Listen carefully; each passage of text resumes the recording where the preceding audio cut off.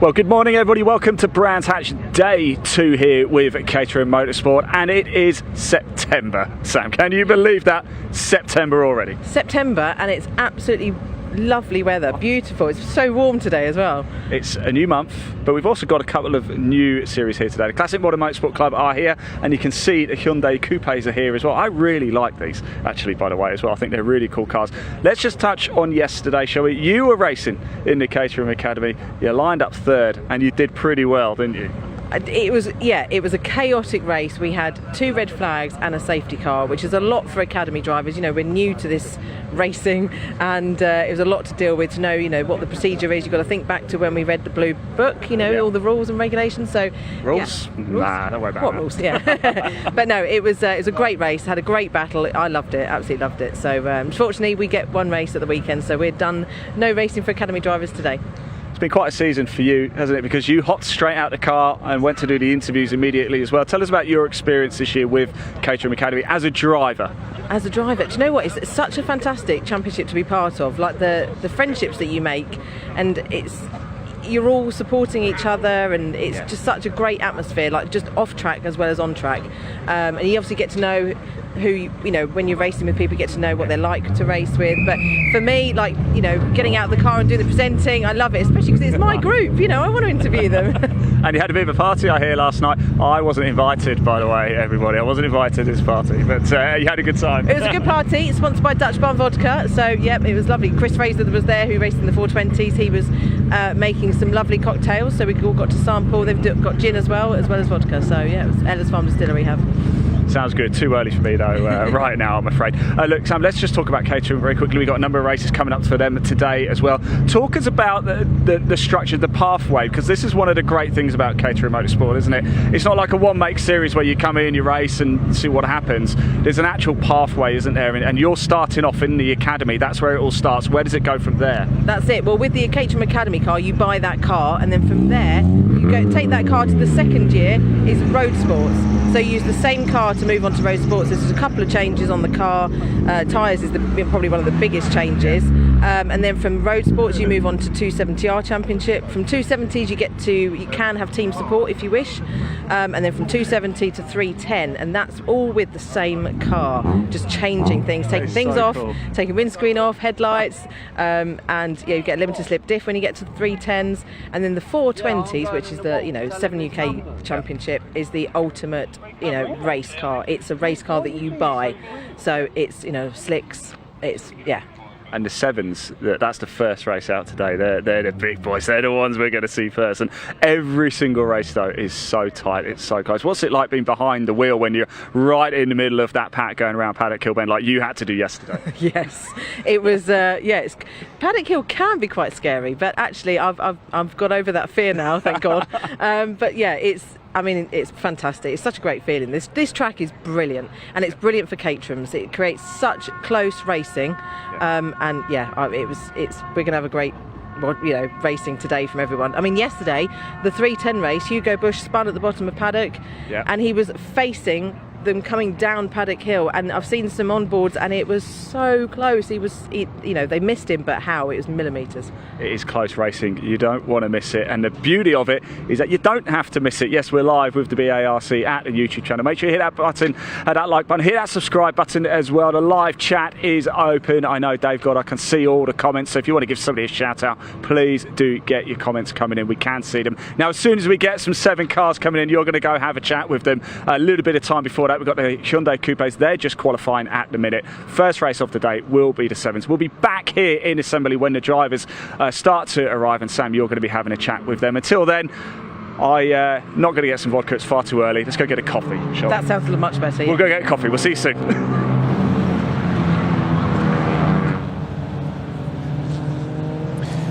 Well, thanks very much to Ian and Sam down there. They're off for their morning coffee to get over the hangovers from the Caterham party last night. And a very good morning, race fans. Welcome to sunny Brands Hatch, the home of motorsport in the southeast of England, racing with the British Automobile Racing Club this weekend here on BARC TV. Second day of the weekend, beautiful sunny weather here in Kent, and we're on the 1.2 mile Indy circuits. My name is Dave Goddard. I'll be taking you through the action today alongside former Caterham champion and expert on all things with a 7 in their name, Chris Hutchinson. Morning, Chris. Good morning. Look at this sunny Brands Hatch out there, and the wind's not quite as brisk as it was yesterday, but we had some fantastic action throughout the 5 classes of Caterham Motorsport that we've brought with us this weekend, and 4 of them still here. We said with Sam's, heard from Sam before there, so the Academy's race just yesterday. They're all done for the weekend, but we've still got Road Sports 270, 310 and the 7 Championship UK cars with us today, and plenty of racing action then, and from now until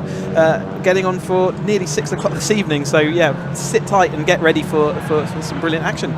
Yes, today the commentary is sponsored by Vocal Zone voice tablets and PG Tips tea. Other brands of tea are available. We've got one qualifying session just taking place before our first race. First race was due off at around 11:05. We had a couple of delays with a couple of red flags in the earlier qualifying session, but we kick off with the Vertex Caterham 7 UK Championship, the fastest Caterhams of all. That's followed by the Mottle Caterham 7 310R Championship. They were in brilliant form in their race yesterday.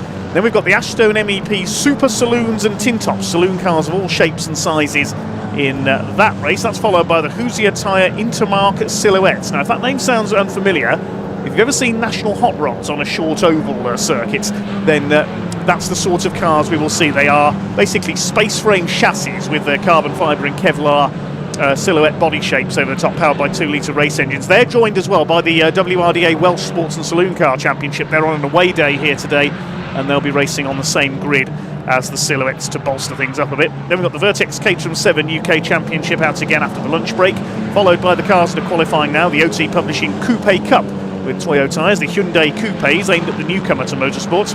Big field of them here this weekend.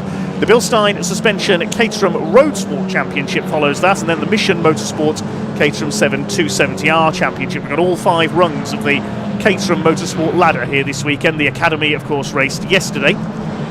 4 o'clock, we've got the Mottle Caterham 7 310R Championship out again. Then a second race for each of our saloon classes. We've got the Ashton MEP Super Saloons and Tin Tops, Hoosier Tyre Intermark Silhouettes with Welsh Sports and Saloons. A very eclectic mix from the Welsh Championship from Pembrey, and the OT Coupe Cup rounds out the day at just after 5:30. That's all how it's planned to work out here at Brands Hatch today. We should hopefully get a 45-minute lunch break in the middle. We may well see on track the Kent 7s. I'm hoping that they can do a lap of the track in the lunch interval here, because the Kent 7 Club have got a nice display of Caterhams and Lotus 7s here this weekend, just behind the hospitality suites where our camera is on top of here. But we are underway with our qualifying session for the OT Publishing Coupe Cup with Toyo tyres. A big field of over 20 cars here this weekend. The wins have been divided up pretty much this season between Dan Munro with the number 41 car and number 2 Mark Ridout across the course of the season, and they are currently top 2 in the times, 59.726 and 59.762 for Munro ahead of Ridout. Then we've got the number 218 car, which is Luca Staccini Anzanello. That's a racing driver name, isn't it? The man from Perugia in Italy. He's just gone second, a time of 1 minute 196, because Dan Munro has had his quickest lap deleted for exceeding track limits. So Mark Ridout has gone to the top. Michael Evans is third fastest in the yellow and purple number 5 car, the Cadbury's Caramel as I call it. And fourth quickest is, up to second now goes Munro as he goes over the line. So Dan Munro back into P2. And up to third goes number 97 of Max Papworth briefly there. Now he's making his debut in car racing this weekend, moving up from karting in the black number 97 car. So he's going to be one to look out for, the youngster. He's gone down to fourth now because Luca Staccini has just gone quickest.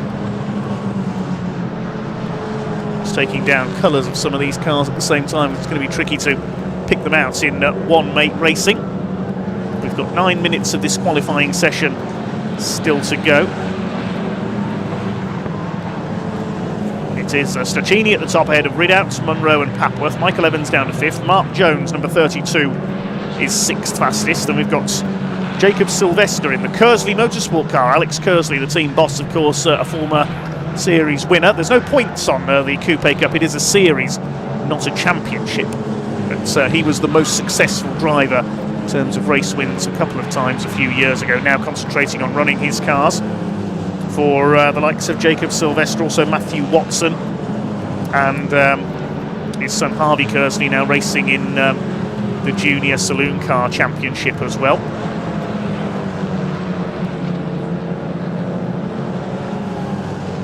Let's see how things work out in the times. Stacchini quickest. Neil Hurren in number 87 has just gone second in his plain white machine. Oh, I've just seen out of the commentary box window the number 21 car, Simon Smith, has lost its rear bumper somewhere around the circuit.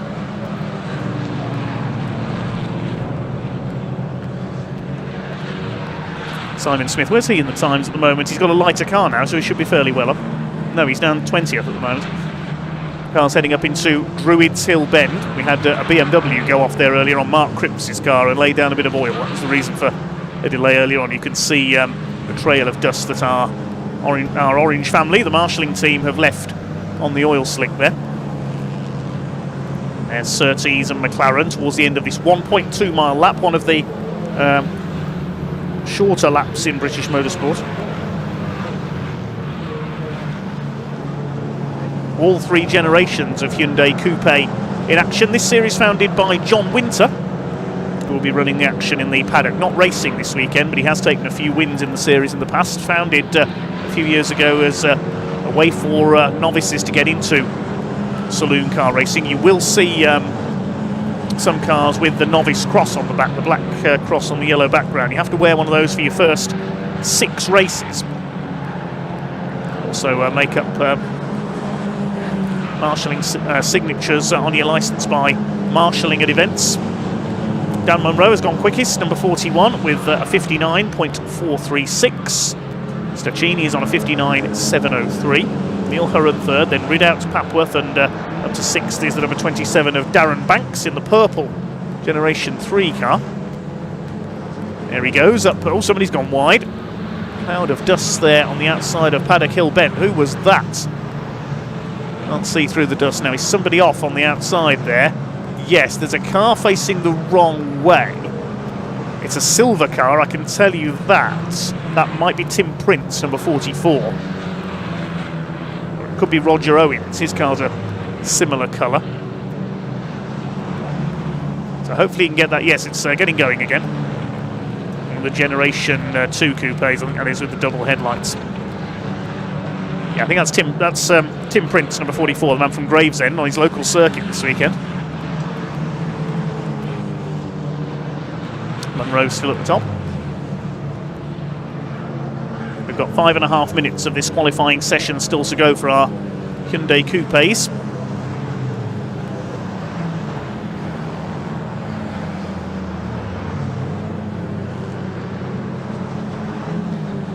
Andy, our ace cameraman, on the roof of the hospitality unit, just sent in a photo of the Kent 7s all on display. They're behind the hospitality units there. You can even see my car parked in the background there.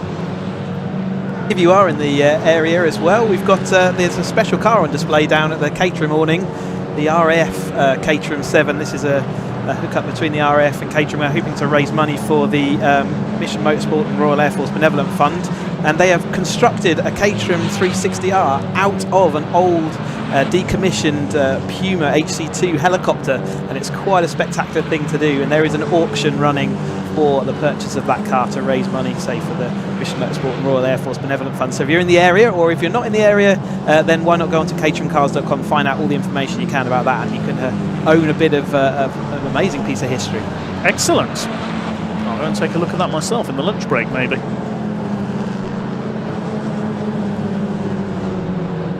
Beautiful weather today. It was a bit cloudy yesterday here at Brands Hatch. We had a few drops of rain early in the morning, but stayed dry but grey. It's lovely sunny weather here today. Perfect conditions for motor racing.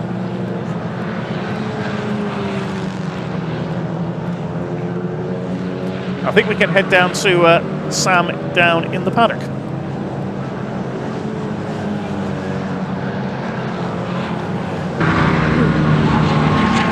welcome back to assembly.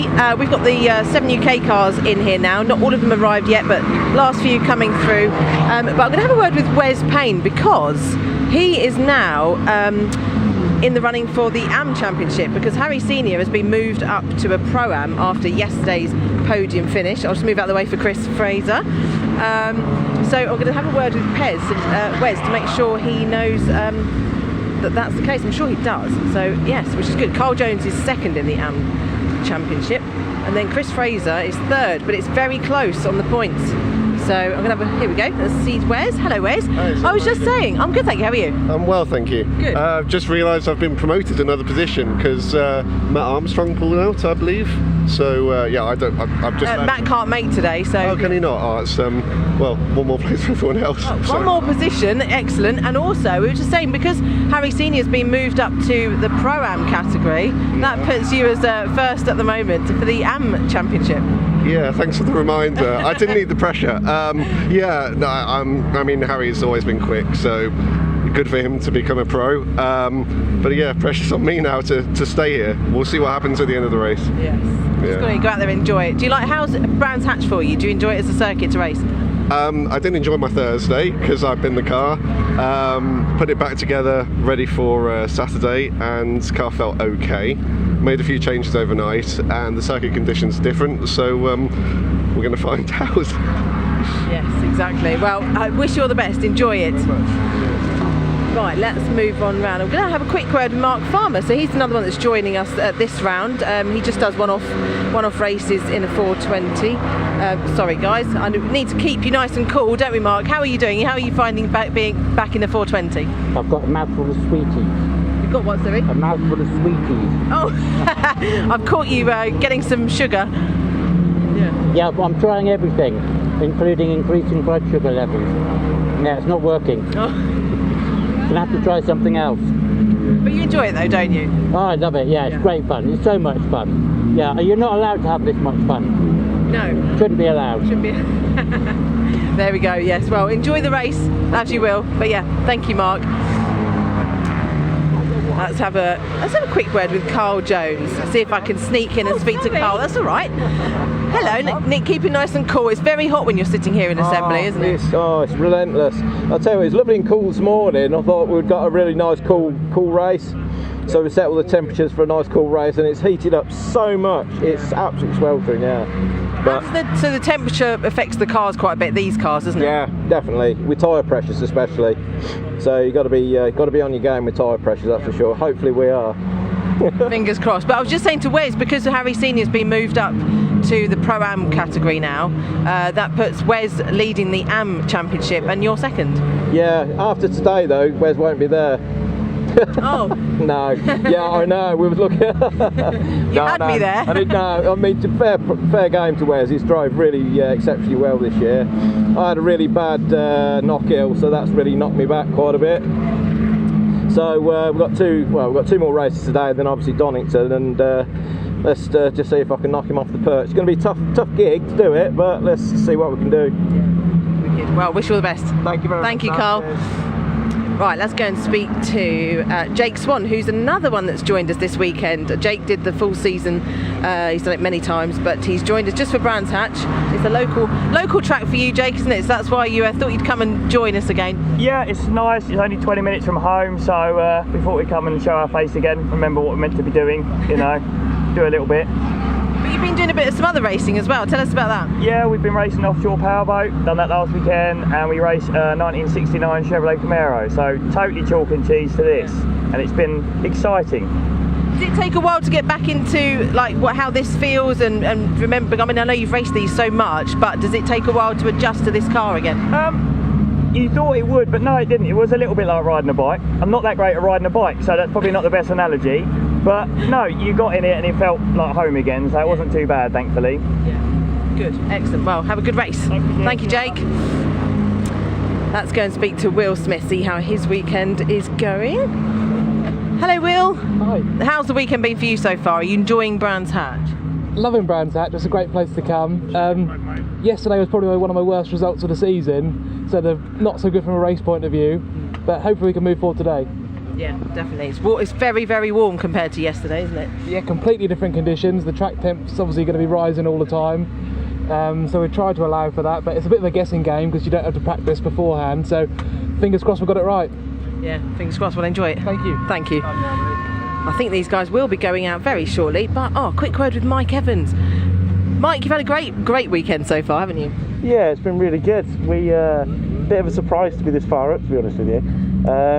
It's just everything just seemed to click yesterday. So yeah, it was good. You must like Brands Hatch then as well. Yeah. I don't like how physical it is, but I like the circuit. To drive on, it's fantastic. To race on, it's a little bit more difficult.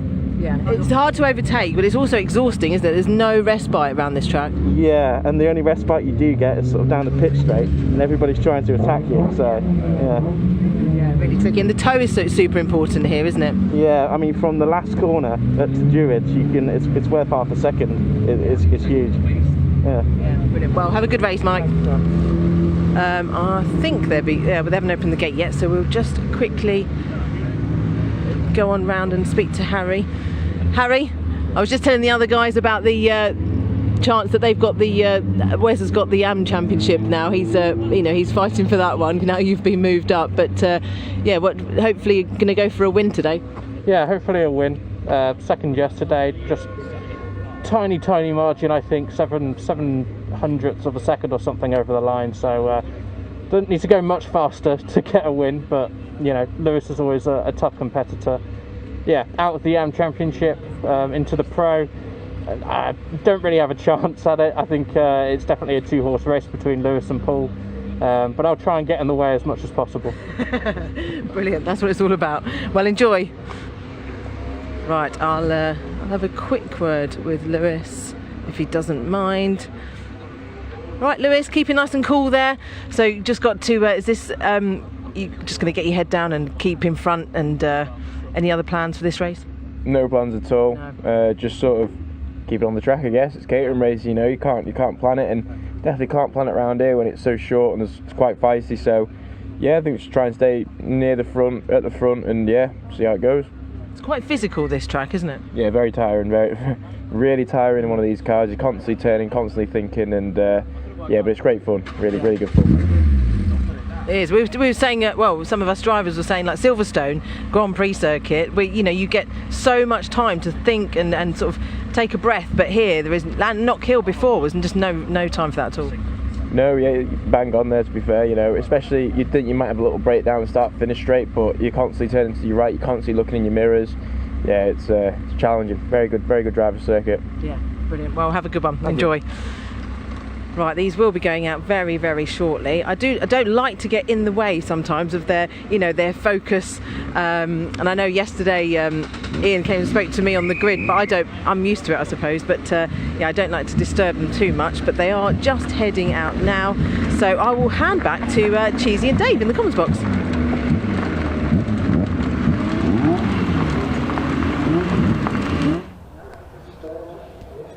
Okay, thanks very much indeed, Sam. The Vertex Caterham 7 UK cars making their way out to the grid in a second then.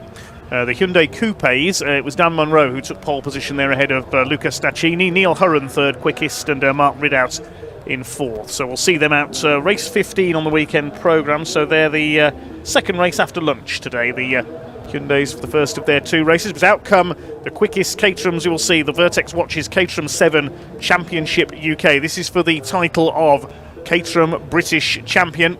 This class has supported British GT this year, British touring cars as well, and these are the fastest Caterhams of them all. This grid is based on the results of the race we've seen yesterday. The reigning champion Lewis Thompson on pole position. Harry Senior now in the Pro-Am class alongside him. They swapped the lead, I think, on every lap in yesterday's race. The second row, number 24, Paul Donkin. Didn't make a good start yesterday, but caught up in third alongside 93, Mike Evans. Row 5 is William Smith, number 27. Struggled a bit yesterday. Starts alongside Justin Armstrong, number 23. The fourth row, 66, Jake Swan, and number 8, Chris Fraser. Completing the top 10, 50, Wes Payne, and number 64 of Tom Eden.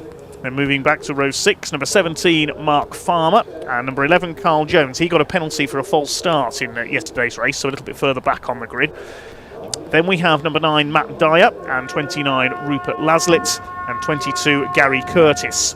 will round out the grid. One non-starter, as we heard, Matt Armstrong, has withdrawn from today's racing, the son of Justin, so we won't see the blue and red car out for this one. We will see Lewis Thompson and Harry Senior though, and also Paul Donkin. Slow start in yesterday's race, but he did superbly to catch up to the two leaders. Yeah, we saw quite a lot of wheel spin off the line from drivers yesterday, and I wonder whether that's going to maintain and stay today. Still really gusty down this start-finish straight, so the toe into Paddock Hill Bend is still going to be powerful. This top flight, as you say, of Caterham Motorsport, 180 horsepower, 6-speed sequential gearbox in this car, fully uprated race suspension and dampers, and also the slick tyres are on this car as well. An extremely capable car. Laps here in 58, under 59 seconds, so 58.5 I think is round about the speeds that we've been seeing through practice and testing.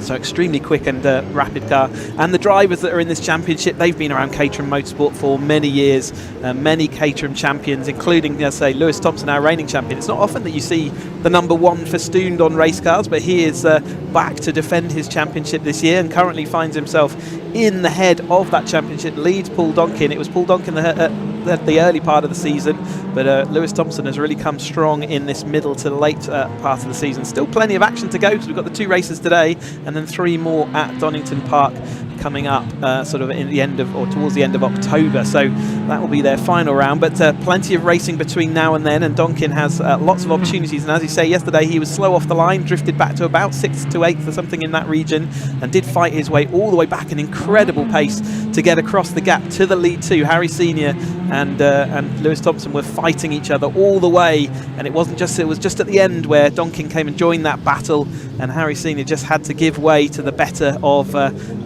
Thompson, who took that win. But Donkin in a much better position if he can get it off the line today. Mike Evans was acting interference in that.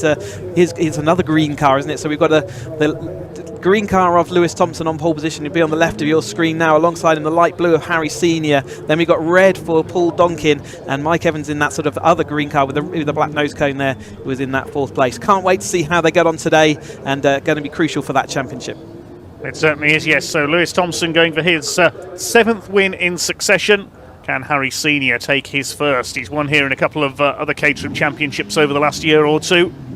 Will we see more place swapping between the front row men? We're waiting for the all clear then from the marshals. We get the all clear from the marshals. The red lights come on now. Revs are up for our first race of the day here at Brands Hatch. The Vertex Caterham 7 Championship UK is going. A rocket start from Mike Evans in the 93, straight into the lead, down the outside line often stronger off the line here at Brands Hatch. It's the man from Birmingham who leads the way into the first quarter, side by side for 2nd place. Lewis Thompson on the inside, and trying to come up on the outside is Justin Armstrong. Bit of a lock up there from Harry Senior, so 2 cars with an amazing getaway there, and it is Mike Evans, who has yet to score a podium this year, leads Lewis Thompson, the championship leader, the defending champion. Justin Armstrong holding off Harry Senior. The rest of them pour through out of Graham Hill Bend onto the Cooper Straights. They're all the way clean. A little bit of dust you can see in the background there was kicked up at the back on the exit of Paddock. Donkin made an initial great start off the line. I think he must have get caught out during Paddock Bend, because he's now back down in about 8th place. He's dropped a lot of places. Mike Evans, absolute rocket ship off the line. He's going to see whether he can lead one lap, but Thompson's going to deny him that opportunity. Thompson back to the front then, over the top of Mike Evans. Then we've got Harry Senior, who got a terrible start, but managed to hold on there somehow to get back to 3rd. And Justin Armstrong, another screamer of a start off the line. But Donkin again losing out. He's having to fight with Chris Fraser back there, like I say, over the line in 5th place in class, but that's going to be about 9th place out on track. He's got a lot of cars between him and Thompson, who he wants to be fighting with. Yes, Donkin exactly the same as yesterday, unfortunately. Now he fought his way back up and caught the 2 leaders, bridging quite a big gap in the process. So let's see if he can do the same again today. Thompson with the lead then, obviously done the fastest lap of the race. Mike Evans flying along in 2nd. There's Harry Senior, the light blue car, in 3rd place, ahead of Justin Armstrong, upholding family honour with son Matt not able to race today. First 4 have broken very slightly from William Smith in the metallic orange car in 5th position, as Evans tries the outside. That's the move that Senior and Thompson were making on each other every lap into Paddock Bend yesterday. Down Paddock Bend, then up Halewood Rise, the other side. This roller coaster of a circuit. It may be short, it's very spectacular, the Brands Hatch Indy circuit. This quartet's braking very slightly. They go over the powder that was put down on oil from a BMW in qualifying for the Super Saloons earlier on. They're not working together just yet. You saw that Thompson resisted that move of Evans into turn 1. There's too close, too compact at this moment to make it sensible to work. There is the battle between Jones and just ahead now of Donkin. Donkin needs to get past all these cars in quick order. They're not racing in the same championship effectively with the Pro-Am and Am championship, so it'd be good to see if Donkin see whether he can do it. Mike Evans got a much better run this time, as has Harry Senior, so we're going to go 3 wide for the first time. Harry Senior had to back out, but again Lewis Thompson late on the brakes, resisting that. So in these early phases of the race, he is not willing to work with the competitors around him at the moment, and is looking to see what he can do. That will quickly change. If it goes down to a group of 2 at the front here, then they will start working together, but right now he just wants to stay out in front, and that's a sensible place to be, given that we can have anything like a safety car or any sort of issue means that he wants to be there. And Donkin is breaking away with that front group though, so he has not got caught up. He has made short order of some of these midfield drivers and is now back into to exactly where he needs to be. But Jones is next on his shopping list. Wes Payne fighting away there with Tom Eden and Chris Fraser towards the lower reaches of the top 10. Donkin on the tail of Carl Jones in the 11 car. Harry Senior did the fastest lap of the race last time. That's just been eclipsed though by William Smith, who's just done a 49.682. That's the orange car in 5th place, so he's going with this lead group as well now. Thompson continues to set the pace. Senior has a look to the inside. Mike Evans puts the squeeze on him on the run up to Druids, but he's not going to stop him getting through. Harry Senior down the inside in the blue car up into 2nd position. And we have a familiar sight at the front of the field from yesterday. Now, if you're watching yesterday, you'll know how many times these two swap places, Thompson and Senior. First 5 have broken away slightly. William Smith going with the leaders. Carl Jones in 6th. There's the number 17 car. That's Mark Farmer further back, and he's got Matt Dyer on his tail there towards the back of this slightly reduced pack. 15 cars out there with the withdrawal of Armstrong. There's Armstrong Senior still in 4th. Donkin has managed to get ahead though of Carl Jones, did what he needed to do into paddock that time through, had the tow. Now it's that familiar sight of Thompson and Senior. They worked together all yesterday, and it does look like they're slightly breaking clear of Mike Evans and then Justin Armstrong. Will Smith has maybe made the right setup decision today and is in that battle. And next up is Donkin, now ahead of Jones. Jones being pulled clear ahead of Jake Swan there, and Wes Payne, Chris Fraser, and then Tom Eden, then Mark Farmer, then it is Dyer out the back there. The AM class is being led by Justin Armstrong. 2nd is Carl Jones. 3rd is Wesley Payne. Chris Fraser, the Dutch Barn Vodka sponsored car, chased by Tom Eden in the royal blue number 64. Lead gap is coming down. Now is Harry Senior going to have a go here as they go along the Sir Jack Brabham straight towards Paddock Hill Bend? Going to have a look to the outside. So I think Lewis Thompson is going to be wise to him. Yes, he is. Moves up to take the high, wide and handsome line, as Brian Jones would have put it so many years ago. And up the inside goes Justin Armstrong up into P3. Where did that come from? He came from a long way back there. Fighting back on the inside is Evans. On the outside is William Smith. Battle is really joined for 3rd. It's going to be 4 because here comes Paul Donkin in the red and white car. Man who's raced everything from Caterham's to Porsche 911s and Citroen C1s to Ford Focuses and Ariel Atoms. He's raced everything in his time, Paul Donkin. Closing up on the lead group here. It's 4 for 3rd place now, 2 for the lead.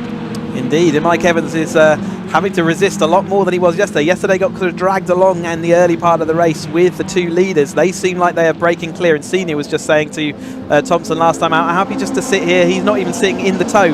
They have still got this gusty wind, which means that some laps the tow will be more powerful than the others. Will Smith is going to move ahead of Justin Armstrong, then round Paddock Hill. Donkin just having to wait at the moment. Mike Evans still holding on for the time being, but Will Smith, like I say, after yesterday's moving back, I think he was in 8th place until the last lap when he just about managed to scrape it back to 6th, which was a great result for him. He was also in the championship battle, but yesterday saw him sinking away a little bit from that. Like I say, still plenty of action to go throughout the course of this season, with still 6 races to go, so it's still not over and done with as they head into Surtees then. But it's still Donkin got to the rear of that group, hasn't managed to push through, and he's trying to fight with the man in green out here in the front of our race, Thompson, who has led every single lap so far. At some point, Senior probably will start leapfrogging him, and Thompson won't resist. But we saw yesterday that as soon as Thompson wanted to, he was late on the brakes in paddock. He's got a little bit of an answer to all this, as we see Donkin trying to come alongside of Armstrong, and Will Smith taking over the top of Mike Evans. Looks like he will sweep around the outside. Will Smith indeed does, and goes up into P3. A little bit wide there, coming off Paddock Hill Bend towards the curve, and up the inside Justin Armstrong on the curb at Druids, tackling Mike Evans, or trying to, but Evans will have the inside line for the left-hander at the bottom of the hill at Graham Hill Bend, but no, Justin Armstrong late on the brakes there, and he's round the outside, out onto the curb again. Donkin will have a sniff at trying to take both of them towards Surtees Bend, but no, Armstrong has made that stick. That's pretty impressive from Justin Armstrong in the 23 over the curbs there, the man from Leicestershire. He's just about hung on ahead of Mike Evans, who's now got Paul Donkin on his tail. Believe me, when you can see how uncomfortable it looks from the outside in the car, it's unbelievably uncomfortable. Are these two though? Cena's still poking out from that toe, just happy to just get drawn along by Thompson this time through, so he's not even bothered about taking the overtaking. He just wants to be in exactly the right place for the end of this lap. They're not halfway distance yet, so let Thompson do all the hard work and just sit in the toe and relax until the time becomes critical. They can see that they're drawing clear of Smith, who is now in that third place, so great to see Will Smith back up there in the orange Cripps machinery there as they go round. Mike Evans now is that cork in the bottle for that chase for Packer with Armstrong and then and Donkin in there. Donkin's still not making that progress through, and I think Jones has caught back up with them. He has indeed, as Mike Evans just holds them back today. They run the same set of slick tyres throughout the course of the race weekend, through qualifying and then into race 1, 2 and 3, so the slick tyres have to do a lot of work by the end of the season, and they will start getting hot and angry by now. Great to see William Smith back on the pace. He dropped back through the order in yesterday's race slightly with possibly a tyre problem, as Justin Armstrong has a look on the outside through Paddock Bend once again. Mike Evans back ahead in what is now 4th place. 6 behind them is Donkin. They're being closed down by Carl Jones, the black and green car in behind them. He's behind Donkin now as they come through Druids, the number 11. Armstrong goes to the outside at Graham Hill Bend. I don't think that's going to work this time. No, Mike Evans, the man from Birmingham, moves to hold him off. Still yet to score his first podium. Started so well to briefly take the lead, but then dropped back into P4. Still got 11 minutes of this race to go, so we're not at halfway yet in this 20-minute race for the Vertex Watches Caterham 7 Championship UK. Leaders are side by side once again. Here comes Harry Senior around the outside, and he takes the lead for the first time. That's the move he was trying every lap in yesterday's race. He takes it up ahead of Lewis Thompson. Will Smith looks like he is coming across that gap though, so a bit like we saw from Donkin yesterday. Will Smith able to get the speed on them, and they can see that in this lead group, and they'll be watching to see how quickly he's going to catch up, but it looks like he might well factor before this race is over. Mike Evans is not that far adrift, is he? But he's still holding up the Justin Armstrong and Paul Donkin cars, with Jones trying to get through, because Jones wants to fight with Armstrong, because that's their battle nowadays. And Mark Farmer up into a 3rd place in that the AM Championship, so great result for him if he can keep that going. Donkin is nicely up behind Justin Armstrong this time, but Justin Armstrong also getting drawn forward by Mike Evans. They are going to go side by side. Donkin's going to see whether he can get down the inside. It's going to be a little bit of 3-wide attempt. Can Donkin hold on? He's going for it. That is, we had to back away in the end, didn't he? He's going to lose time overall, but everything sorted itself out. But you can see how it's getting a little bit more desperate. He wants to get through this pack of cars in front of him, and he's not finding it easy just now. Line astern they go, and I've just noticed Chris Fraser's car has come to a stop on the exit of Druids there. We've got Wes Payne out of the race as well, as Armstrong has a go on the inside of Evans at Graham Hill Bend. That's going to allow Donkin up the inside, because Armstrong had to back off there. Yeah, we've lost Wes Payne as well, number 50, so I'm guessing those two have had are coming together, unfortunately. So Chris Fraser, we've seen his car is up at Druids. I haven't seen where Wes Payne's has gone. Yeah, that's a shame. Again, Wes Payne was leading that AM Championship. As I watch the lead change, here we go. So Thompson back to the front then, over the top of Senior, managed to get it done by the time they got to the line as well. Remember, we saw that yesterday until the very final lap, when Thompson was also able to hold on and dedicated that win to his nan, who he sadly lost very recently. So he is out front here doing the best he can. Will Smith is still coming across that gap. It's 1.7 seconds last time across the line. There is the Chris Fraser Dutch Barn Vodka at the outside. I can't see, as I say, the Wes Payne car, but sad end to their racing today, but the action still heading onwards here out front. And Evans and Donkin so now are ahead of Armstrong, so Evans is now going to have to resist from Donkin. There is that Will Smith car, the orange car, orange helmet, easy to spot out there, and he is chasing down. 1.7 across the line last time. What's it going to be this time? We'll wait and see as they come towards the line. The two leaders are going to be side by side. We know that they're absolutely together, and Harry Senior is going to go to the front around the outside. 1.629 is the gap back to William Smith in 3rd place, so it's closing very slightly, but only by very small margins indeed. There is Smith in 3rd, then it's a gap of 3 seconds back to 4th place. Donkin's got through into 4th place now, so he's ahead of Evans and Armstrong. Hard to know which battle to watch in a typical Caterham race. That's true here as well. Absolutely, but Donkin's done what he needed to do, using every single last bit of the track on the greenery and the exit there. But yes, Donkin is now where he needs to be. He came across yesterday a big gap, but I don't think he can do it in the short space of time. We've got 7 minutes left, and I don't think he's going to have the time to do that. We're going to be more seeing whether Will Smith, as he gets as Will Smith approaches that front group, the 1.6 will rapidly start coming down, as long as and especially if they start battling. At the moment, it doesn't look like it, and the gap might have gone out slightly on that lap. Yeah, I think 50.09 for Smith. So the tyres are definitely going off compared to their peak. They're starting to feel the effects of the higher temperatures, the higher track temperatures, and the wind is slightly lower as well, so gives them more opportunity into Paddock Hill Bend as well to defend, as Matt Armstrong tails Mike Evans still. This battle's still going on. Donkin has pulled a tiny bit clear, hasn't he, but not much. Will Smith was 1.3 over the line, so another 0.3 back on the leaders that time through, so he is still closing in. There's a battle further back in the order. That's Mark Farmer just ahead of Tom Eden. That's for third place in the AM category and 8th place overall. They're behind the battle of Donkin, Evans, Justin Armstrong and Carl Jones. Donkin instead has got the fastest lap of the race, so a 49.603.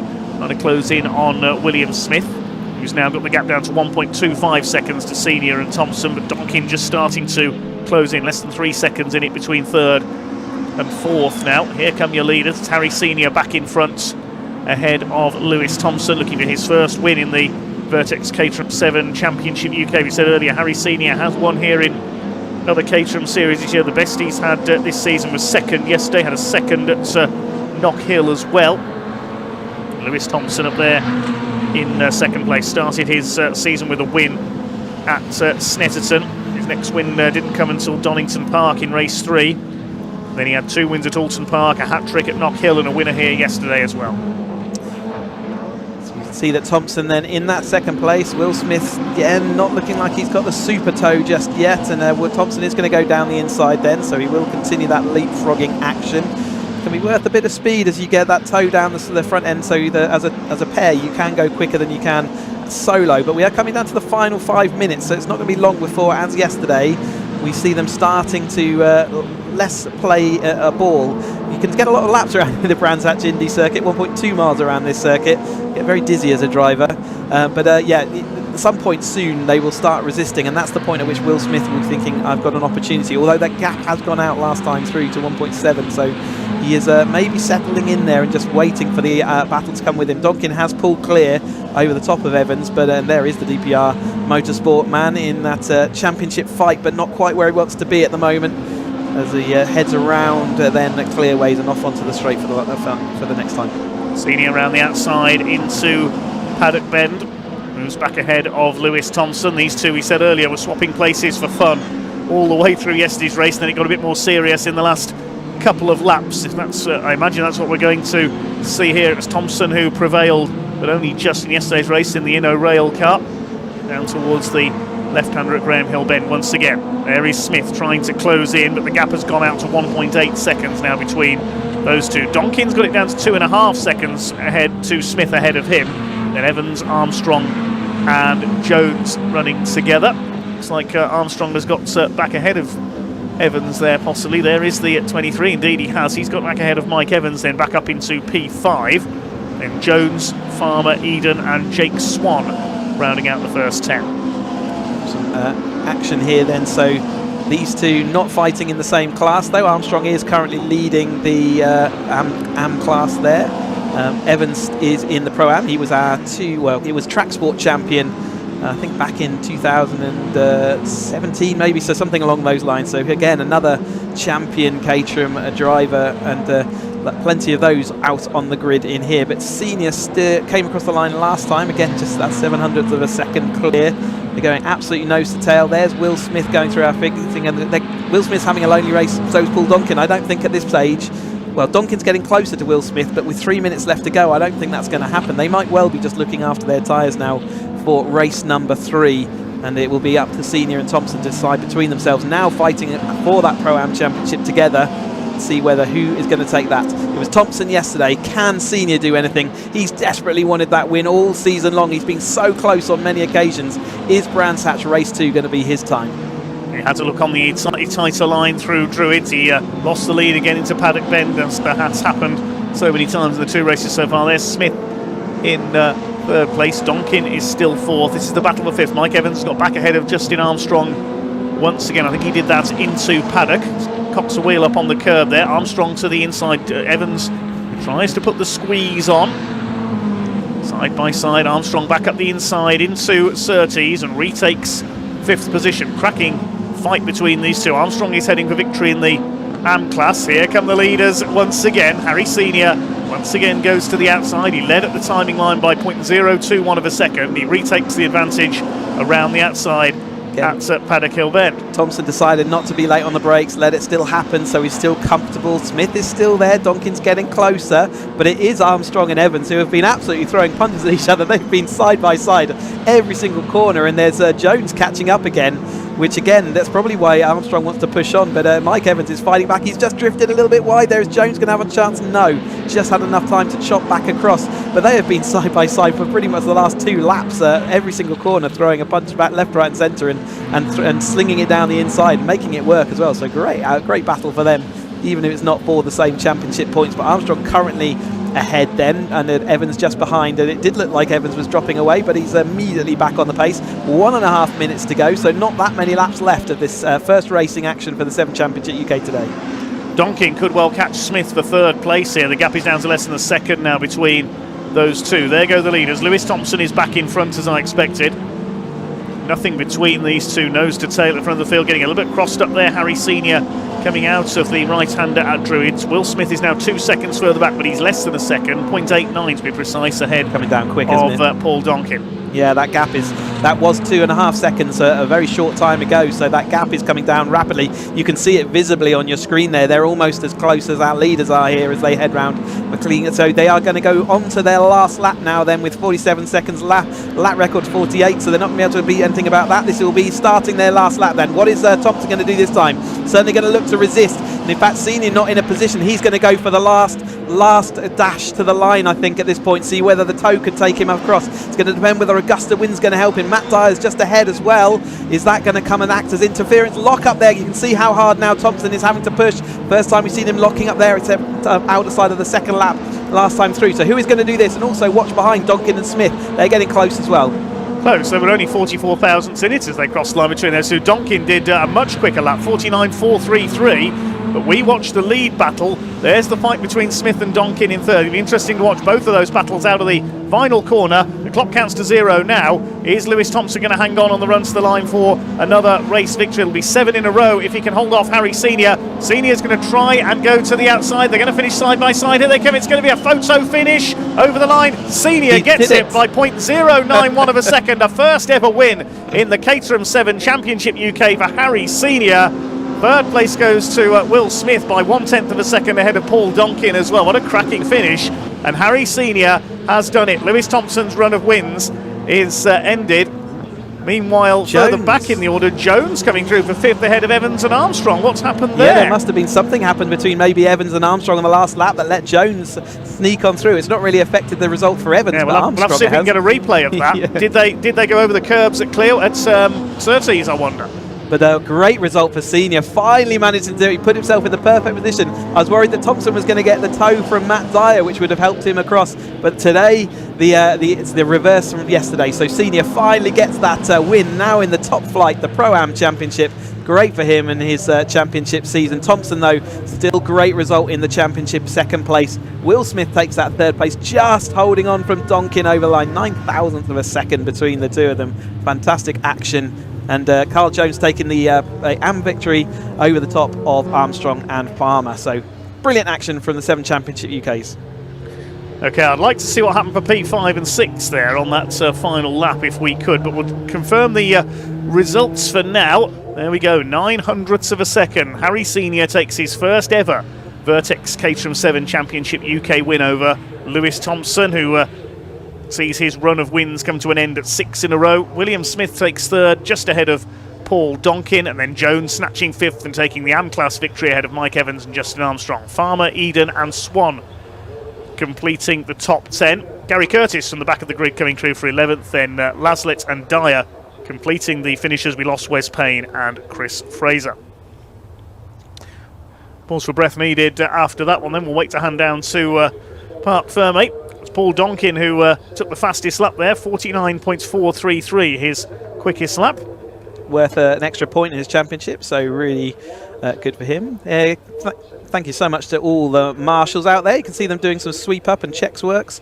And on behalf of the drivers, thank you ever so much to all our marshals out there who help us go and do what we love to do, which is the racing. And hopefully all the action is great out there all throughout the rest of the day. We've got plenty of Caterham action to do. But Sam is down with the drivers then in Parc Ferme. Let's go and hear from them after the great race.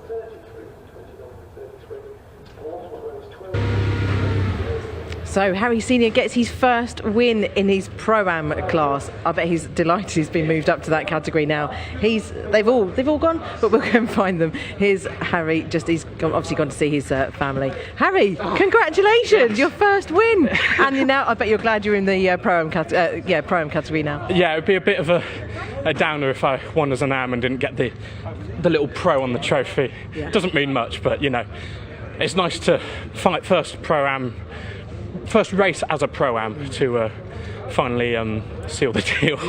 Oh my god, I can't believe it. Oh.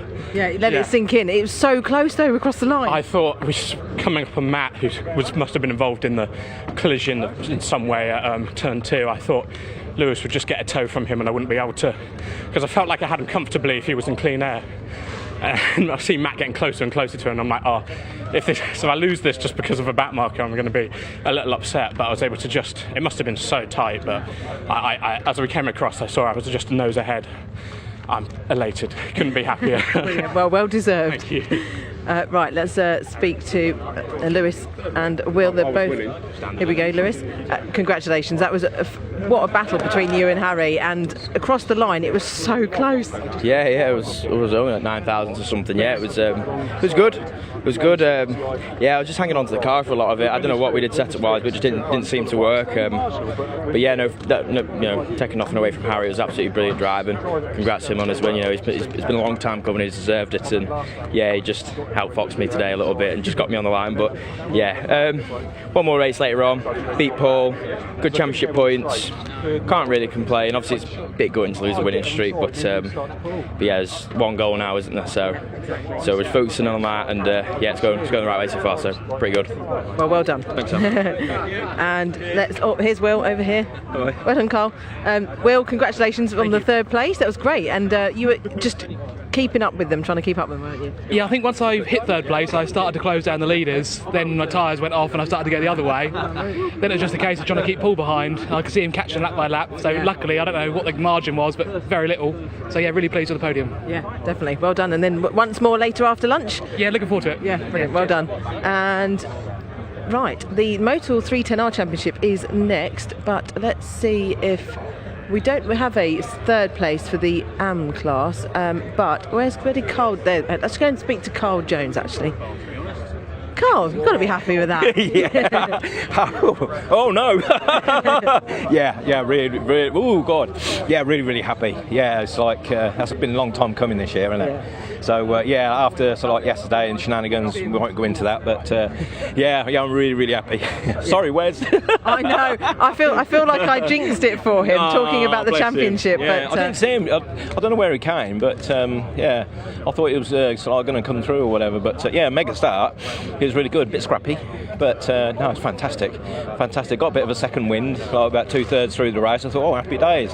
Started closing on Mike and Justin. I'm thinking, you know, I'm just going to hang back from these two because I can see something happening, and it did. So that's racing.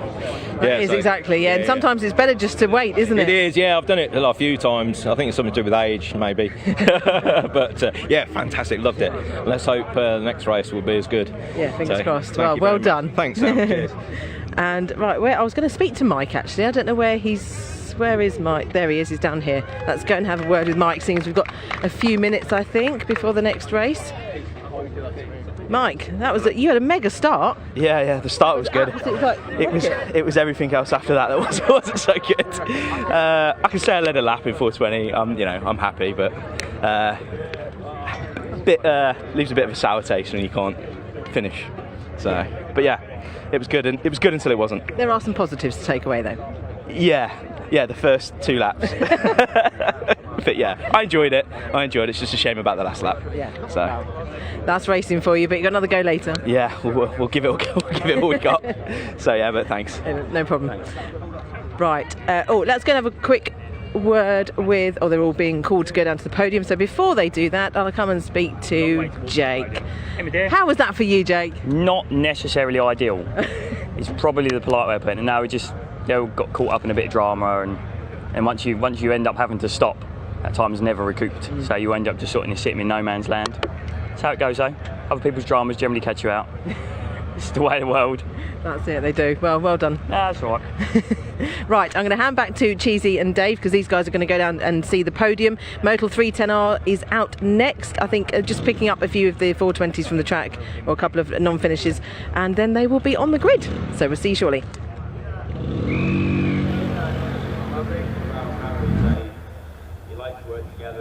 Thank you very much indeed, Sam, and well done to our Vertex Caterham 7 UK Championship. They'll be back out later, the first race after the lunch break. We now move on to the next rung down the Caterham ladder, the Motul Caterham 7 310R Championship. This race, the grid based on the result of a cracking race yesterday. Number 11, Taylor O'Flanagan, in his yellow machine, will be on pole. Just took the win in yesterday's race, his second win of the season. Alongside him, Lars Hoffmann from Germany in the number 70. Second row, the championship leader, number 9, Harry Cook, alongside 15, David Yates. Good to see him back. He's missed the last couple of rounds. Row 3, former champion Jack Sales in the number 1. Welcome back to him this weekend, alongside another returnee, 71, Alan Cooper.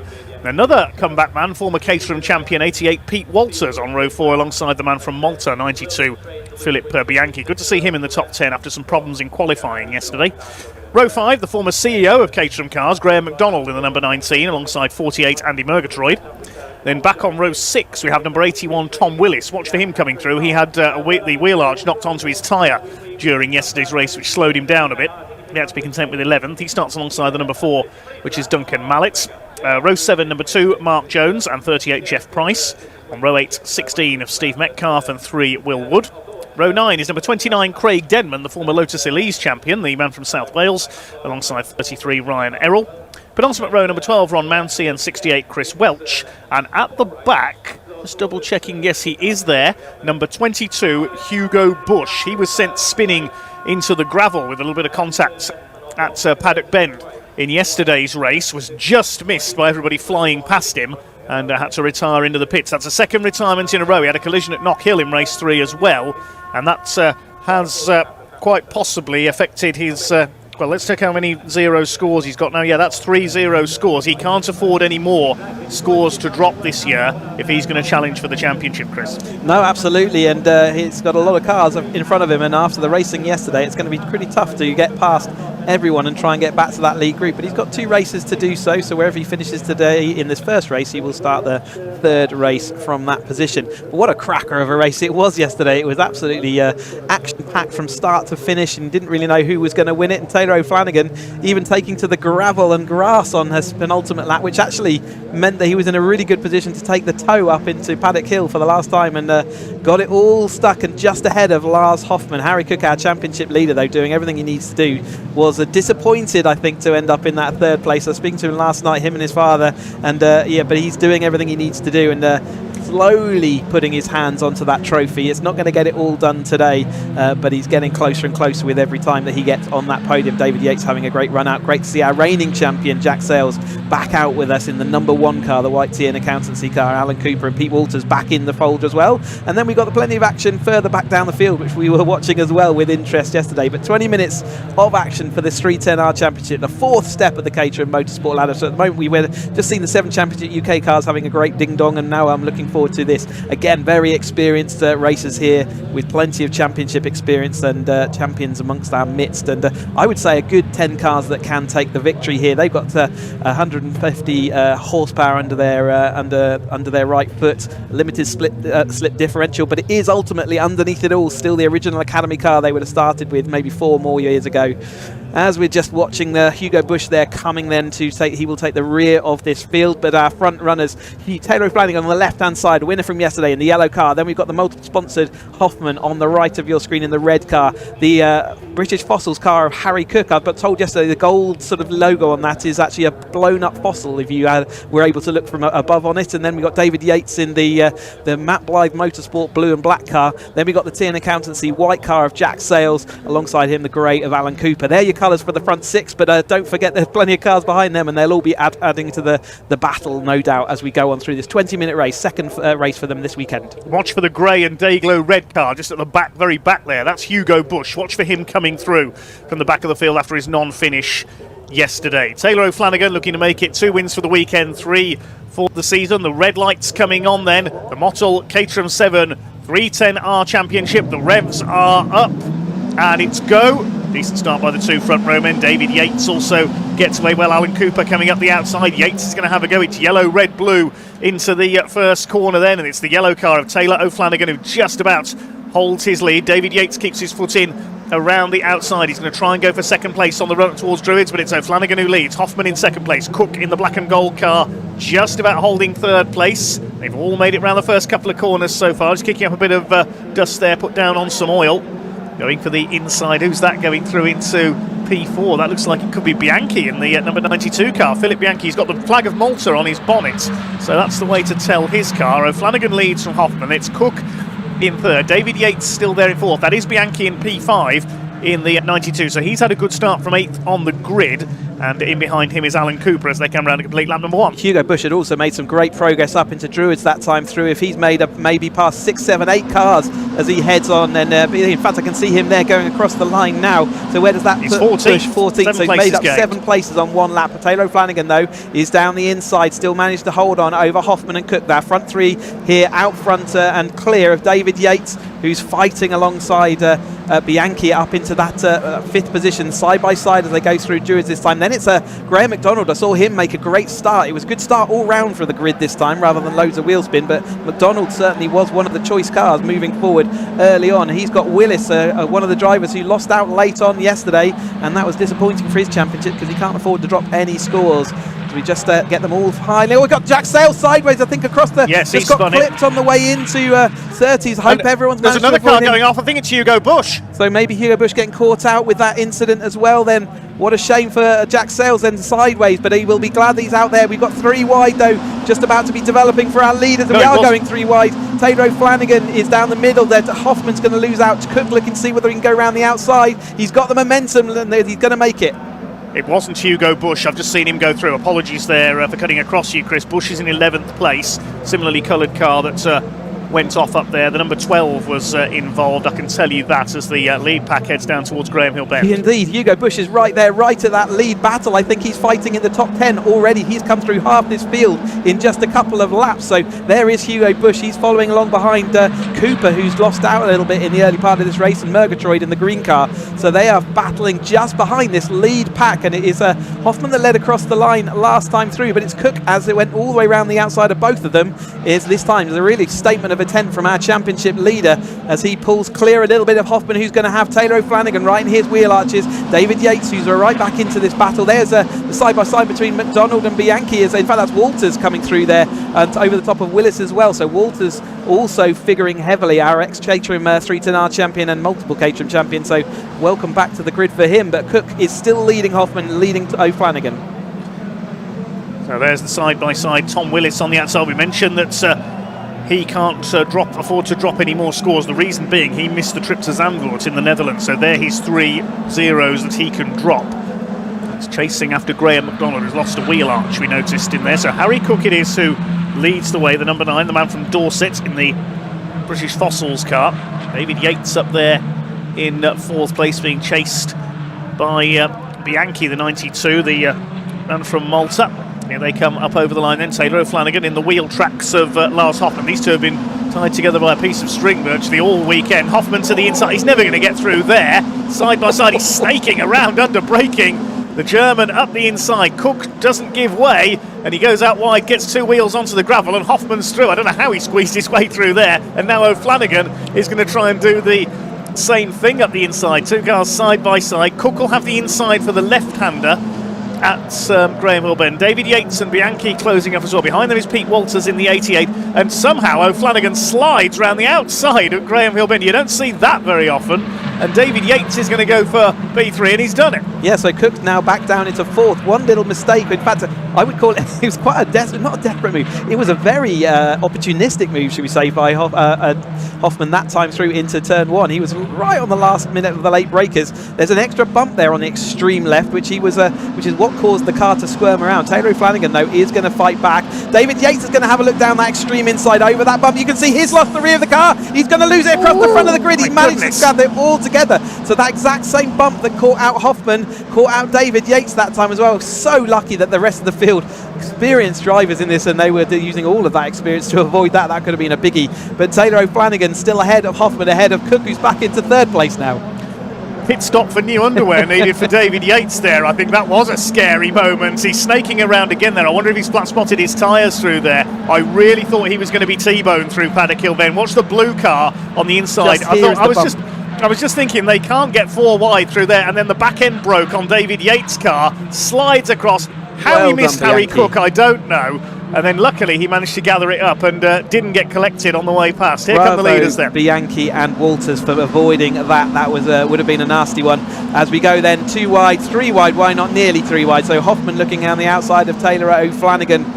Cook wide line and holding on against Walters, who's trying to sneak down the inside, but they just had enough time to sneak across. So it is still Taylor O'Flanagan, still third place for Cook, but he's going to be wanting to get to the front of the race just to have a little bit of a relax. You know, it's a really quite stressful situation for him. He's got cars absolutely nibbling at his rear end, and he really does want to be clear of those and up in front of them again. Okay, just under 14 minutes this race to go then. Fastest lap, incidentally, Hugo Bush. He's up to 9th. You can just see the flash of Dayglow red there in the background, so he's going to catch this lot up. Having started from the very back of the grid. It'll be interesting to see whether he can get through the quicker drivers towards the front of the field. Over the line they go. Taylor O'Flanagan leads it. Hoffman and Cook side by side for second. Cook's going to try and squeeze down the inside. Hoffman says, I'll go to the outside then and try and attack the leader. Walters, Bianchi and Willis are the next 3. The predominantly black car of Pete Walters with the white rear panel, then the silver car of Bianchi with the Maltese flag on the bonnet. It's the yellow machine who leads the way, the carbon creative car of Taylor O'Flanagan, the number 11, who leads the way down towards Graham Hill Bend. Tom Willis in his silver and black car next to this. Yates back up to 7th. He's got ahead of McDonald, and there's Bush up into 8th place now. So up to P8 comes Hugo Bush, still with the fastest lap of the race. Rounding up the top 10 is Alan Cooper, the number 71, and this is classic slipstreaming Caterham racing. More like a NASCAR race, the way they're all stacked up behind one another in the draft, as they say in America. Taylor O'Flanagan it is who leads, trying to break away as they come up over the line, but he's not going to do so. Here comes Hoffman, nearly clips the back of O'Flanagan there as he tries to go for the outside. That's Bianchi going for the outside as well. Hoffman's going to take the lead around the outside. No, that is Willis. I can see the number plate there. So he's got ahead of Bianchi during that lap as well. And he's now up into what I think is P4. But as soon as you call one position, it changes. It's impossible to keep up with this. Hugo Bush has made another position up, though, into about 6th or 7th there, over the top of David Yates, who we saw having that moment. He's still gathering his thoughts. But yeah, Hugo Bush has made a quick order of the rear of this 310R field, but it gets more and more difficult the higher up you go. You can see how many battles and what's happening out front. But Hoffman currently does lead, and he is over the top of O'Flanagan, and Cook still in that 3rd place. Walters holding on over the top of Bianchi just at this moment. Bianchi holding on well, but Willis is the guy making progress in the middle part of this race. He is firmly up there into that 4th place and back to that lead battle as we're going to go side by side between Taylor O'Flanagan and Hoffman once more. Cook going to see whether he can join the cattle. He's going to go to the outside of Hoffman into Paddock Hill Bend this time through. Can he carry the momentum around the outside? He's got a little bit of an overlap. He's squeezed all the way towards the gravel, just kicks up a tiny bit of dust, but managing to hold on. Can he go around the outside? Willis looking down the inside, and I think Cook is going to make that move stick. It's taken him 3 corners to get it done, but he is now going to go down the inside of Graham Hill Bend. Does make it up to 2nd place. Awfully hard work just for 1 position, 1 point extra on track, but it is really important for the championship. He is fighting with Hoffman for that championship. Yeah, they came into the weekend separated by around 25 points, so we'll have to wait and hit the calculators to see how it's changed after yesterday. As Pete Walters goes over the curb, he's got Hugo Bush on his tail trying to cut towards the inside. So he's up on the back of the 88, who started his career like so many of these drivers did in the Caterham Academy a few years ago. Harry Cook's going to try and have a look for the lead, I think, around the outside. Hoffman's under fire from Willis, trying to make up the lost points yesterday when that wheel arch was knocked onto his tyre. He finished down in 11th place, had to slow up. It's brilliant stuff. They really have been, in my opinion, the highlight of the Caterham season this year, the 310Rs. They've been like this in every single race. So close between the top runners. Through goes Hoffman. O'Flanagan's gone wide onto the curb.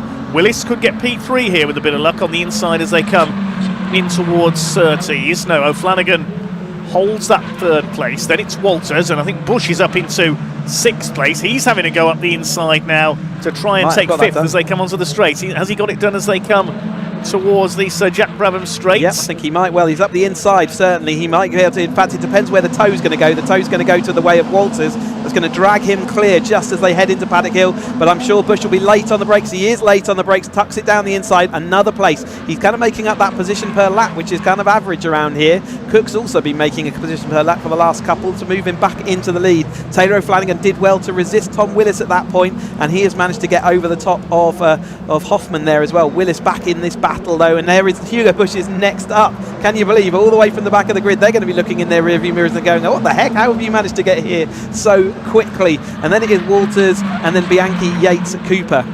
I thought Hugo Bush had spun up at Surtees when he tangled with Jack Sales earlier. It wasn't. It was Ron Mounsey, the number 12, who's now running at the back of the field. So Harry Cook it is who continues to lead the way. Are they going to slipstream him this time on the outside on the run in towards Paddock? There's the yellow car of O'Flanagan in second. Side by side for third. Willis and Hoffman in the Mottl liveried red and white number 70. And Hugo Bush is now behind them. He could get onto the podium on this lap with a bit of luck. There's still 9 minutes of the race to go.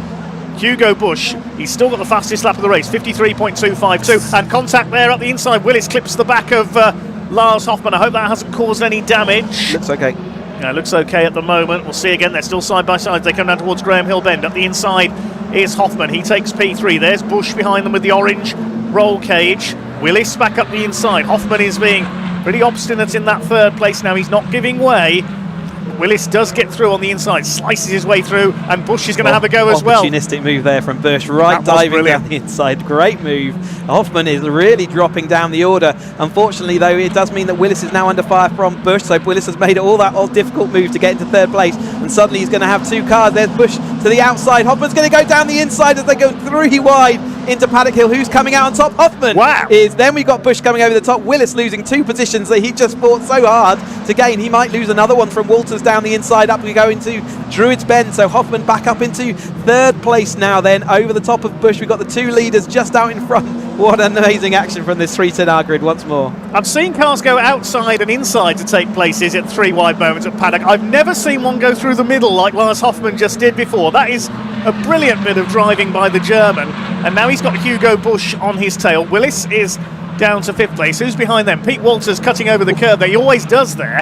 And round the right-hander at Clearways into Clark Curve. The first 2 have been able to escape as a result of all this squabbling. It is Cook and O'Flanagan 1 and 2. Harry Cook continues to lead the way. Now who's going for third? It's Hugo Bush from position 21 on this grid up into third. He goes through on the inside of Hoffman.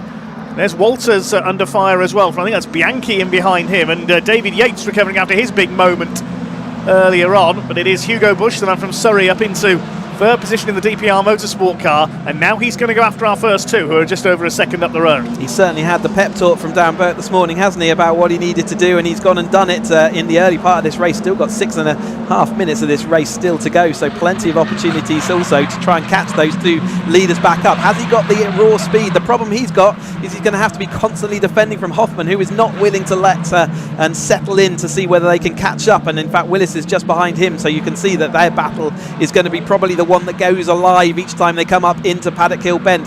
Hugo Bush does have a slight lead, and it's Willis who's going to looking like he's going to pull alongside Hoffman. It is, so Hoffman will have to little bit of a late break there, and that's going to compromise him. Hugo Bush does have a chance just to ping off up. He just clips the curb, but you can see that he's got a few lengths now of breathing space before this chase battle. Bush then into that third place, but don't forget it's Cook and O'Flanagan out front, and they're just sharing the lead at the moment. This battle closing up further back as well. Walters, Bianchi, there's Yates, think that's Cooper behind him, and Duncan Mallett's in 10th place in the number 4. He's got ahead of Graham McDonald. Both those cars missing a wheel arch. There's been a bit of rubbing in the pack. Well, rubbing's racing, as they say. Further back in the order, the number 2 car there, that's Mark Jones. He's in 12th place behind Graham McDonald. There's Pete Walters, the black 88 car. Philip Bianchi on his tail. He hit the wall coming out of Graham Hill Bend in qualifying yesterday, knocked his nose cone off. Had to do a couple of laps in the lunch break to make up his qualifying laps. 5.5 minutes to go, and Taylor O'Flanagan is back on level terms with Harry Cook. He's going for the outside into paddock. He left it a bit late there, though, and Harry Cook able to keep the lead. Bush still in 3rd place. Now, how far back is Bush? He's a second off Taylor O'Flanagan at the moment. Half a second back is Hoffman, then the rest queuing up behind the German. Willis, Walters, Bianchi, Yates, Cooper and Mallet completing the top 10. There they are through Graham Hill Bend. And yeah, Hugo Bush has broken a little bit clear of Hoffman and Willis, their battle, so they'll be concentrating on each other, and Hugo can actually settle in and try and chase down those front 2, which I think he'll do in fairly short order. With only a second gap, the tow will be powerful, especially if he gets the gust of wind, which looks like it's slightly starting to build up this this start-finish straight. You just see the flags fluttering a bit more every now and again. So Hugo Bush in middle ground at the moment, but I think we'll see in a couple of laps he will be back with them. Hoffman, though, has the run down the inside of Tom Willis into Paddock Hill. Are they going to do that swapperoo again? Yes, indeed they are on the way in. A little bit of a swap for the lead as well, with Taylor O'Flanagan now over the top of Cook. He was a little bit sluggish out of Drew's last time out. I wonder whether he missed a gear or had a bit of a slow gear change, but he's now back up to speed and everything looking fine. But Hugo Bush ready to see what he can do in that 3rd place. That's the story of this race so far. A swapperoo, I like that word, I'll remember that one. Meanwhile, Bush has got the gap to O'Flanagan down to just under 0.8 of a second now. 0.16 of a second between our 2 leaders. O'Flanagan having got back ahead of Harry Cook. Are they going to swap again on the home straight this time? David Yates is going for Bianchi. That's for P7 at the back of this line. They've dropped Mallet and Cooper very slightly there. Mallet up to 9th now in the black and green number 4 car. Here comes Harry Cook. He's going to go for the outside. They've been watching Lewis Thompson and Harry Senior. These two have Harry Cook around the outside. And look, there's Bush. And he's got the gap down to half a second now. He's going to be on the tail of these two. He's got 3.5 minutes to catch these two. If he can win this from the back of the grid, it'll be the drive of the weekend so far by Hugo Bush. Hoffman still heads the train for 4th ahead of Willis. He's got ahead of Walters. Then we've got Bianchi and Yates. Yeah, Bush was at least 2/10 faster, and you can see now the tow having full effect, and he is being drawn into that lead battle then. So all those swaps at the front of the grid there were just to see whether we don't want to be in front just as Hugo Bush is arriving, because now Taylor O'Flanagan's got the job of trying to attack Cook in front, but also having to look in his mirrors to see where Hugo Bush, who is right on his tail then as they come out of clearways this time through. Are we going to see more action then from Hugo Bush? He's fought all the way from the rear of the field to get to this front back. He's got a bit of a comfort gap back to Hoffman, Willis and Walters, who are going to go 3 wide again once more into Paddock Hill. We've seen that so many times this weekend, haven't we, with that headwind as they go in there. Hugo Bush looking down the inside then as they come up into Druids, down the inside of Taylor O'Flanagan. He makes up another position. 1 more to go and he's in the lead of this race. You wouldn't have predicted that before the start. Well, Bush has just done the fastest lap, 53.185 last time around. Personal best from Harry Cook as well. Bush is closing up now. He's fired up from that retirement yesterday. He's angry, channeling his aggression into this drive, Hugo Bush. This is brilliant. Just over 2 minutes of the race to go. Can he catch and pass Harry Cook? He knows where he can do it, into Paddock Hill Bend. Out of clearways they come. 2 minutes left, so they'll get at least a couple more laps in this race. But O'Flanagan's not finished yet. He's moving up the outside on Hugo Bush now. They almost tap wheels as O'Flanagan, the yellow machine, goes around the outside back into second place. So Taylor not finished yet. They don't want to let Harry Cook get away here. They want to make it a 3-wide finish if they can, I think. Don't forget it was a tap of wheels between Taylor O'Flanagan and Hugo Bush that sent Bush spinning yesterday. So Bush didn't leave him very much room. Taylor was forced onto the curb, and as he came back and bumped off of the curb, it was when the wheels clashed, and that's what sent Hugo spinning into a scary head-on. Well, he's just waiting for cars to hit him in the middle of paddock. Luckily, all this 310R grid absolutely on their A-game, missing him and avoiding a nasty incident. But we're here racing again today, and these two are back battling at the front then of this 310R grid. Harry Cook still sitting out there quite comfortably in the lead, but with only 1 minute and 10 to go, we're going to be starting our penultimate lap this time, aren't we, in this 310R grid? 53-second lap, so as long as that stays there, which is exactly as it should be, penultimate lap as we head over here then. Hoffman still fighting Willis. Willis has moved into that 4th place. A great result for him if he can hold on to there. And out front it's still Cook, but only just ahead of Hoffman.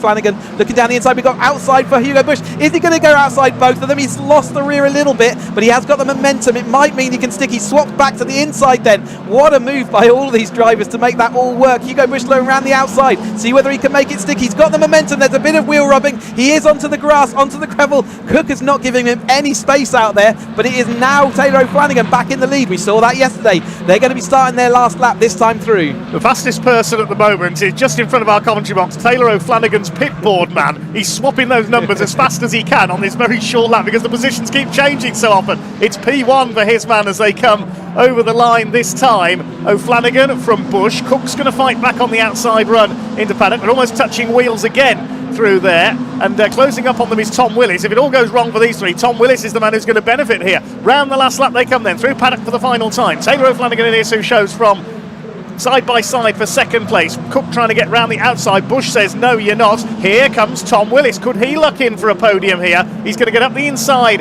on Harry Cook. Cook's going to have the inside line though for the left-hander. He slides there, bang! And off goes Tom Willis. He's really not had the luck this weekend, has he? Off goes Willis. And damage there for Cook's car as well, so they're unfortunately locked up and that just sent it spinning. You can see how high Willis's car went into the air. The battle for the lead is still on though, with Hugo Bush right in the wheeled arches of Taylor Flanagan. Has he got enough time before the start-finish straight to get this done? He's trialling in. Is it going to happen before we get there? Here they come. Is it going to be O'Flanagan? They're up towards the line. Hugo Bush is going to try and pull out the slipstream, but no, O'Flanagan makes it 2 from 2 this weekend.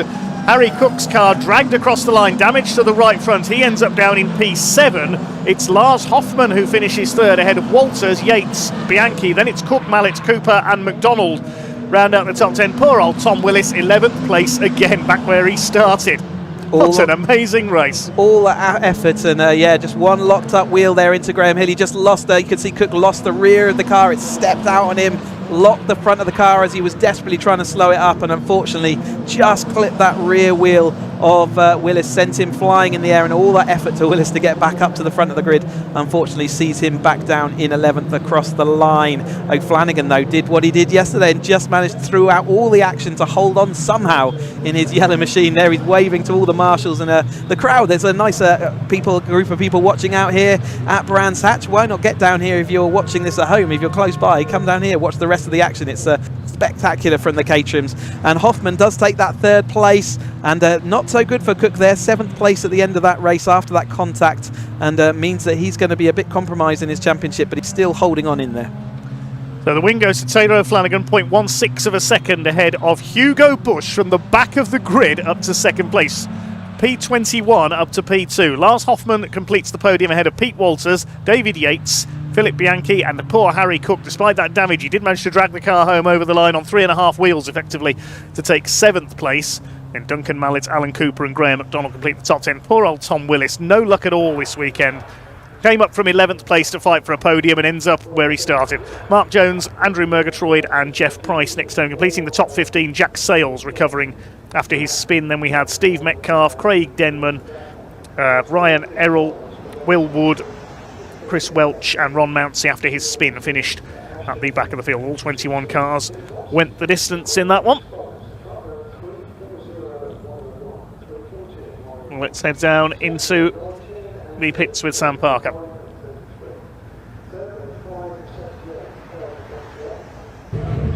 Goodness me, that was crazy. Last lap drama. Goodness, that was crazy. But wow, well done to these guys. Now these guys have raced together a lot. It's always used to be these three. But here we go. Let's speak to our race winner. That fantastic. That looked quite hard though. Yeah, super tough, but felt good all race actually. Felt like I had control for a little while. Been a long time since that feeling. So yeah, felt good. Saw some action on the last lap behind me, so hopefully both them guys are okay. But yeah, super chuffed for that. It was very close to the line as you saw. So. Yeah, it was. And you timing where you get the toe, aren't you? Yeah, absolutely, and you've got to tee up the last couple of laps here so much because you will almost guarantee to swap if they're really pushing. And yeah, we were close on the seconds of whether it was going to be last lap or not. So yeah, I'm very happy with that. Yeah, brilliant, well done. Thanks, Sam. They all keep disappearing. They're all over here talking to their team, and let's speak to Hugo. Come over here, Hugo. Wow, that was That was a crazy last lap and just crazy. It was fantastic though to watch from our point of view. How is it from your side? Yeah, I think not that I had an aim before the race, but I kind of had 10th in my head. Beat that by some margin. Just a little bit. Yeah, you had some really good pace. Yeah, I mean, got through a lot of people quickly. So probably within about minute 6 or 7, I knew it was gonna be in the mix. Took a while to catch up Taylor and Harry, but got them eventually, and then. I think they were battling. To be fair, that's what brought them back. Actually, is when they started fighting. Yeah. But, brilliant. Well done. Thank you very much. And Lars, where is Lars? Let's have a little quick scan round. Is he? Oh, he's here. He's behind me. Lars, let's have a quick word. Congratulations. That was looked like a great race. I was very lucky and tough race, but yeah, happy to stay here. Yeah, well done. Thank you. I'm going to have a quick word with Pete. So Pete, come back into the championship for this one round. How was it for you? Oh, it's great. I mean, that was a hot race. It's local track for me, so always going to come back for Brands if it's on. It's good to be back up there, to be honest. I was sat behind pretty much most of the championship contenders about 2/3 into the race there, and just thought, I want to get involved, but I don't want to be a reason something happens and then I'll just wait for something to happen, which luckily today it did. It did, yeah. That's the thing, it's hard being when you're a guest driver. You don't want to get, because it is, it's the penultimate round, championship points are key. You don't want to get involved in accidents or cause anything like that, do you? No, but it works both ways. They're not losing points to me either, so if I'm there, they don't need to block and fight me too hard, because I'm not going to be affecting what they're doing. So just keep the wheels away from each other, that's all. That's it. Yeah. Right, well done. Thank you. Okay, we've got some more Caterham racing a bit later, but next up it's the saloons and tin tops. They will be out any moment now, so I'll hand back to Dave and Cheesy.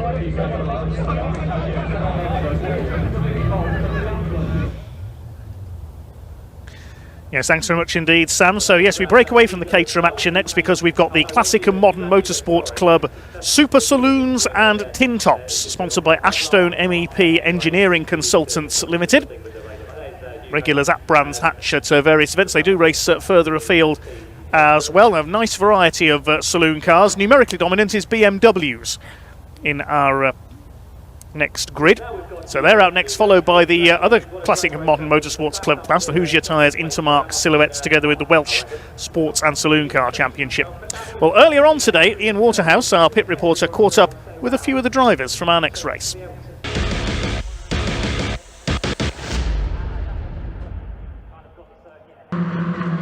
Yes, hello everybody, welcome to the assembly area, and what a collection of cars we've got here for the Classic Modern Motorsport Club Southern are in town. This is the Super Saloons and Tin Top Series, 29 cars in total. Going to be going around the Brands Hatch Indy circuit. Look at this, thank you John, it's showing you all of the cars. This is quite remarkable. We've got BMWs, we've got Peugeots, we've got Fords, we've got Renaults, we've got Hondas, we've got a Volvo there as well.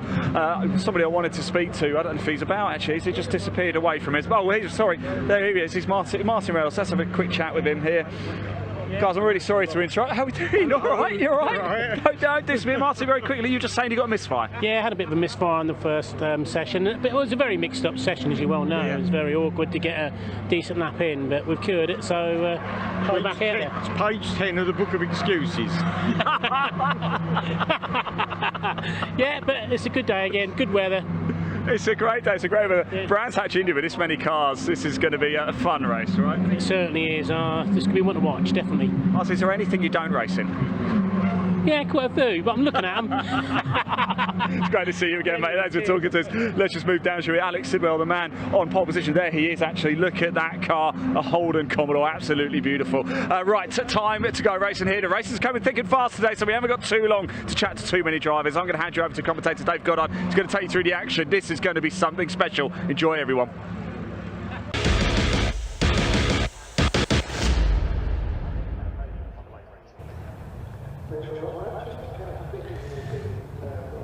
Thanks very much, Ian. Yes, getting ready for our first saloon car race of the day, the Ashton MEP Super Saloons and Tin Tops 15-minute race. Pace car in position for a rolling start, and in pole position at number 340, Alex Sidwell in his huge Australian V8 supercar Holden VF Commodore. He's got quite a collection of Holdens, has Alex. Alongside him, it will be Paul Watson with the first of many BMWs on this grid, the orange E36 M3, number 101.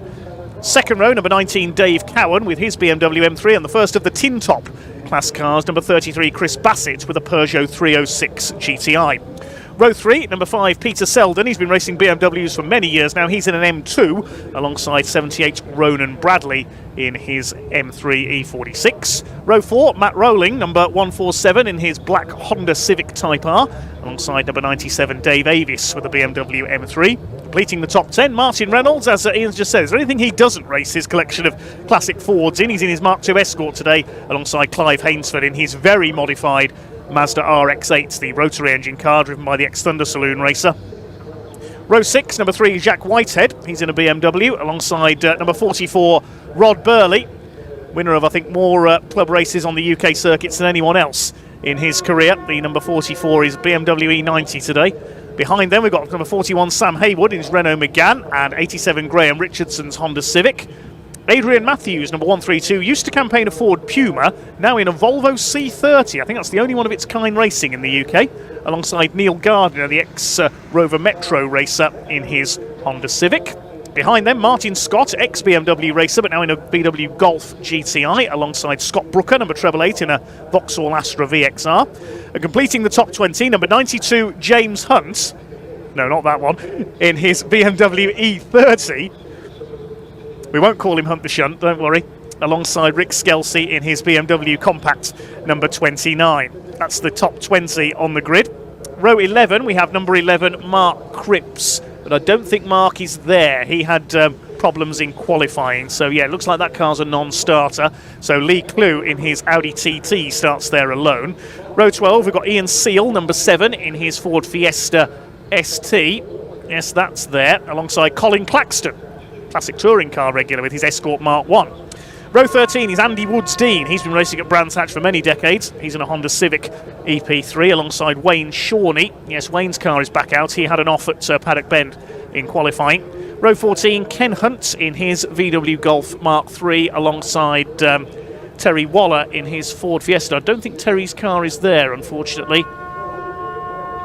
And number 17 at the back should have been Tony Skelton. I don't think Tony's here, unfortunately, with his Renault Clio, which is a great shame. We believe Tony Skelton is the oldest racing driver in the UK. I believe he's 88 years young now. But I don't think Tony's there, unfortunately. Been racing at Brands Hatch since the 1950s, would you believe? Started off in 500cc Formula 3 back then. So it will be a rolling start. Here we go. And it is that massive Holden Commodore of Alex Sidwell. He's got a collection of these things. He's even got the old Holden Racing Team Transporter as he brings them to races on. He'll start as the favourite here for our Ashton MEP Super Saloons and Tin Tops. Administered by the Classic and Modern Motorsport Club. Got our Caterham podium just taking place in the pit lane down below my commentary box. Tom Willis's car has been recovered in as well. Wonderful eclectic mixture of saloon cars out there on track then. Top of the tin tops in qualifying was Chris Bassett. The tin tops for the smaller hatchback racers. The Ford Fiestas, the BMW Compact, the Honda Civics, the Peugeot 306 at the front, the Renault Megane of Sam Haywood as well. So the bigger saloons go in the Super Saloon category. We've got BMWs, Audi TTs, Ford Escorts, VW Golfs, the Mazda RX-8, that huge Holden Commodore.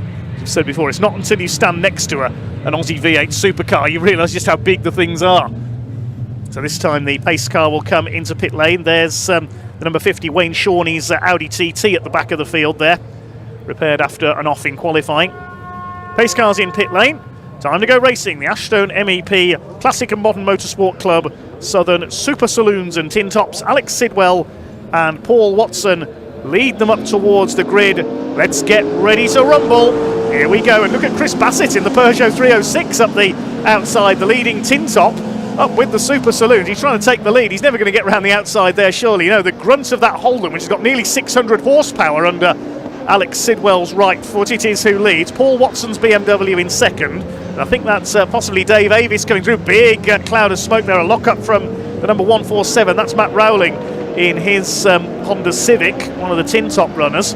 Chris Bassett, the leading tin top, in 3rd place overall. Dave Avis is in 4th place in the Team Legacy BMW M3. Comes from Smallfield in Surrey, place famous for banger racing. Let's hope there's no contact here though. And Peter Selden, who's been racing BMWs for as long as I can remember in the M2 GTR, is in P5. Well, I suspect we're going to see Alex Sidwell run away with it. Just look at the speed of that Holden in a straight line. The big Aussie machine away and gone. Peter Selden rocketing his way up alongside Dave Avis. He's passed his BMW, now going for Chris Bassett in the 306, which will have, I think, the handling advantage slightly. Dave Avis going round the outside, back ahead of Peter Selden there out of paddock. There goes the Holden. Alex Sidwell, who's been racing these cars in various events for many years, and a nasty shunt in one of them at Silverstone in the rain, I remember, a couple of years back. Not surprisingly, he's done a fastest lap that's about 3 seconds quicker than everyone else. This wonderful mixture. There goes Clive Hainsford's Mazda RX-8. There's the Honda Civic of Neil Gardiner, the former Metro champion, and a nasty shunt in his Honda at Mallory Park a couple of years ago, and his brakes failed going into the hairpin. So let's see what Alex Sidwell's lead is. He's just gone over the start-finish line. Paul Watson's BMW second. 4.4 seconds is now the lead. So I think we're going to know we know who's going to win overall, barring any mechanical problems. Peter Selden up the inside, tackling Dave Avis, and also in there is the red BMW. That's Dave Cowan, the BRE automotive car. Deceptively standard-looking M3, that one is. Martin Reynolds up there, as he always is. Had a win in the Snetterton Saloons a couple of weeks ago at their home circuit up in Norfolk, beating all the bigger BMWs. Dave Cowan side by side with Avis. They're battling over about 6th position. No rear wing or anything like that on Dave Cowan's car. It looks standard, but it's probably not, being in the Super Saloon category. Sidwell has rumbled through to complete another lap. 97 Dave Avis, the Team Legacy machine. You expect a team called Team Legacy to be running a Subaru, wouldn't you?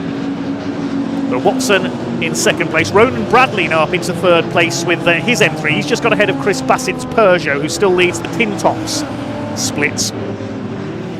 Matt Rowling is 2nd of the tin tops, and 3rd in tin tops is Adrian Matthews with the Volvo C30. This battle is for 7th place between Cowan, Avis and Matt Rowling. There's the black Honda in behind them. Rounding out the top 10 is Rod Burley. Usually quiet race for Rod in his BMW. He's raced everything over the years and won in it. We've just lost the Vauxhall Astra of Scott Brooker into the pit lane. He's pulled in with a problem, the treble 8. Treble 8 Vauxhall Astra VXR. Shades of the early 2000s BTCC.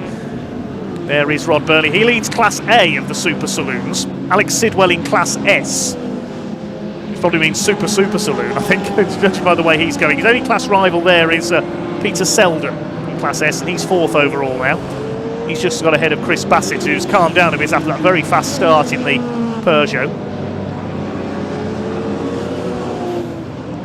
Paul Watson is leading Class B in 2nd overall in his BMW. There's Clive Hainsford making a move a little bit further back. Who's that up alongside him? Martin Scott in the VW Golf GTI. Now, he used to race a very nice bewinged E30 BMW. Martin Scott to the battle towards the end of the top 10. Clive Hainsford losing out there to the Golf. And Colin Claxton has just pulled into the pits as well. The Mark 1 Escort has come in. Well, these high-powered saloons, they're fast, but they're a bit fragile at times. Clive Hainsford in the rotary Mazda, back ahead of the Golf of Martin Scott. They're being chased by Adrian Matthews. That's the Volvo C30, the number 132 car. There's Colin Claxton. He's heading back to the paddock. Unfortunately, that's his race over the Zach Speed Mark 1 Escorts. You can see the Astra in pit lane as well. I think he might be heading back out. Just caught a glimpse of there, unless he's heading back to the paddock as well. There's Adrian Matthews. This is a campaign of Ford Puma.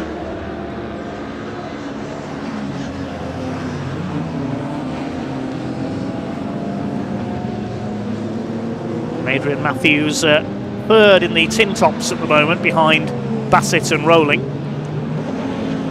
Chasing Martin Scott's Golf for 12th overall. Well, Alex Sidwell is now leading by nearly 10 seconds He's just on the new fastest lap, 51.193 seconds. There is the big Holden through Druids.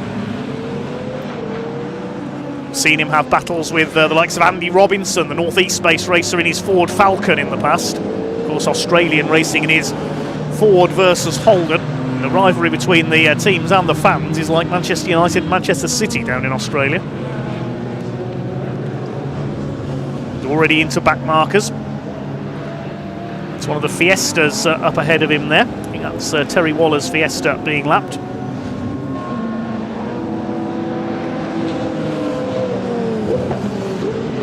There's Ken Hunt in his Golf. Somebody else into the pits there, I noticed. That's Andy Woods-Dean.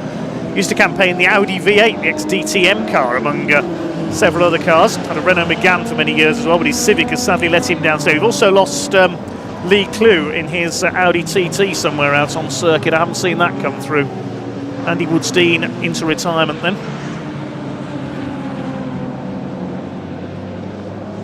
There's Martin Reynolds coming up from paddock in one of his collection of many classic Fords, Mark II Escort. He's up to 5th, 3rd in Class B. So the two Class S cars are now 1st and 2nd. Peter Selden has now come through into 2nd place, the two super saloons, as I call them. There's number 3, that's Jack Whitehead in the green M3. Now he's dropped down to 19th place. So whether he's had an issue, I'm not sure. The E30 BMW, nice to see that out there going through. That's James Hunt.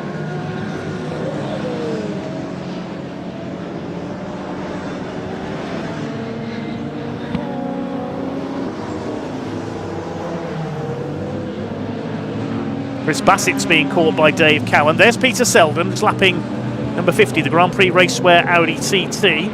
Oh, Paul Watson's pulled into the pits. He was in the top 3, so another car with problems. Although Brooker's Astra is back out there. Scott Brooker, local man from Sittingbourne. A lot of these drivers locally based here around the Brands Hatch area. There's Peter Selden. Comes from Sevenoaks, literally just down the road from Brands Hatch. Race BMWs in various categories, the old Toyo Tyres racing saloons, the Project 8 racing saloons, Kumho BMW Championship as well. There's the BMW Compact, that's Rick Skelsey, the Londoner. He's in 18th place, and I think the safety car is coming out. It's just come up on the timing screen. Yes, safety car is coming out. Not too clear why at the moment.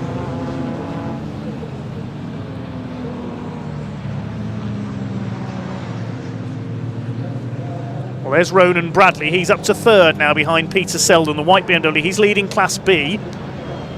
So we're going to just wait and confirm why the safety car is out here. I can't see anything at the moment untoward. There's a car stopped on the Cooper Straight, just on the left of the screen there. I think that's Ken Hunt in the Golf has come to a halt. So that might be the reason for the safety car on the exit of Graham Hill Bend. Yeah, Ken Hunt, number 144 from Gillingham in his VW Golf, has stopped. So that'll wipe out the 10.5 second lead that Alex Sidwell had built up, but he has got a few back markers, 2 back markers to be precise, behind him. I've just gone past my commentary box. Sam Haywood's Renault is behind him, and Jack Whitehead's BMW as well.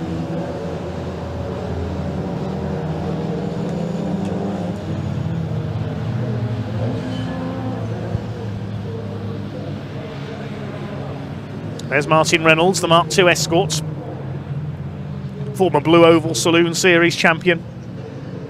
He's got Ford Anglias, he's got Escorts, he's got a Mach 1 Mustang, Ford Taunus-based special saloon. He's got pretty much every classic Ford you can think of in his collection up in Norfolk. Peter Selden in 2nd place. Ronan Bradley is 3rd with his M3. Then Reynolds is 4th.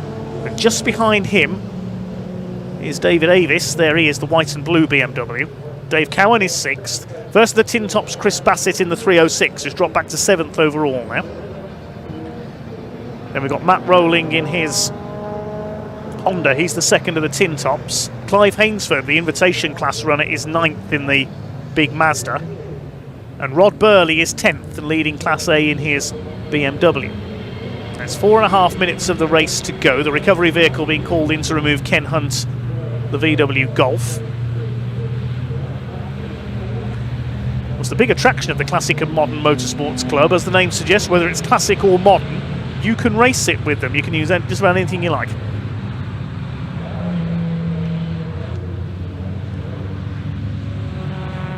There's the Astra back out there. Scott Brooker just ahead of Clive Hainsford, who's raced hot rods on the short ovals. He's raced special saloons as well. And that is a very special saloon, that Mazda RX-8. Seen this in the Classic Thunder Saloon Championship.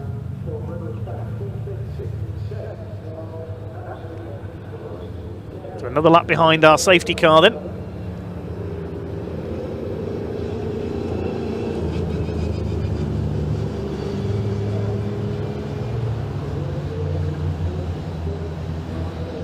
Safety car being driven by Evelyn Buanik today, an ex-BMW racer of many years standing. She's raced in the Kumho Tyres BMW Championship.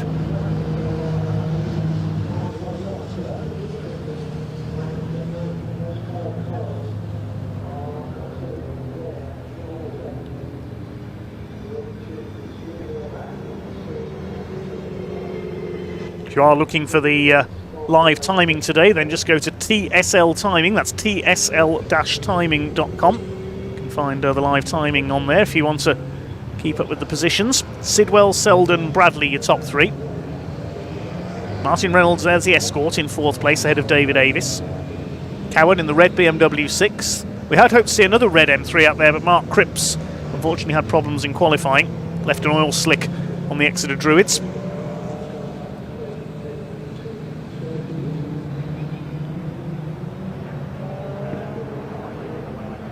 Now the class leaders, Class S is led by Sidwell, Class A is Burley, Class B is Ronan Bradley, Class C is Dave Avis, Class D is Martin Scott in the green Golf.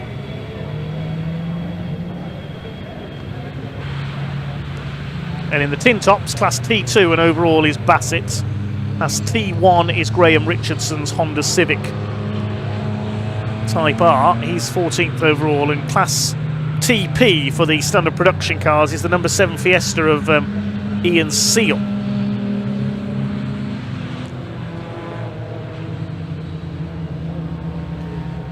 Yeah, the other Fiesta of Terry Waller I don't think took the start, unfortunately.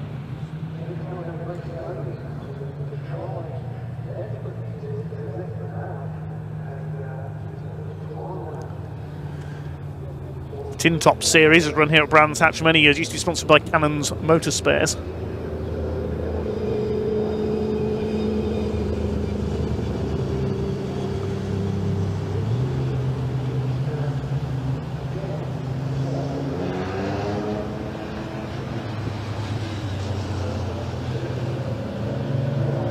So the safety car's still out, so we've got just over a minute left. I think we might be finishing under full course yellow here. They do get another race later on towards the end of the programme, the Ashstone MEP Super Saloons and Tin Tops.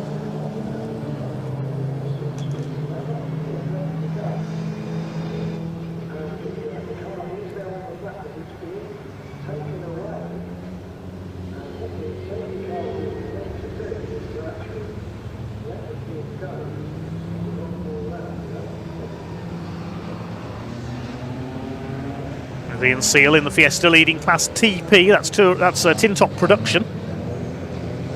There's Chris Bassett, he's going to take the overall win by the look of it in the Tin Top category ahead of Matt Rowling. 1.3 seconds separated them on the last lap, but of course they are behind the safety car, so it's neutralised. There's James Hunt in the E30 BMW. Only a few seconds left, so it's going to be checkered flag this time around. Unfortunately, the recovery of Ken Hunt's Golf taking a little longer than anticipated. And so we are going to finish behind the safety car. Yeah, the clock has counted to 0, so it is going to be a win for Alex Sidwell in the Holden Commodore, who'd got a 10.5 second lead before the safety car came out.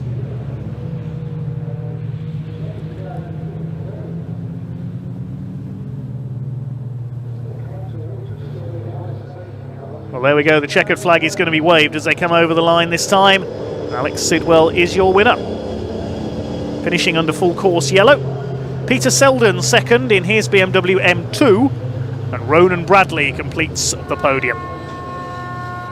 Tin tops will be won by Chris Bassett in the Peugeot 306 GTI, just ahead of Matt Rowling in the Honda Civic. Third of the tin tops will be Adrian Matthews in the Volvo.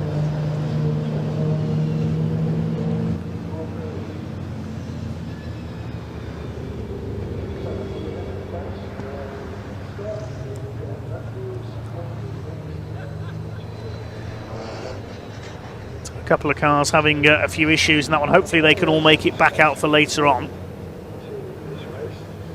It's Ken Hunt. The reason it took them a while to... It's just gone past my commentary box. The reason it took them a while to clear Ken Hunt's car, the front suspension's collapsed, so it needed a lift onto the flatbed lorry.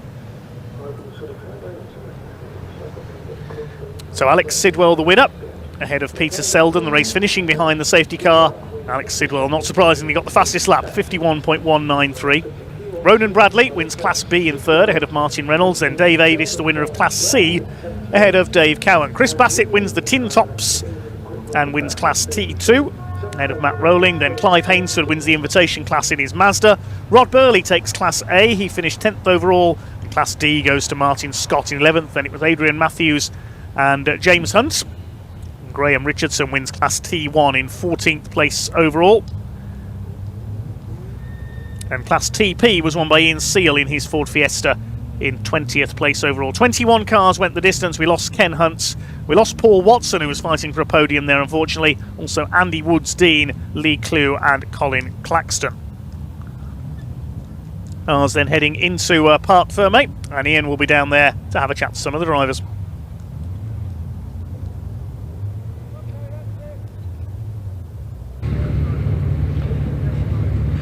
Da-na-na-na-na-na-na. Batman. Not quite the finish we wanted for that race there. I had to do it. I'm sorry, that was terrible, wasn't it? Right, let's grab a quick chat with Alex, shall we? Alex, not the finish we wanted, was it? But you look like you're in control anyway when the safety car came out.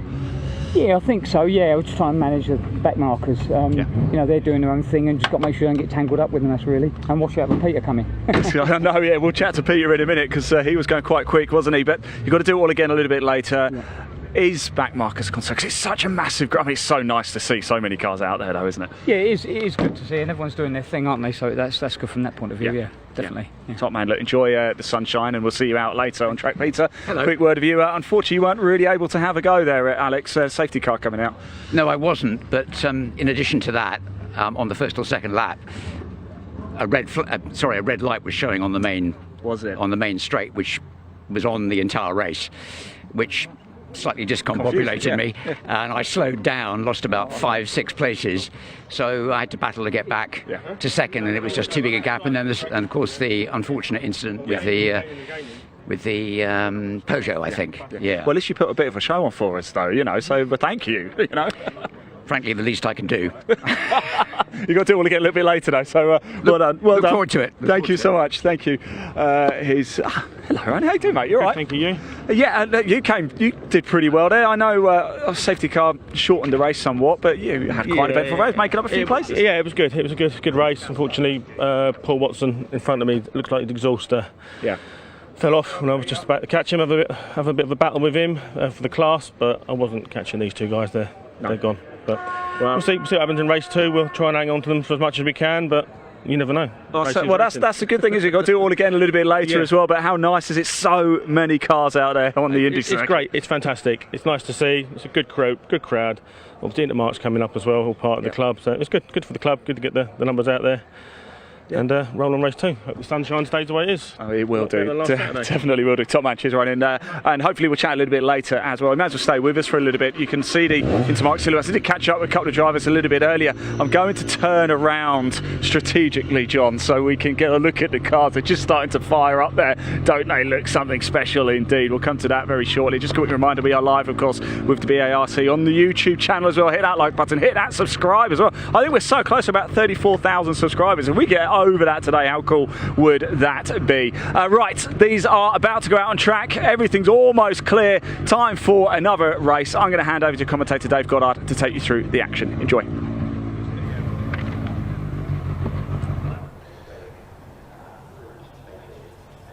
Yes, thanks very much, Ian, and thank you, Chris Hutchinson, as well. He's just presenting me with a cup of tea. No time for a tea break now, though, because we've got the Hoosier Tyre Intermarque Silhouettes coming out onto track. If you've not seen these racing before, you may be asking, what on earth is a Hoosier Tyre Intermarque Silhouette?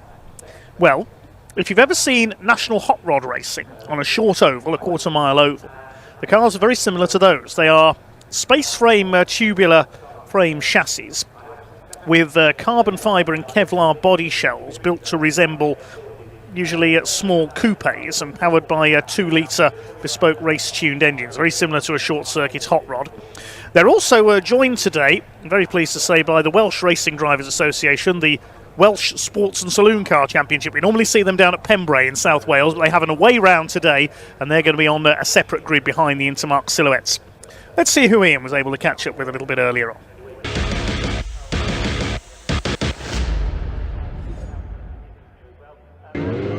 Right, welcome back to the sunny assembly area, everybody. We've got the Intermarque Silhouettes now coming up for you. Look at this again. I mean, I'm in absolute seventh heaven here with all of these different cars. The Intermarque Silhouettes, there is going to be a split grid for this, of course. A couple of championships running in this one. Somebody I wanted to speak to, though, was David. David, can we have a quick chat? Is that all right? Because you brought the Westfield out to play, but look at it. It's got wings. It's got all sorts on it, hasn't it? Tell us about the car. Yeah, it's just a Westfield with a 2-litre engine in it. And that's it, right? Just a massive wing on the back, it's fine, yeah. 4-speed box, nothing special. No, nothing. Look, what's it like taking around Brands Hatch Indy? Yeah, it's a bit different to sort of what I'm used to. First time out on the circuit, so it's just trying to sort of learn how to drive everything. Everyone sort of puts the creeps up you with Paddock Hill Bend. You don't want to end up in the gravel around there, so it's a bit nervy going through there every time, and just hopefully make it stick, isn't it? Make it stick, Dealer. Thanks for talking to us. Best of luck for the race. Enjoy it, won't you? Let's just move over to some of the silhouettes, shall we, as well. See who we can have a quick chat with. Just want to jump in here to... I just love these cars, aren't they? They are absolutely brilliant. If you look at the tyres, actually, I don't know if how well you can see them. They are quite small, aren't they? Let's just jump in. How we do? But it's great to see you again, by the way. And look, these cars, they look so much fun to drive. What is it like? Yeah, they're good fun. So the new Hoosiers that were on this year are a bit different to the Avons, so they slide around a little bit more now. But yeah, they're great fun, lightweight, fairly quick. So they slide around a little bit. Are we going to see a bit of almost sideways action down Paddock Hill? Maybe not at Paddock. They grip quite well through Paddock, but certainly coming out the last corner at Clearways, they're always sideways through there. Brilliant. Top. Best of luck for the race. That's the talking to us. There we go. Keep your eye on it. Clearways. We're in for some entertainment here. I'm going to hand over to your commentator, Dave Goddard, to take through the action. It's going to be another cracker here in the sunshine at Brands Hatch.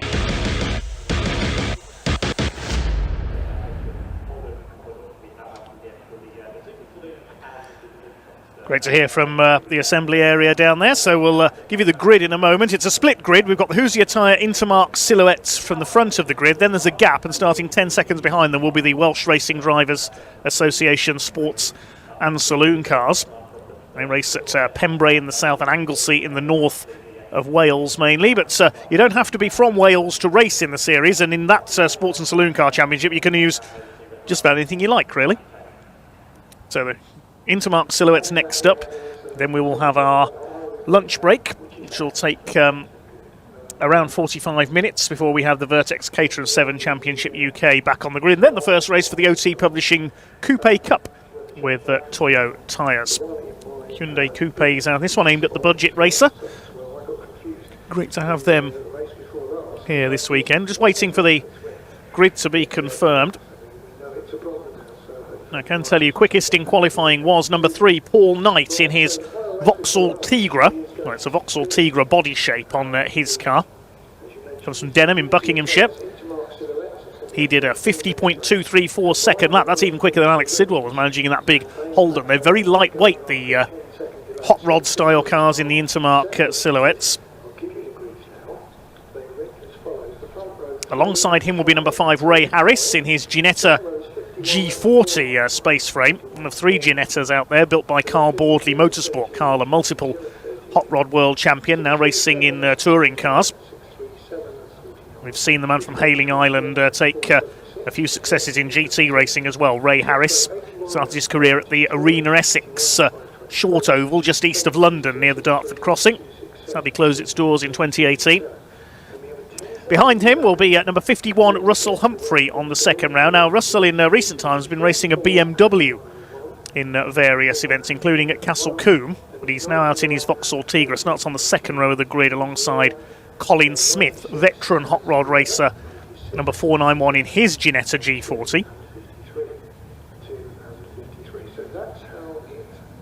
So Paul Knight is on pole position. He's the first of the drivers in the Senior Cup in the Intermark division as well.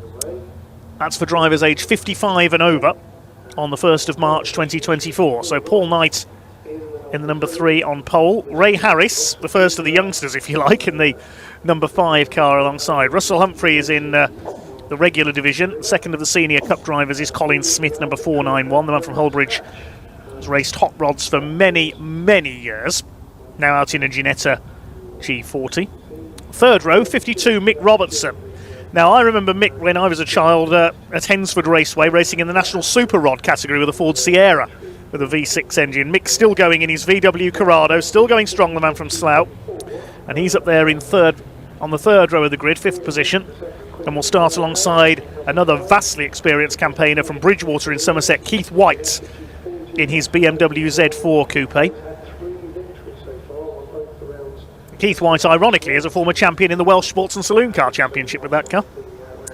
On row 4, we've got Warren Farasmand, number 637, Whiz to his friends. He's in a Peugeot 206cc coupe-bodied car. Alongside number 49, Ruben Taylor. We've seen him in a Peugeot up to now, the man from Devon, but he's now in a Ginetta G40. So he'll be on the 4th row of the grid. Row 5, number 28, Chris Ayling, another National Super Rod racer, among other things, in his Vauxhall Tigra. And alongside him we will have number 476, Sean Pooley. Comes from the Isle of Wight, and he's racing a VW Corrado in the yellow and red colours of the Hun family, who have raced hot rods as long as I can remember. And the Hun family have raced in the Silhouettes and also in the Pickup Truck Championship in recent years. But Sean Pooley racing one of their Corrados today. On row 6, number 81, which is Paul Coxidge, in his Vauxhall Tigra, alongside number 523 Stephen Phillips in a Ford Fiesta.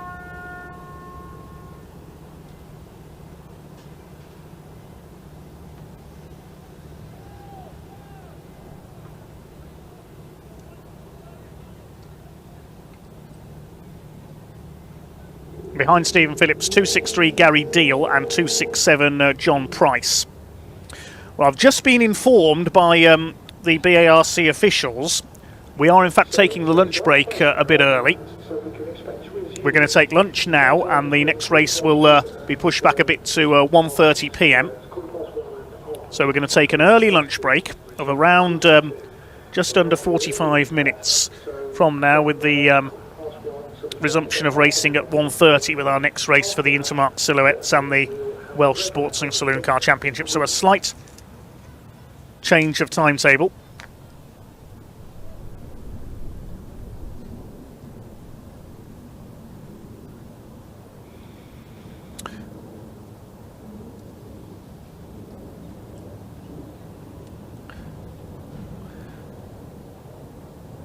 Okay, so we're going to take an earlier lunch break than planned, and we will rejoin you at around 1:30 with our next scheduled race for the Intermark Silhouettes and the Welsh Sports and Saloon Cars.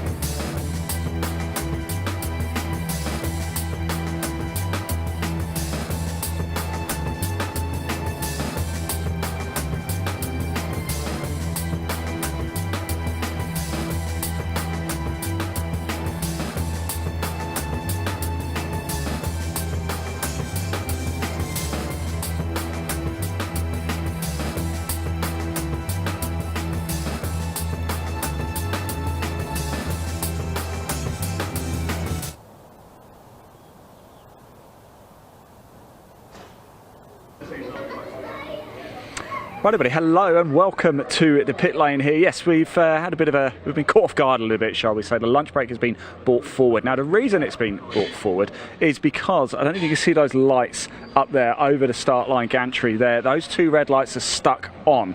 So they are trying frantically to get this sorted. They've been testing it, they're trying to continue to test it. You may remember actually in the last race we had with the Tin Tops and Super Saloons, Peter Selden was saying, he finished second in that race, he was saying he was caught off guard by that. He slowed down because he thought it was a red flag, actually lost 5 or 6 places because of that.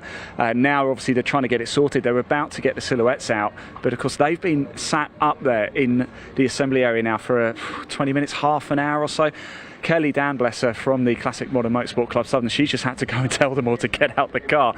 The cars have to stay though in the assembly area, so for the silhouettes the cars have to stay in the assembly area. Let's go for a little walk down, shall we? So we can get a bit closer. You can probably see all the people there on the start finish line. I wonder if we can go down and maybe have a word with somebody.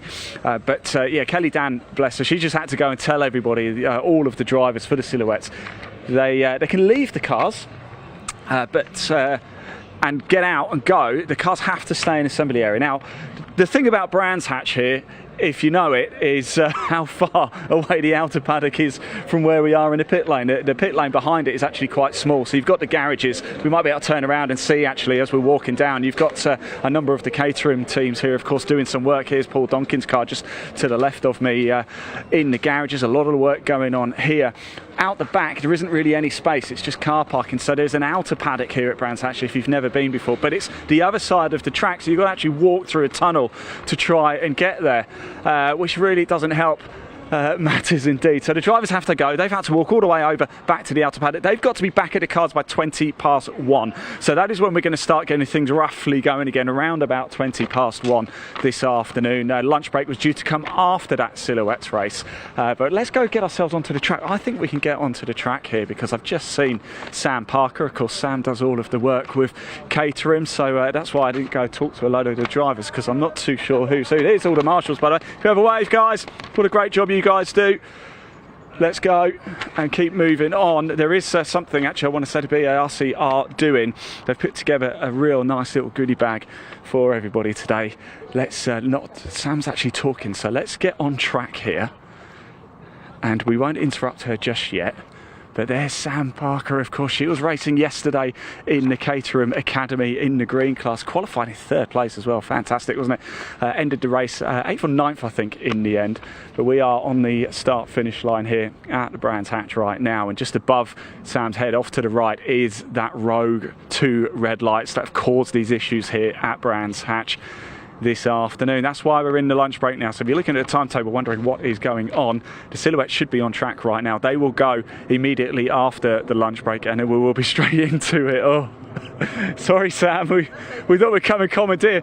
Do you know what's going on? Do you know what the problem is here right now? With the lights, they were testing them because I think they're faulty. So 2 stayed on for the Tin Tops, doesn't it? They did, yes. Yes, that caused a bit of confusion. It did. Yeah. It did. But what are you doing here? What's going on? We're just filming a little Academy promo video. Very nice.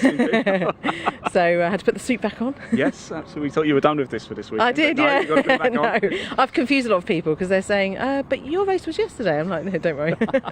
So, yeah. I'll let you crack on. Sorry, guys. I don't mean to disturb you. Taking up time.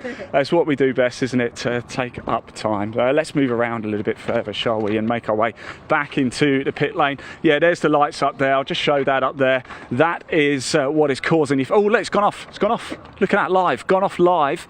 You might get a better shot over here, actually, John. It's just gone off. I wonder if they've fixed it now. That would be good, wouldn't it? So, yeah, 1:20 is when the silhouettes are, well, the drivers need to be back at the cars.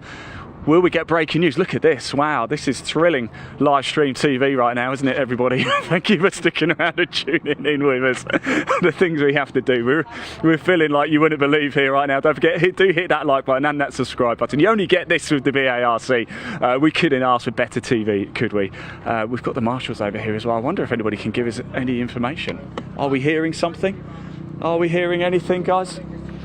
Guys, can we have a quick chat? How's it all going? Are we fixed? Are we fixed? Do we know? Good lights? I don't know, honestly. Right, can I ask you a question? How long have you been marshalling? Oh, about 6 years. How did you get involved with it?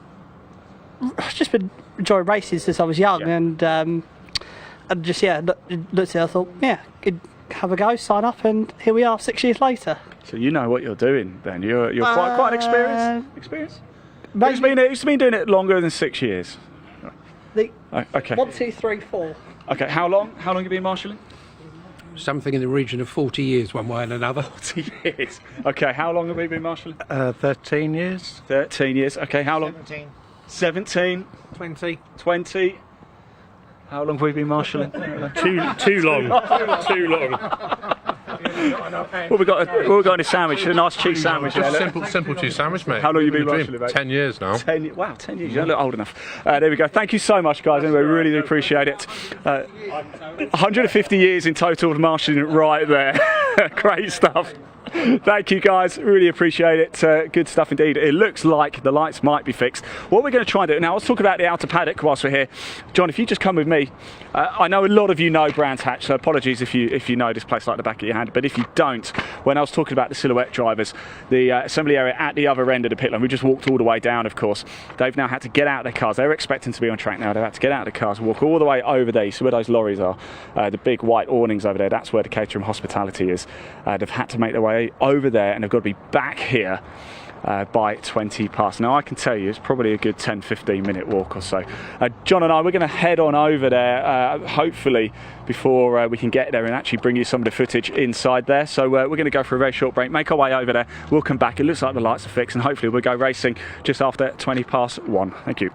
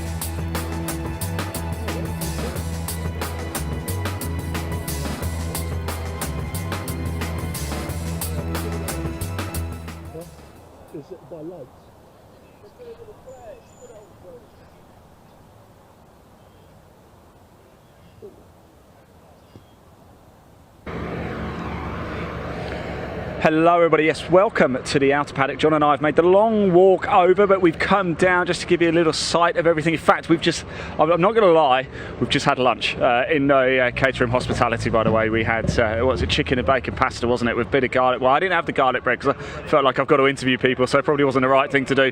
Did have a little chocolate brownie as well, though, so there we go.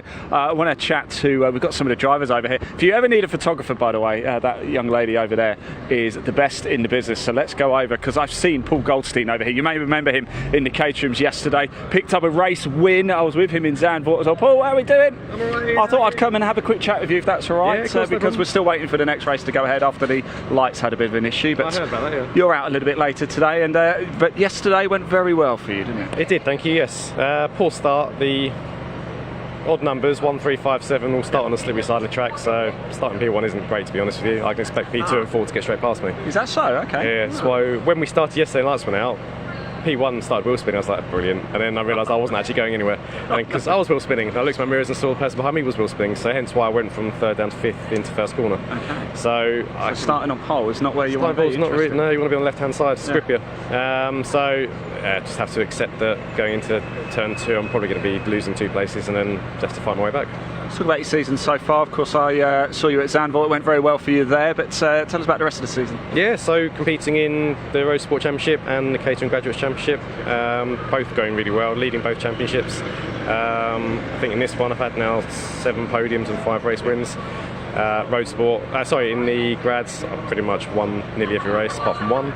When I started out the season I just wanted to get some podiums, so it's worked out way better than I ever possibly imagined. So next season is the intention to step up then, because there is the pathway with Caterham, isn't there? There is, yes. So I've already got my 270 spec car which I'm running with graduates this year, so I'll bring that to 270 here, and then I'm going to convert the Road Sport here to a 310 spec, which is the following year for Caterham, and actually race 310 spec with the graduates. So still do 2 championships next year, just the next ladders up. And Paul, the car, it's a bit of a favourite, isn't it? Yeah. Because look, the gold shape, we love it. Is it because of the name? Is it just because of the name? Oh, it's purely the name. So when we were trying to think of colour schemes, because everyone wants a nice fancy colour scheme, we couldn't work out what to do. And then my youngest turned around and said, well, our name's Goldstein, why don't we just go gold? And then actually, really good idea. But I like that, because what you race drivers probably don't know, the spectators in the crowd, I've got an 8-year-old and he just likes the car that's painted the best. Yours is certainly up there, isn't it? It is, and it's also a commentator's dream as well. I get quite a lot of coverage. I know Dave got us very happy. So. Yeah, exactly. Very easy to spot me on track. It's actually quite easy for my fellow competitors. Oh, that's Paul. Commentator's dream. It's worked out really well. All because my youngest just went, let's go gold. Well, let's hope it's gold for you later, Paul. Thank you very much. Thanks so much, mate. It's good to see you again. Really, really is. Hopefully I'll be seeing you top step a little bit later as well. Let's just move down, because we do actually have one of the Caterham Academy cars here. So if you are actually thinking of going racing, the Caterham is a great place to be. We heard from Sam Parker a little bit earlier, and actually she races in the Caterham Academy. You can only do 1 year in the Academy, then you can move into the road sports, do 1 year in the road sports, and you keep moving up. And we saw the Sevens race a little bit earlier. That was the first race of the day, but this is, look at these cars here. Have a look at this.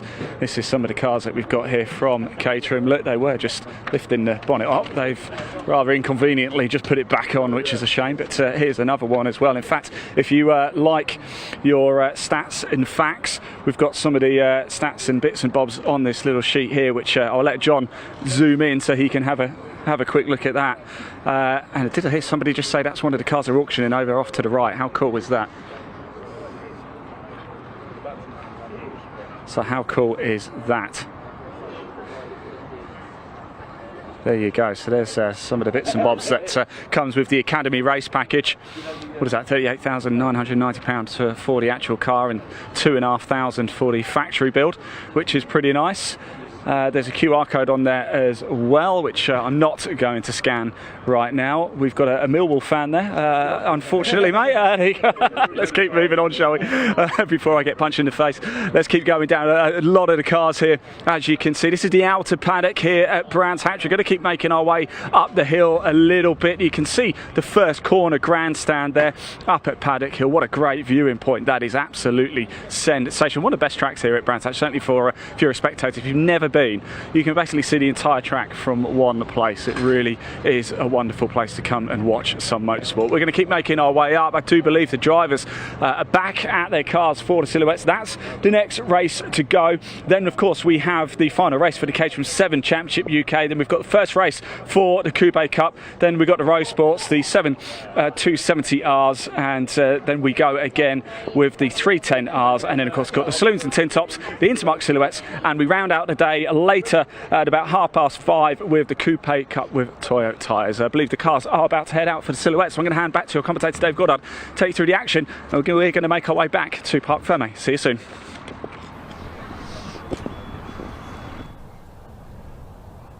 Thanks very much, Ian. We'll leave him to walk off his dinner in hospitality, and we'll get the cars out onto track fairly shortly. The marshals are just making their way out onto the grid now to line up the Hoosier Tyre Intermark Silhouette cars and the Welsh Racing Drivers Association Welsh Sports and Saloon Car Championship. It'll be a split grid. They'll be about 10 seconds apart on the rolling start. Although the poleman in the Welsh Sports and Saloon cars, his fastest lap time was quite a bit quicker than the slower of the silhouette cars, only a second and a half off the poleman. It's Paul Knight, number 3 in his Vauxhall Tigra, qualified fastest. 50.234 was his practice time, alongside Ray Harris, number 5 in the Ginetta G40. Paul Knight's the first of the senior cup cars for drivers aged 55 and over. Second row, 51 Russell Humphrey and 491 Colin Smith. Then we've got Mick Robertson, number 52 in the VW Corrado, alongside 38 Keith White, as we said earlier, ironically a former champion in the Welsh Sports and Saloon cars with his BMW Z4 Silhouette. Row 4, Warren Wiz Farasmond, number 637 in his Peugeot, and 49 Ruben Taylor's new Ginetta alongside him. Completing the top 10, 28 Chris Ayling's Tigra, and the Corrado of 476 Sean Pooley. Cars just making their way out to the grid in a second. On row 6 of the grid, we've got 81 Paul Coxedge with his Tigra and 523 Steve Phillips. We'll check he's there because the Fiesta, I think, had a bit of a problem in qualifying. And then we've got 2 cars that didn't set a time in qualifying. 263 Gary Deal, the ex-Brian Laram Vauxhall Tigra, and 267 John Price. That car had something fail on it leaving the pit lane, unfortunately, in qualifying, and so he never got a lap in. So I'll check if those 2 cars are there. Then we've got a gap, and then we've got the mixture of different cars in the Welsh Sports and Saloon Car Championship. Damien Longotano is on pole with his very quick Westfield SE, alongside 101 Malcolm Harding, familiar face from classic touring cars with his Ford Escort. Then we have got 99 Russell Haggerty in his NMR Kawasaki 1000cc engined kit car, alongside 40 James Harvey, he's in a Porsche Boxster. 96 Wayne Spiller and 11 Simon Baker are next in their Mazda RX-8. Wayne Spiller looking to retain the championship this year. And at the back of the field, number 2 Mike Cook, he's in a BMW 330, and Verity Banks, number 53, in her Ford Fiesta. So the space frame National Hot Rod style cars at the front of the grid. It's the white and blue Tigra of Paul Knight in pole position. And the dominant force in these cars over the last few years has been Malcolm Blackman, number 91, but he's recently gone back to the short ovals in National Hot Rods. He's bought a new Ginetta and gone back to his roots in short oval hot rod racing, where he's a 2-time former world champion. Another name you'll recognise from the history of the silhouette class is a certain Matt Simpson, who moved from short ovals, from National Hot Rods into the silhouettes, and of course went on to be a race winner in British touring cars. These days very busy with the pickup truck racing championship and also with son Ben in junior racing.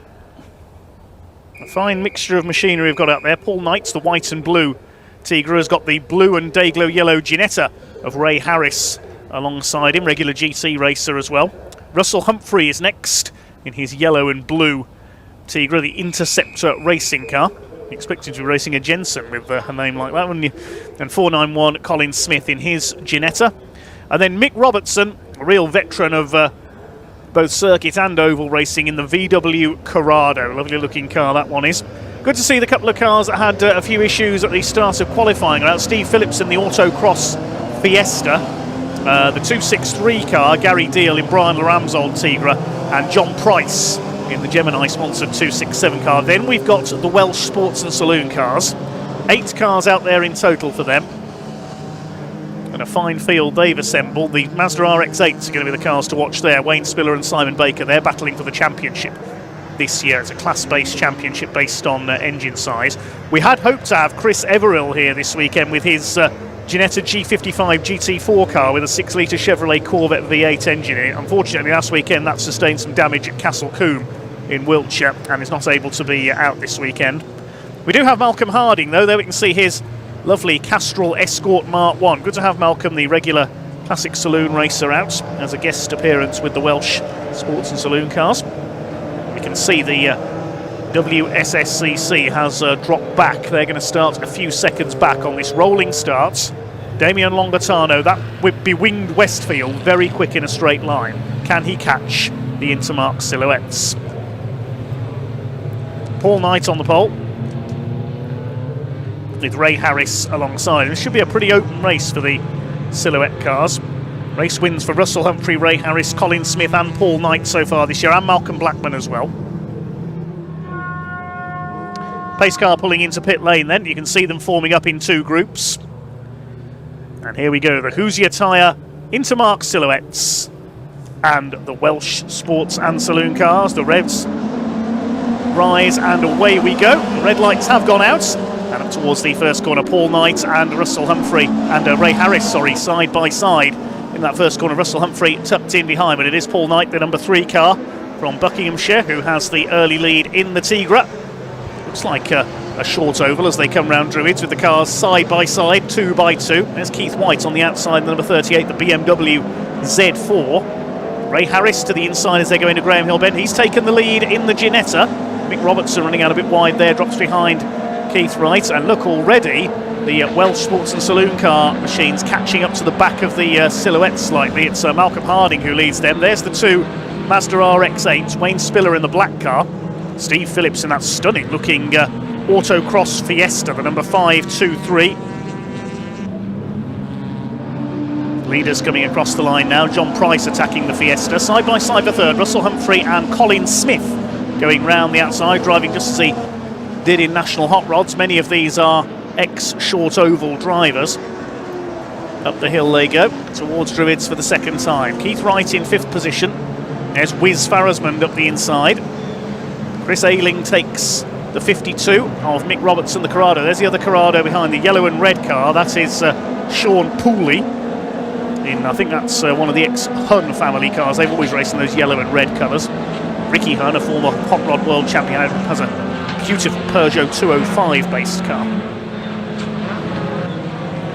Malcolm Harding taking Steve Phillips Fiesta. So the Welsh sports and saloon car entries are overlapping already with the silhouettes. There's Malcolm Harding's Escort. He's leading the Welsh pack. He is a guest driver this weekend, ahead of Damian Longatano in that awesome Westfield. He's been a former champion in the WSSCC.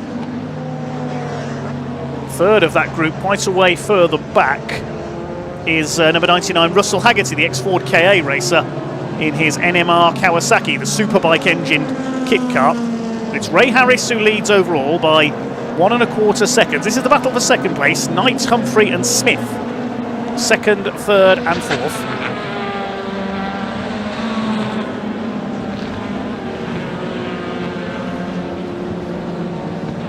Russell Humphrey, the ex-BMW racer, attacking Paul Knight, the pole-sitting driver.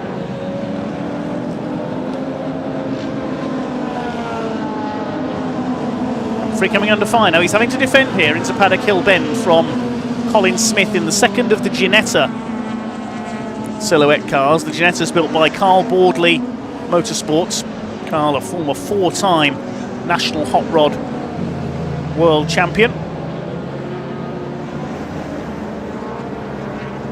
And off goes the 263 car. Gary Deal has put it into the gravel trap. He's gone in backwards. That's up at Clearways. I can see the yellow flags as I look out of the window. So he's gone in backwards at Clearways. Gary Deal, one of the newcomers to the silhouettes, the man from Braintree in Essex in the ex-Brian Laram Vauxhall Tigra. Will that bring out a safety car, I wonder? Race continuing at the moment with yellow flags out locally. Malcolm Harding still holding off Damian Longatano for the lead of the Welsh Sports and Saloon Car Championship splits. Where are they overall? 10th and 11th now. Well, it might be higher than that. They may have taken Pooley in the Sean Pooley in the Corrado. 2 races in one here at Brands Hatch in the sunshine. Beautifully warm out there.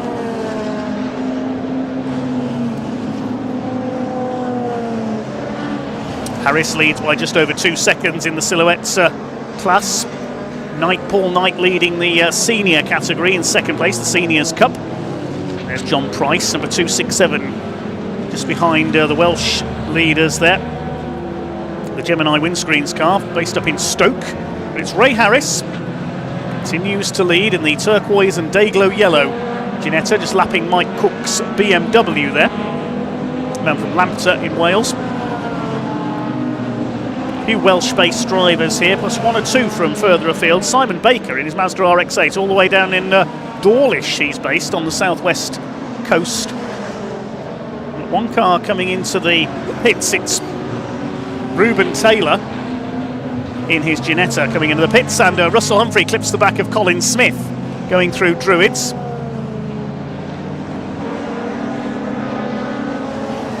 So Colin Smith holds off Russell Humphrey. A little bit of contact there. Humphrey getting a bit hungry to take third place back again. These 4 going clear of the rest of the field. Harris leads from Knight, Smith and Humphreys. Keith White is next in the BMW, and then it's Mick Robertson in the Corrado. Yellow flag is still out at Clearway, so no passing up there because Chris Deal's car is still in the gravel trap there. His race is over. Ruben Taylor is into the pits in the number 49, the man from Ivybridge in Devon. Quite a few southwest-based racers here this weekend. The battle for the lead in the Welsh Sports and Saloon Car Championship is just going into Paddock Hill Bend now. Longatano chasing Harding. There's only 0.3 of a second in it. There's Russell Haggerty in that bizarre NMR Kawasaki kit car. Sort of car you'd see in the Sports 1000 series run by the 750 Motor Club. He's got the Porsche Boxster of James Harvey from Cardiff in behind them. There is the Boxster. And he's going to move into third place in the points in the Welsh Sports and Saloon car, because he's only 3 points behind Chris Everill going into this weekend, and Chris, the Ginetta driver, not here after some damage to his car last weekend at another event. Boxster with that big wing on the back. Class 5 of the Welsh Sports and Saloon cars. There's one of the RX-8s, that is Simon Baker, and he's ahead of Wayne Spiller in Class 2 of the Welsh Sports and Saloon cars. So Wayne Spiller needs to get back ahead of him here. There's the other RX-8. Wayne Spiller is the championship leader, looking to retain the title he won last year. 2 RX-8, you can see yellow flag still out at Clearway, so no passing there. Still your leader is Ray Harris. Here he comes, just over 8 minutes of this race to go. He's coming up to lap the RX-8s. We have seen a couple of RX-8s based machines in the Silhouettes formula as well. It was the Hun family who had them. Blue flags being shown to them to warn the leader is approaching. Also Verity Banks in her Ford Fiesta is going to be lapped as well. The driver from Farringdon in Oxfordshire. She moves out of the way. Lets the Ginetta through. The lead is now up to over 4 seconds, so Knight, Smith and Humphrey battling for second place are losing time to our leader because they're too busy scrapping with each other. 7.5 minutes of this 15-minute affair to go.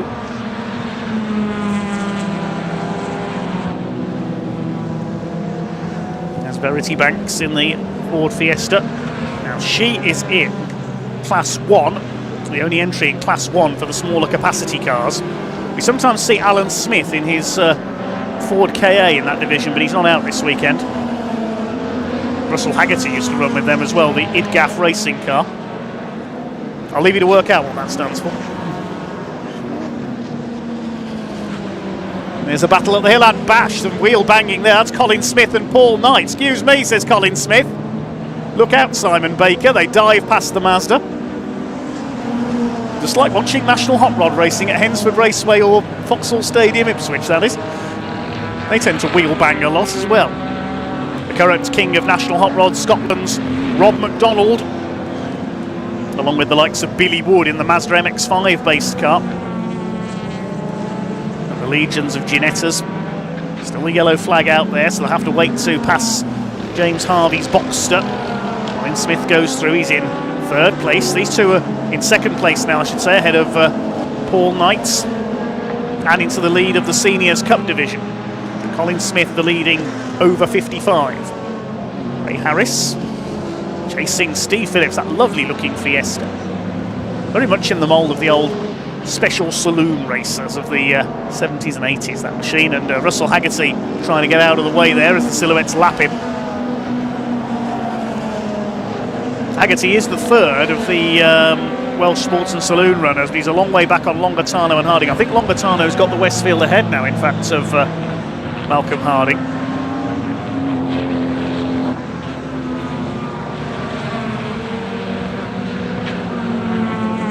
There's Wayne Spiller, championship leader. 5.5 minutes to go in this combined race. The Welsh Sports and Saloons and the Silhouettes. And yes, Damien Longitano, there he is ahead of Malcolm Harding. Extraordinary looking bewinged Westfield with the 2-litre race-tuned engine under the bonnet. It's Haverfordwest in the southwest of Wales.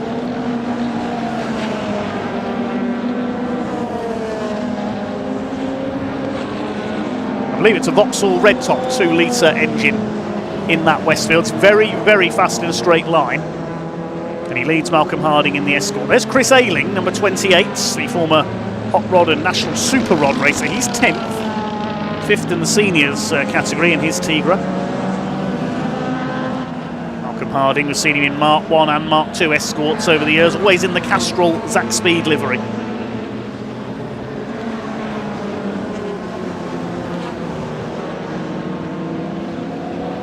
Malcolm Harding, it was the Mark II Escort that he rolled at Silverstone while fighting for the lead of a Classic Thunder race a couple of years ago, and probably carried on and finished the race. Now in the Mark I. Now how far behind Longitano is he? Only 0.7 of a second. You can see they're still together there. Personal best last time through for Harding, so he's starting to attack once again. He wants the win in the Welsh Sports and Saloon Car split. Of course, the great attraction of the Welsh Sports and Saloon Car Championship, it's an open series, you can use anything you like.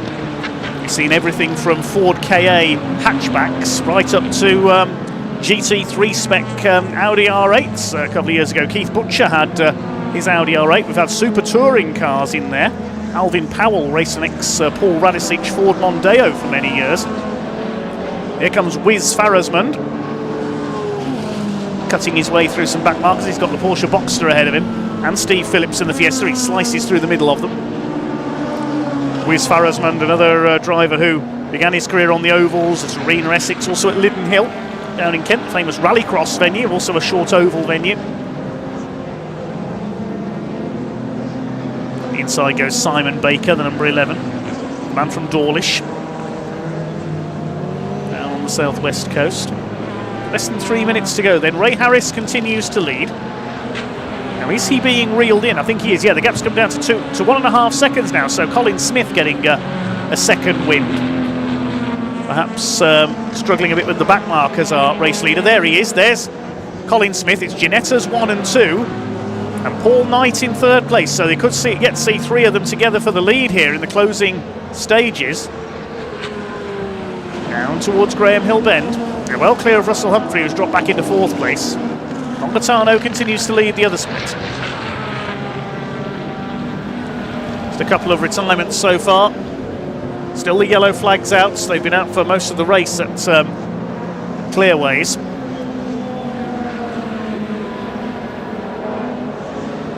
Because of Chris Steele's Tigra off down there. We also lost Ruben Taylor into the pits. Ray Harris continues to lead. What's the gap this time? 1.79 seconds. Pulled away just a little bit from Colin Smith on that last lap. There's Colin Smith in second, the Gaz Shocks Piper Cam sponsored Ginetta. Versus the Tigra's Paul Knight. So Colin Smith leads the Seniors Cup category. Along the Cooper Straight they come. Now, can they catch Ray Harris for the victory? Through towards Clearways, through towards the yellow flag zone. Oh, Malcolm Harding in trouble. The Escort has stopped on the entry to the Brabham Straight. Now that's dodgy. He needs to get away from there if he's able to, because he's partially unsighted to the opposition there up by the pit wall. Let's hope nobody's close enough to collect the Escort there. There's less than a minute left on the clock, so I suspect we could get a red flag if he's not able to move that car. He's crawling down the pit straight at the moment, Malcolm Harding. The opposition need to be careful here. They need to move wide. They'll be able to see him now as they come down the pit straights. He's frantically trying to get the car to the end of the pit wall, Malcolm Harding, so he can pull over. It means Damien Longatano is going to win the Welsh Sports and Saloon Car Split. So there's 24 seconds left on the clock. Ray Harris slows right down as they come along the pit straights through the yellow flag zone. He's trying not to overtake the back marker in the yellow flags. That's why he'd slowed down. I thought for a second the red flag had gone out, but it was because the yellows are out. There was a back marker ahead of them and they were trying not to pass him. There's a great cloud of dust at Paddock Bend as well. Someone's had an off there. We didn't see who that was. There go the leaders. Clock has counted down to 0. Still yellow flags on the pit straight now because of Malcolm Harding's car stranded against the pit wall right below our commentary box. But thankfully the drivers have all seen it. They know it's there. There's a bit of dust on the back of Mick Robertson's car. I think it might have been him who's been off at paddock. But it's going to be a win for Ray Harris, barring any disaster through clearways for the last time, and he'll have to go a little slower through there because of the yellow flags. Here comes the Ginetta. It's going to be Ginetta's first and second. Here they come through the yellow flag zone, and Ray Harris will win our first Intermark Silhouette race of the day, sponsored by Hoosier Tyres. Colin Smith comes over in second. Paul Knight is third. Smith wins the Seniors Cup category. And the rest of the pack will come home slowed by those yellow flags. And look where Malcolm Harding's Escort has stopped. That was very dicey indeed. Thankfully he was able to pull it over to the inside. The opposition were able to see him and go round him. Meanwhile, here comes the man from Haverfordwest, Damien Longatano. After Malcolm Harding pulled over, he was free to come home for a clear victory in the Welsh Racing Drivers Association Sports and Saloon Car Championship. He takes the checkered flag. Second in that split will be Russell Haggerty ahead of James Harvey, the NMR ahead of the Porsche.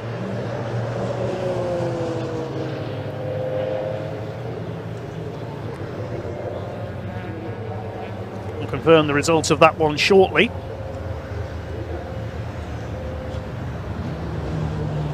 Steve Phillips a bit slow across the line there in the Fiesta. As Ray Harris heads back into the pits, the Driven Performance Engineering Ginetta takes the victory. No points on these races. It is a series, not a championship. The Welsh Racing Drivers Association cars do get points. And the provisional results as follows. Ray Harris, the winner by 0.67 of a second ahead of Colin Smith, with Paul Knight in third place. Colin Smith winning the senior category. Russell Humphrey in fourth place ahead of Keith White and Mick Robertson, despite a brief off in the closing stages. Damien Longatano in the Westfield wins the Welsh Racing Drivers Association Championship split, ahead of Warren Farrisman, Chris Ayling and John Price rounding out the top 10. Then Paul Coxedge, Sean Pooley, Russell Haggerty in third of the Welsh Racing Drivers Association cars, and then Simon Baker and James Harvey. Wayne Spiller only second in class. That'll close the gap at the top of the points. And Steve Phillips, Mike Cook and Verity Banks completing the finishes. We lost Malcolm Harding, Ruben Taylor and Chris Deal, of course, went into the gravel at Clearways.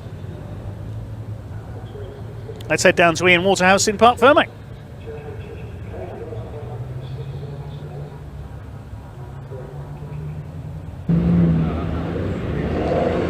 Well, it took a while to get going, but we got there in the end, and Ray, it was worth the wait in the end, wasn't it? Yeah, it was. It was all right. A little bit of a lonely race for most of it. Then I got held up behind a couple of cars with the yellow flag here. Yeah. I was like, oh God, don't go past them and throw it away. So yeah, then they started to catch up, and I was all right. I need to keep my eyes on them. I suppose the last couple of the final sector actually was under yellows, wasn't it? On that last lap, I was thinking, oh, it's getting quite close, and then I saw the yellows. I thought, well, we can't overtake you anyway. So yeah, and it was literally like from clearways all the way down to the start-finish line, because there was another car broke down there as well. So yeah, I'm like trying to avoid overtaking anyone, looking in my mirror, and yeah, thank God it was the last lap. More of the same later?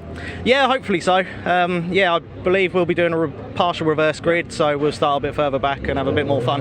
Top man, thanks mate. Congratulations, well done buddy. Anyway, hello Colin, how you doing mate? All right? That was exciting, wasn't it? Wasn't it just, eh? You got big in the end? Yeah, we was getting there, weren't we? We was reeling them in, as they say. That was joining it, weren't we? What are we going to see from you then in the next race? More excitement, more go, go, go. I think the word, first think about finishing before thinking about winning, but as we can go, we will go. Man, look, congratulations, picked up a nice little P2 there. Well done, mate. Good. Let's go grab Paul Knight, shall we, as well, in the number 3, who finished in 3rd. In fact, he's running away actually at the minute, so let's so he's run away from me. I know, they don't want to talk to me, but we'll go get him anyway. I think he's just going to go shake hands. Paul, quick one. How was that for you? We got there in the end, didn't we? Yeah, very disappointing to be honest. Yeah? Yeah, changed the tyres around, it's...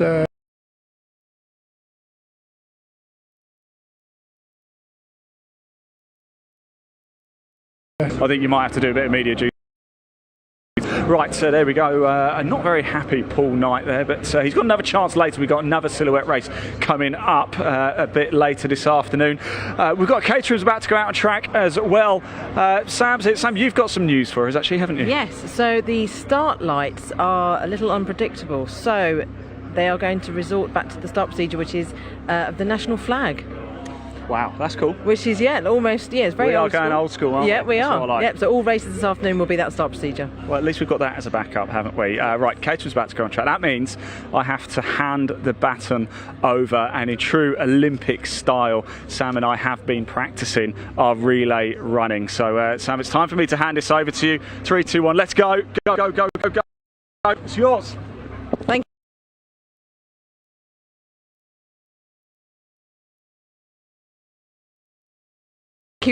We could actually probably go and speak to some of the 420 drivers. Let's see, which way should we... We'll go around through this gate here. I think we're closest to that gate. So they're just still dragging a car out. They've got it out now, so then they'll have to put it on the flatbed and bring that back in. So while we're waiting for that, thank you, Ian. You're welcome. There you go, doorman as well. That's it.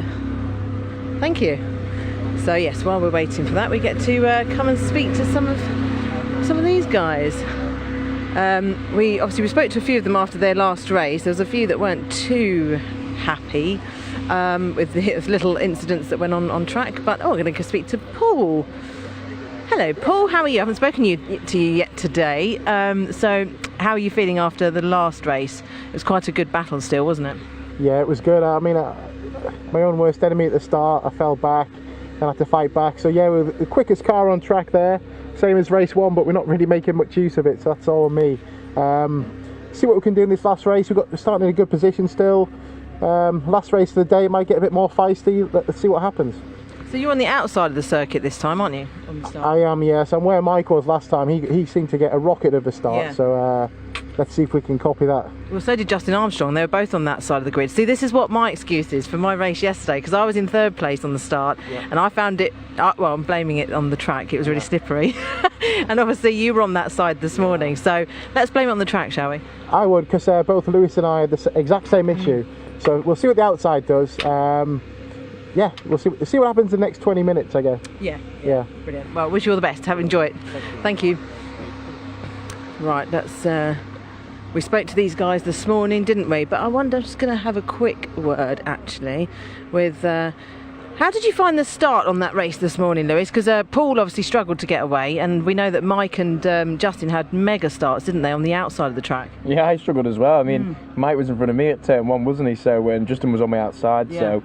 Yeah, it's tough to get the start right around here. I mean, you know, you're on a slope on an incline towards the inside of the track. So every time you just drop the clutch, the rear end goes into a slide, and there's nothing you can do about it really. You know, we only get a lap to warm these slick tyres up, but it's not enough around here. We can't get enough temperature into them, so it's really difficult. And obviously, I think with Justin and Mike, they obviously managed to get the tyres probably a bit slightly warmer, but also I think it helps probably on a flatter part of the hill. It's sort of the track sort of dips and flattens out, and it's tough, but I think everyone's in the same boat, aren't they? So, but yeah, it seems to be that row gets a good start. It might be then, because you're in the second place, it might actually be a bit grippier on that part of the track. Yeah, hopefully. Yeah, I'd like to see in the same one. That's the plan. Brilliant. Well, wish you all the best. Enjoy it. Thank you, Lewis.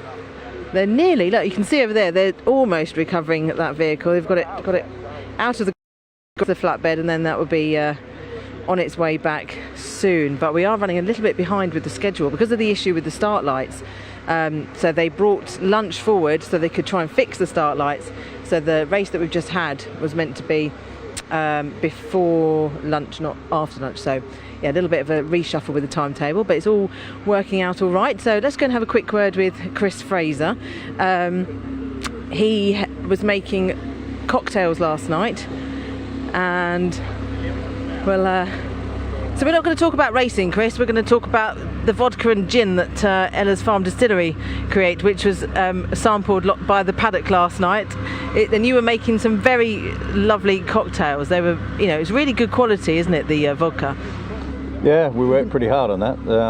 It seemed like everyone had a good time and lots of people enjoying the liquids, which was great.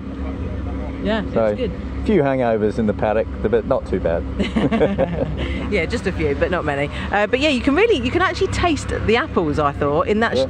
Yeah, we just wanted a little bit in there because if you take all the flavour out, then it's just alcohol and water. But there's a real skill in getting something that's really smooth and a bit of flavour and stuff like that. So, yeah, it's good. Brilliant. Well, I'm actually going up to Ella's Farm Distillery on Tuesday night to come and have a look round on Wednesday. So I'm looking forward to that. Yeah, I'll see you up there. Yeah. Show you around. Yeah, that would be really, really good. So well, we'll let you get in the zone. I'm sure we'll be racing very shortly. Well, from the back, it's always fun. Yeah, it was a bit. What happened actually? Because I don't think I caught it on the camera. Wes lost it in Druids, and just as I went to go up the inside of him, he just sort of clipped the back corner, so it took us both out. So we'll see what we can do from here. It's hard to overtake around here, but 20 minutes is also a long time around Brands Hatch. Yeah. So we'll see what happens. Hopefully keep it clean this time, and hopefully the car holds together. Yes, it will. Brilliant. Thanks, Chris. Right, there you go. That car is recovered. It's in, so I think they will be going out any moment. So everyone's starting their engines. So I'll hand back to Chris and David.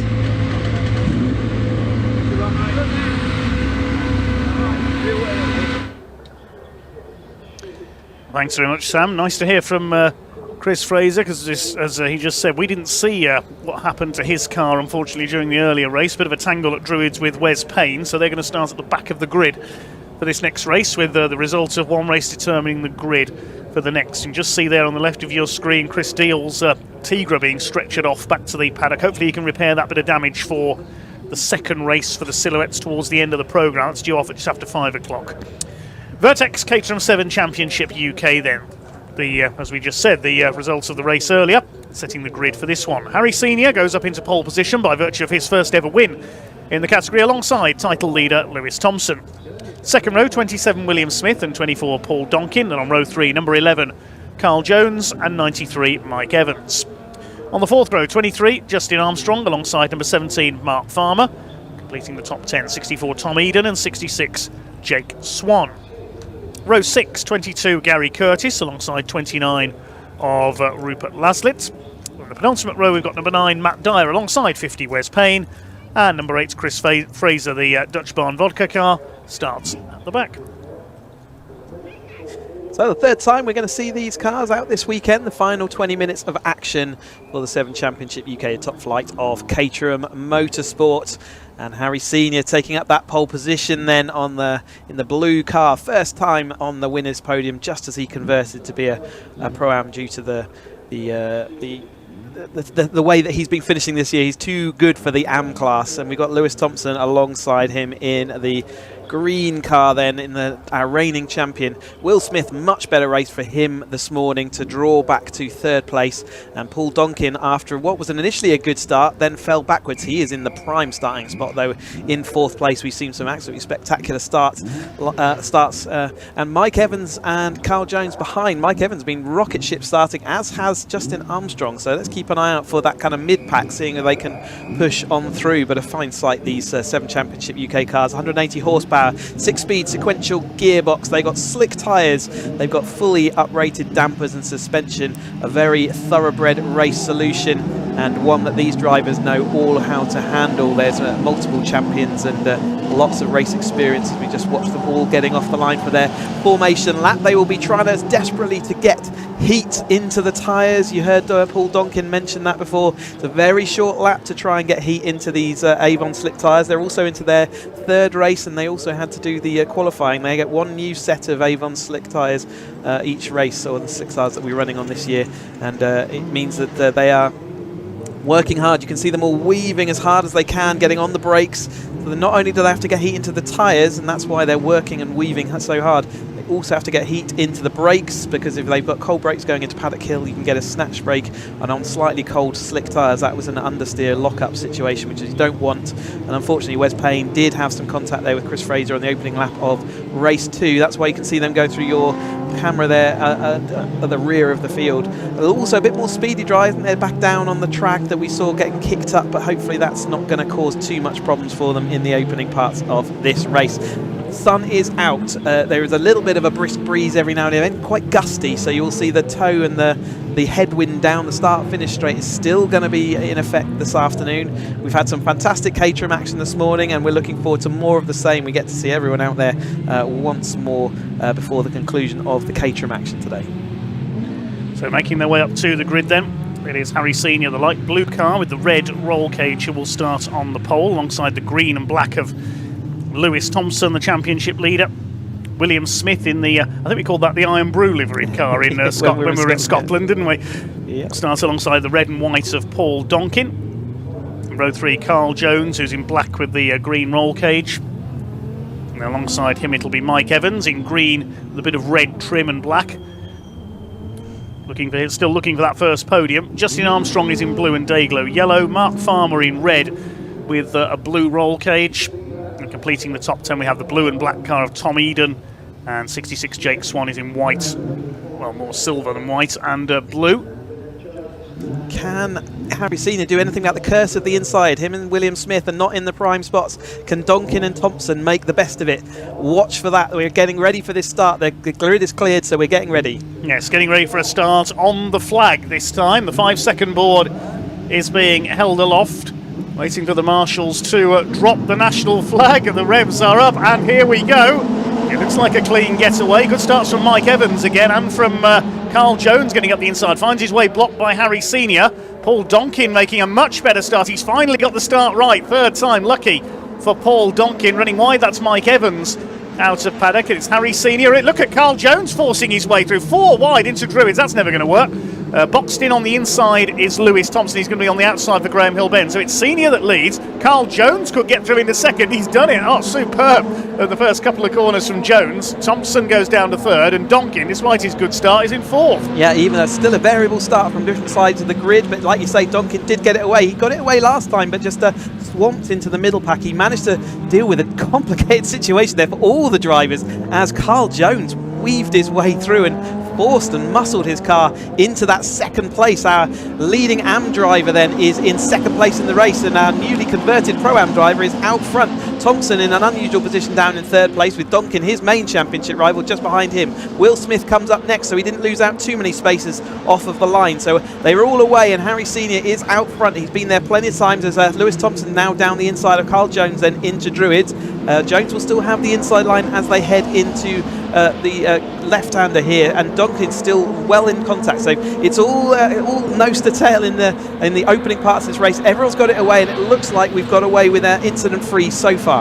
Well, as one car had a spin at the back as rejoined, Rupert Laslitz lost a few seconds as Thompson dives up the inside of Jones into clearways, going through into second place. And now to chase after Harry Senior. We've been here before a couple of times this weekend, certainly.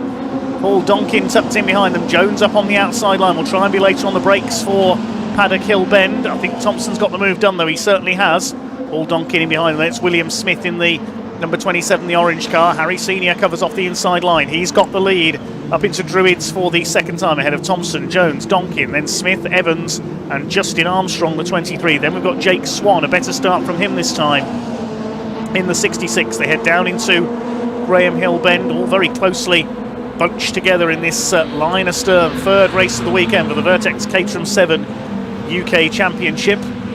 So far, all the front runners okay. Just that one spin for Rupert Laslett at the back of the field, but he's been able to rejoin with no damage. Will Smith being chased down by Mike Evans. He might have a look here on the Brabham Straights. The two leaders have broken away slightly, and we've got this familiar situation at the front of the field again. It's Senior against Thompson. Thompson up the inside into Paddock Bend, and battle is joined once again. It's like deja vu all over again, isn't it? As Donkin's still fighting with Carl Jones behind. I think Carl Jones is going to have the inside into Druids. Mike Evans jinking around behind William Smith, who managed to hold on that time through Paddock Hill Bend, and Justin Armstrong, who is the next up in the AM class. So Carl Jones in the carts in that centre of our screen is leading that, and Justin Armstrong's got quite a few Pro-Am drivers between him and the next position up in that championship, which is really coming to a head now that Harry Senior has been promoted into the top class. It means that battle's come alive as we come down to the tail end of this season.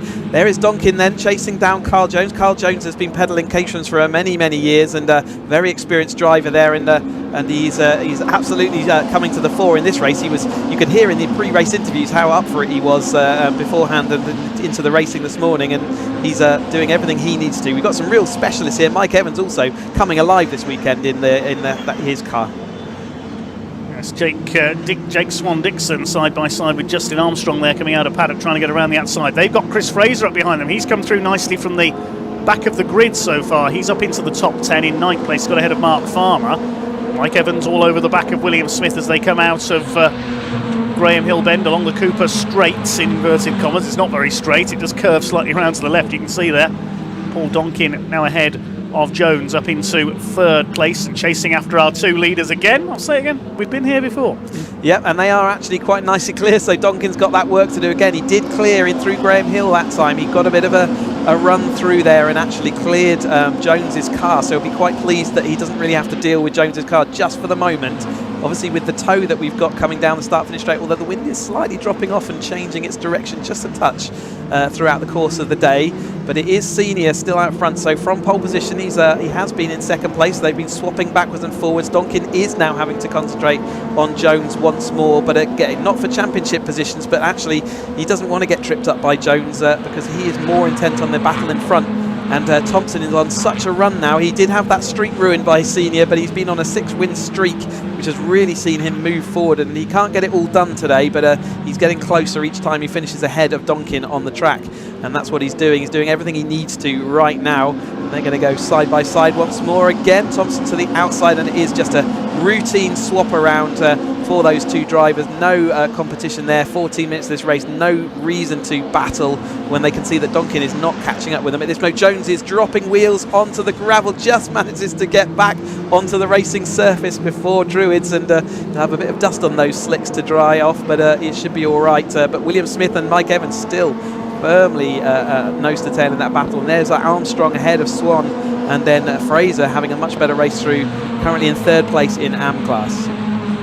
Yeah, Swan going for the inside there. He's going to pass Justin Armstrong, does so at Surtees. That's for 7th position. William Smith still holding off Mike Evans just ahead of them, and Chris Fraser on the move from further back in the number 8's car as well. The two leaders are going to go side by side again over the line. This time it's Senior who goes to the outside. Just about holds his lead there over the line. The swapperoo. The swapperoo, indeed. Well, I'm going to let you trademark that one. Paul Donkin giving chase now. He's 1.38 seconds down. Then the fight for 4th, headed up by Jones. Smith behind him. Then it's Evans. The rest of the pack makes its way through. Jake Swan is next. His weekend slowly improving as it goes on. And Justin Armstrong, Fraser and Mark Farmer rounding out the first 10. Mike Evans moving to the inside. I see the nose cone move on Mike Evans' car there in the sunlight. Has it come loose? Yeah, let's keep an eye on that. It is possible if you tap at the driver in front, then the little clips that hold that in place can get dislodged, but we'll keep an eye out. If it does come dislodged, it'll happen as he pulls out. But another swapperoo then into paddock. Again, this will happen lap after lap while these two continue to work together, and Donkin is clear of Jones once more. Oh, we got to spin Mike Evans out into the gravel then. He is deeply buried. That is going to be a beached Caterham. We might well see a safety car, and all that gap out front will then reduce, and it will be the front three back together. There is Mike Evans stranded. I didn't see how he got caught out there. Maybe a little bit of contact. It looked like he was fired out there, but that car is not moving anywhere. Now that's end of game for the man from Birmingham. Unfortunately, he was running well earlier in the weekend, was trying to fight for his first ever podium in the Caterham 7 UK Championship, but he's out of this race. We'll wait to see if the safety car does get scrambled. They continue for the moment. The leaders once again go side by side towards Paddock Hill Bend. Here comes Jake Swan now attacking William Smith for P5. He's really on the move here, Jake Swan. He's under pressure in turn from Justin Armstrong. He won't be able to make the move though because there were yellow flags out for Mike Evans' spun car.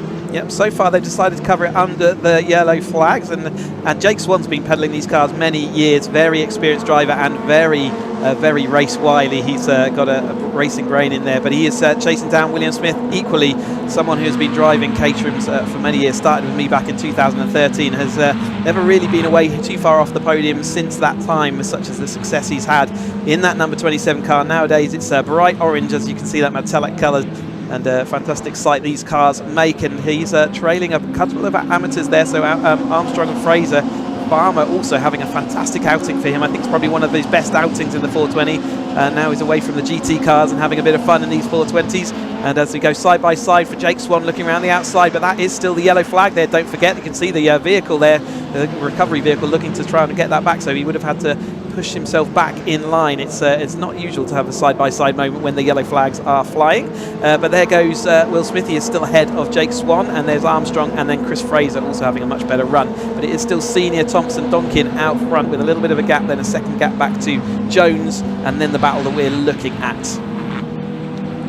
So just going up towards half distance in this 20-minute race. William Smith still holding back Jake Swan.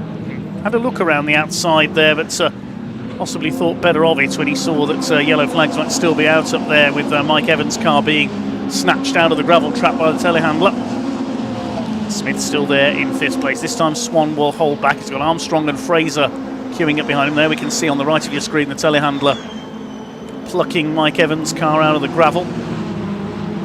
Battle heads up into the right hand. It's the battle for 5th, 6th, 7th and 8th places. This is the battle for 1st, 2nd and 3rd places, being reeled in slightly again by Carl Jones. Donkin is within less than a second now, 0.74 of a second, of the back of Harry Senior. Thompson a little bit sideways there, just at the curb on the inside of Surtees. So he's pushing hard to try and break away from Harry Senior, but you know what Harry's going to do once those yellow flags disappear. Yeah, absolutely, and it's going to get right back together again. They've taken away the big overtaking opportunity, hasn't it? So, which is why it's all coming back together so rapidly. And yeah, you say sideways, I say four-wheel drift. It looks like the slick tyres in this high temperatures. When we went outside of this nice air-conditioned commentary box for lunch, it really is quite stiflingly hot out there. And yeah, these tyres will be starting to get a little bit tired now towards the end of the race weekend. They have decided they cannot move Mike Evans' car then safely enough, and they tried hard to make sure the racing can continue, and they decided they won't go under safety car. They'll put the red flag out there so that they can get that all cleared and we get this race up and running. It will start either behind the safety car or from a regrid. I imagine they'll start from behind the safety car in single file, but we'll get that confirmed in a minute. But yeah, you could see that car really was beached, and I guess the telehandler just couldn't get him released in time. Okay, so we're under the red flag. They perhaps decided that you can see they're nearly getting it'd take too long, perhaps, under the safety car. It's kind of it was changing the dynamic of the race, wasn't it? So to get it moved. Yeah, we'll see. They'll pull the cars short. They'll pull the cars up short of the grid. The marshals will stop them so they can move them to where they want to do. Either that or they'll direct them down the pit lane, depending on how they want to deal with the situation. But it's certainly not the race over. 9.5 minutes, so just about half of the race to go. Just watching one of the cars maybe get down the pit lane. That's Laslett, who we saw didn't he finish. had a spin on the first lap. So I wonder whether he's going to try and join at the rear of the field. They haven't drawn them up short of the grid, so it does look like they'll probably have a safety car restart then. There's Mike Evans trotting across. I think we'll call that an elegant canter across the gravel to get back to his dusty car. Unfortunately, as his car was immobile at the time the red flags were flown, he will not be allowed to rejoin this race, and that will be him just getting his car back to the Parc Fermé, and it will be no harm, no foul. There's no damage that was discernible. It's just the fact he got beached. And once again, an opportunity to say ever so many thanks to our marshals who tried their best to put themselves there and get all the action to continue. But the race steward saying, no, let's cancel that for now, and let's put a red flag out, get it safely recovered back to the pit lane, then we can get proper action, which is exactly what we want for these 7 Championship UK cars. Give them a full use of all the corners to overtake us, and my goodness me, don't they use all of those. I can just see the cars asked to, I think they're going to be lining up. They're moving away from the start-finish line, which means they're going to go and chase down the safety car, and at the point that they get behind that safety car, I imagine they'll start the clock and start safety car restart procedure. But let's keep an eye out, because they're being told one thing, and we'll find out as we go through. But Mike Evans, you can see him there in his dusty 720 car. He's had a fantastic race weekend though, so let's really congratulate him on that. I think this is best outing in the 7 Championship UK to date, and he can take all that positivity through to Alton Park on the 19th and 20th of October, when we will be having our Grand Caterham Festival finale. Not one to miss. If you're if you enjoyed the Caterham action out there today, why not come and join us at Donington on the 19th and 20th of October. But these are still at 9 minutes of this race still to go. I can see the red flag. No, it's still officially under red flag conditions, so we will see what they're gonna do. The marshals will direct them.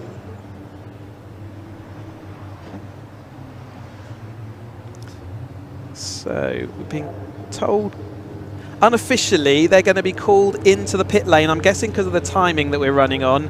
Maybe they're going to work out whether they're going to complete this race. So they're going to pull them back into Parc Fermé, is our understanding. They're not going to call the top 3 at the moment, and I imagine depending on timetable they might try and give them the opportunity to go out again a bit later. Let's wait and see. They're being given mixed signals from the marshals. Justin Armstrong there got told by one marshal to go through the cut through, but actually for the Caterhams they need to get back to Parc Fermé, which means they need to get on the pit lane. So that is now that's okay. So that's exactly what needs to happen. But yes, it looks like we're not concluding this race just yet. We'll do a declaration once we understand what's going to go on. Let's go down to Ian to understand what's going on.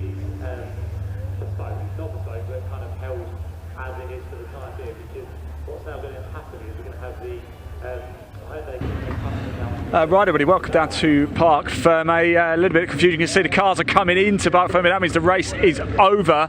There was still 9.5 minutes or so left on the clock, so we are getting word that the race result is not going to be declared as of yet. So just bear with us a little bit whilst we figure out exactly what's going on. Let's have a chat with Lewis, shall we? Because it was all going so well. Lewis, that was a confusing end to the race, eh? But how was it for you?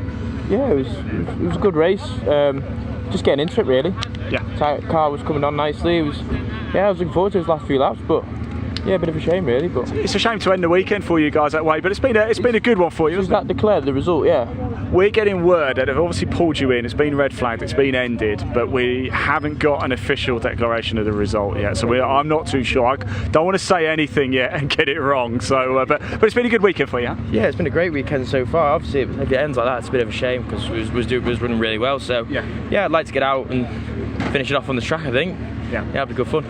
Anyway, so next time, but well done, mate. Great weekend for you. Congratulations. We've got Harry here as well. I haven't spoken to Harry yet. Sorry, guys. Sorry, Harry. Good to see you, mate. It's good to see you. Congratulations for earlier, by the way. It wasn't me doing it. I've lost Sam. So, oh, Sam's over here. Sorry, Sam, come back. Sorry, I wasn't stealing, but the cars came in the corners on the hop. So I was just saying hello to Harry because I hadn't seen him. But is it correct that we don't have a full classification yet? Shall I hand this to you? Yeah. There is no checkered flag showing on TSL timing yet, so it's still 9 minutes left of the race, so we're not sure what's going to happen. Well, I will hand over to you because you're better at it. Thank you. See you, mate. Well, it was going well, wasn't it, for you? Actually, it probably, the obviously live snap that was going on at paddock. Lewis was in front, and that was a prime overtaking area, wasn't it? Yeah, I mean, I think about halfway through their kind of yellow flag period, they put the yellow out at the start of the pit straight as well. Because what me and Lewis figured out is that you could overtake someone, we could get past each other before we made it to the yellow, and obviously the yellow starts horizontally across from where the yellow flag is. So we're kind of going too wide into the yellow flag zone, which was a bit sketchy, you know. And there's double wave yellows there, there's a JCB out on the track, you know. I know they said they were going to do live snatch in our briefings and everything, but it's a sketchy thing to be doing, because you're leaving it up to us to slow down. And, you know, at the front we can slow down to the correct speed, but the guys behind are always going to, you know, slowly catch up. So we're kind of in a catch-22, you know. Do we push it and maybe get a penalty, or do we play it safe and maybe have Paul Donkin come flying past us the next lap, right? So I don't really understand why they didn't just throw a safety car out. We had plenty of the race left to go, but me and Lewis were doing great. It's a shame Paul caught us. I was kind of hoping we'd sail off, but we'll see. If we're going to restart, then it's going to be feisty few minutes. It certainly will. Well, they're calling out the next race, so whether your race will be, the rest of it will be put at the end of the day, or I'm not really sure. We'll see if we can get some clarification for you. Yeah, well, I'll keep my ears out. Yeah, I'm sure Simon will be here shortly to let everybody know what is going to happen. But obviously, you know, you don't want to be sitting on the grid absolutely cooking, do you, in this heat? Well, that's what I was afraid of when they had us on the grid, but they quickly told us to come back here, which, you know, I got water and I got a breeze here. In the car we would have roasted, so I'm thankful for that. But yeah, we'll see. I don't know, maybe we'll go out after these guys and do the rest of ours, or maybe we'll can it in half points, and I don't know what the classification will be on count back. Because, yeah, like I said, the only overtaking spot was yellow flag, so I feel kind of unfair that I didn't really have the chance to get past Lewis to maybe have it on count back. We'll see. Still, if it is half points, it's still second place, which is good. Yeah. I mean, the points don't matter to me. It matters to these two. Yeah. I'm just here for trophies. Brilliant. Well done. Thank you. Right, we'll hand over to David and Cheesy, because they'll need to run through this next race, and then hopefully we'll have an update for you regarding the 7 UK cars.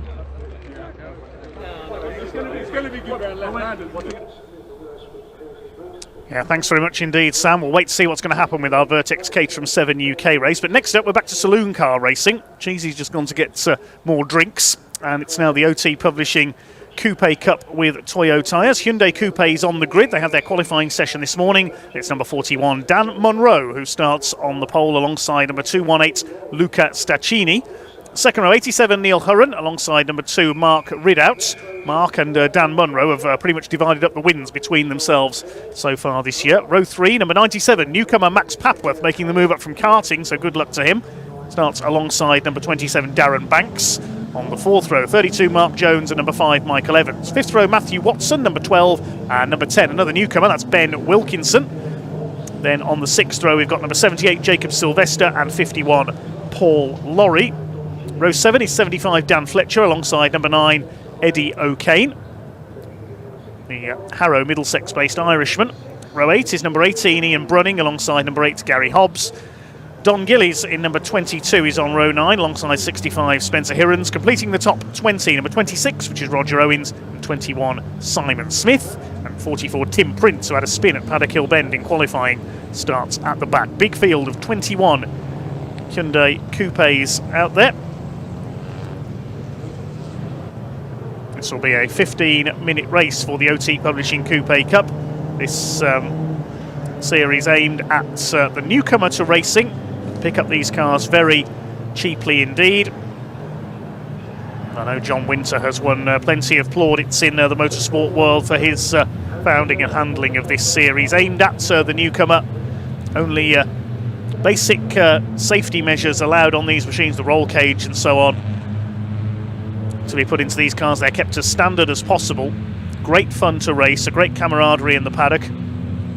And as I've mentioned before on our streams, I was even allowed to drive a couple of laps of the Silverstone National Circuit up their media day a couple of years ago as well. That was in 2020.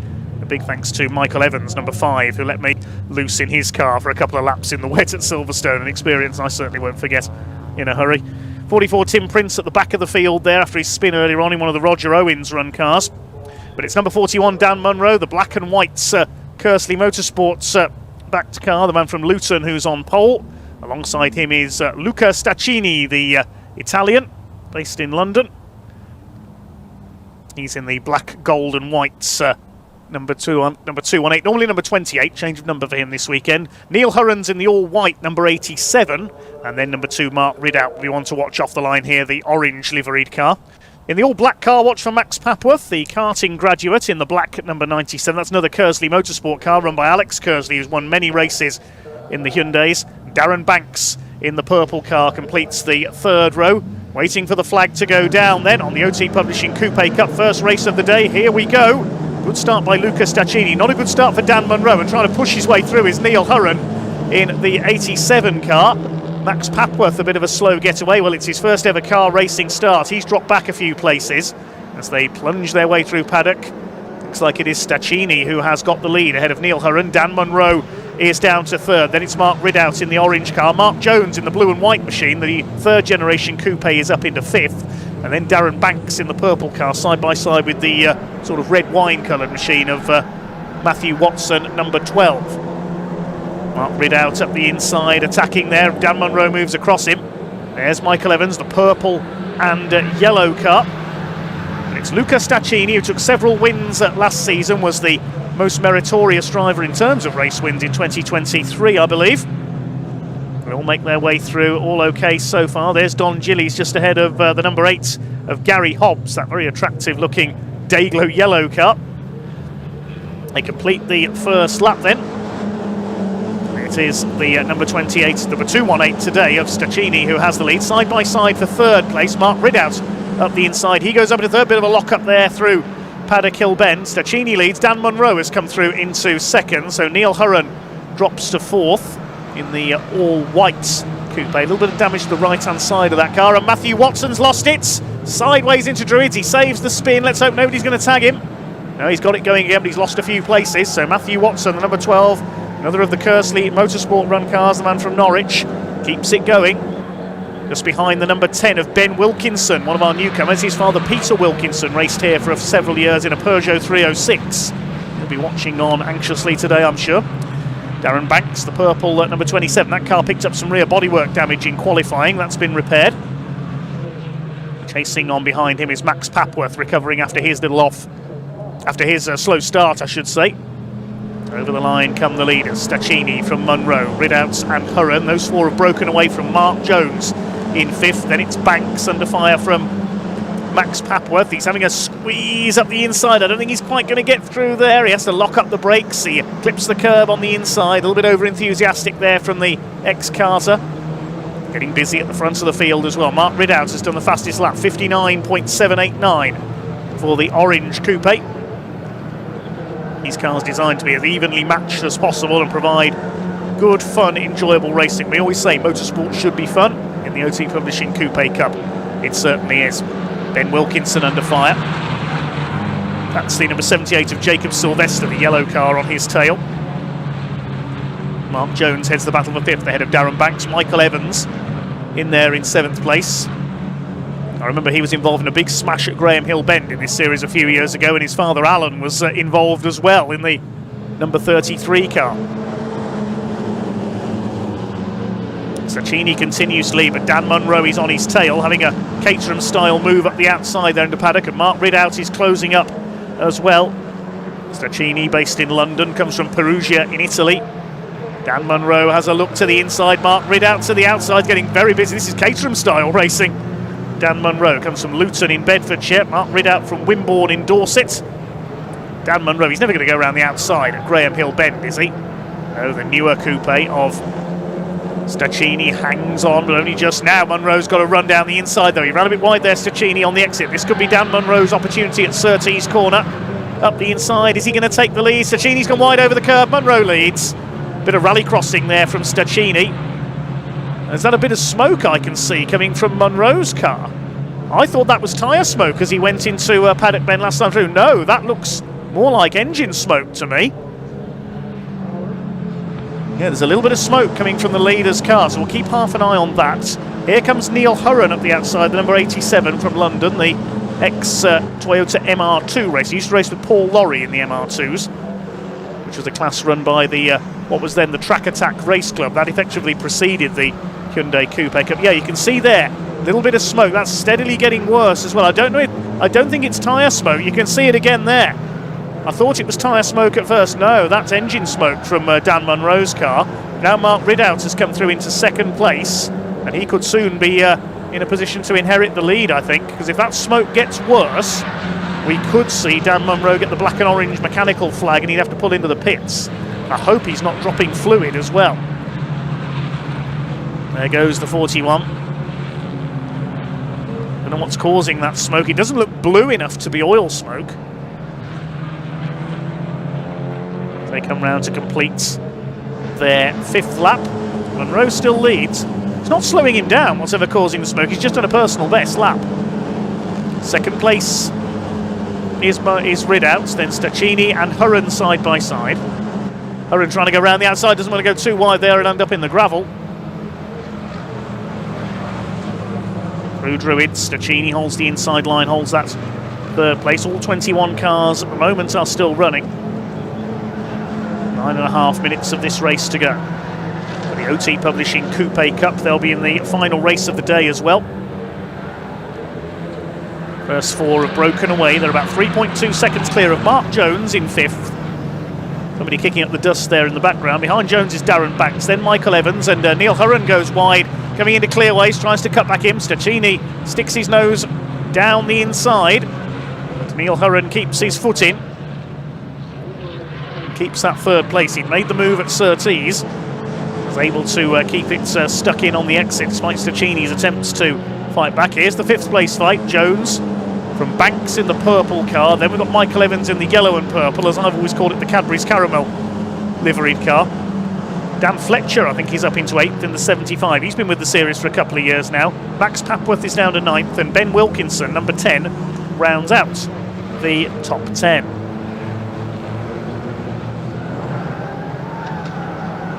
Supporter of Ben Wilkinson in our YouTube comments. Hello to Will. Hi to all our other commenters as well. We haven't really had a chance to read out any of your shout-outs today. There's Dan Fletcher, the number 75 automobile car. Moving up onto the back of Michael Evans.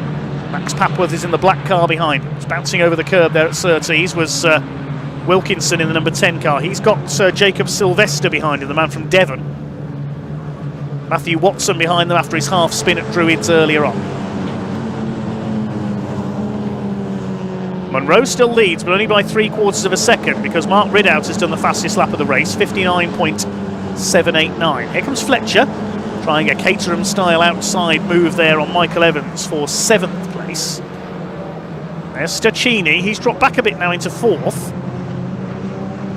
21 car just going over the start-finish line. That's the ex-John Winter Tiger liveried car, I think. Simon Smith at the wheel. He's running without his rear bumper. Lost that in qualifying.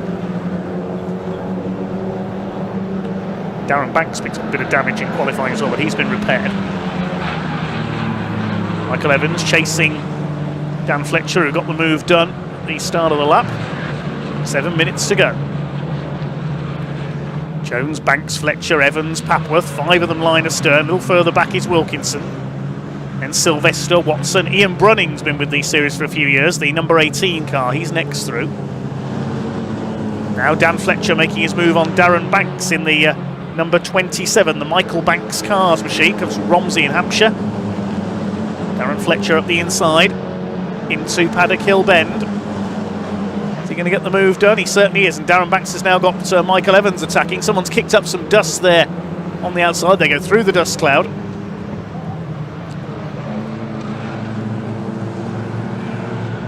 There is Max Papworth on his debut.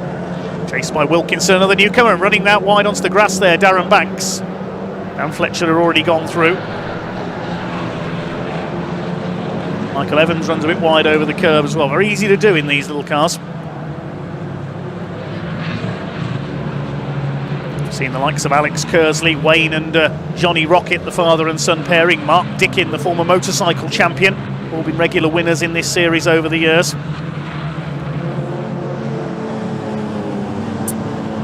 Now there goes the leaders, and the gap is coming down. Less than 0.2 of a second in it now, because Mark Ridout He's ready to attack Dan Munro for the lead. Still that little bit of smoke there as Mark Ridout goes for the inside. They clash together.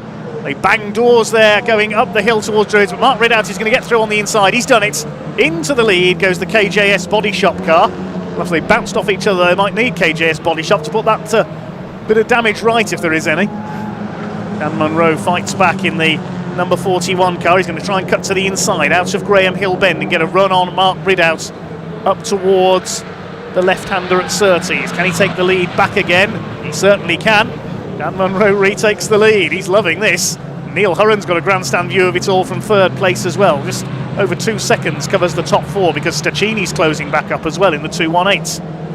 Here they come round to complete lap 10. Still 5 minutes of this race to go, and it's Dan Munro just about holding the lead. What can Mark Ridout do? What can Neil Hurren do? He's going to go for the outside in the number 87 to try and take second place away. Proof that relatively cheap saloon car racers can produce brilliant racing here at Brands Hatch. Munro holds the inside line. Neil Hurren switches across to defend from Luca Stachini, who's back on his tail. Has a quick look down the inside of Druids. You won't get through there. 41 of Dan Munro continues to lead the way, but only just. Mark Ridout will try and get another run on him towards Surtees this time. Pull away a little bit from Neil Hurren. That little bit of smoke seems to have lessened from Dan Munro's leading car. Let's have a look as he comes through clear ways. No, it seems okay now, so I don't know what was causing that problem earlier on. Didn't slow him down, certainly. Possibly an overfilled oil tank, who knows?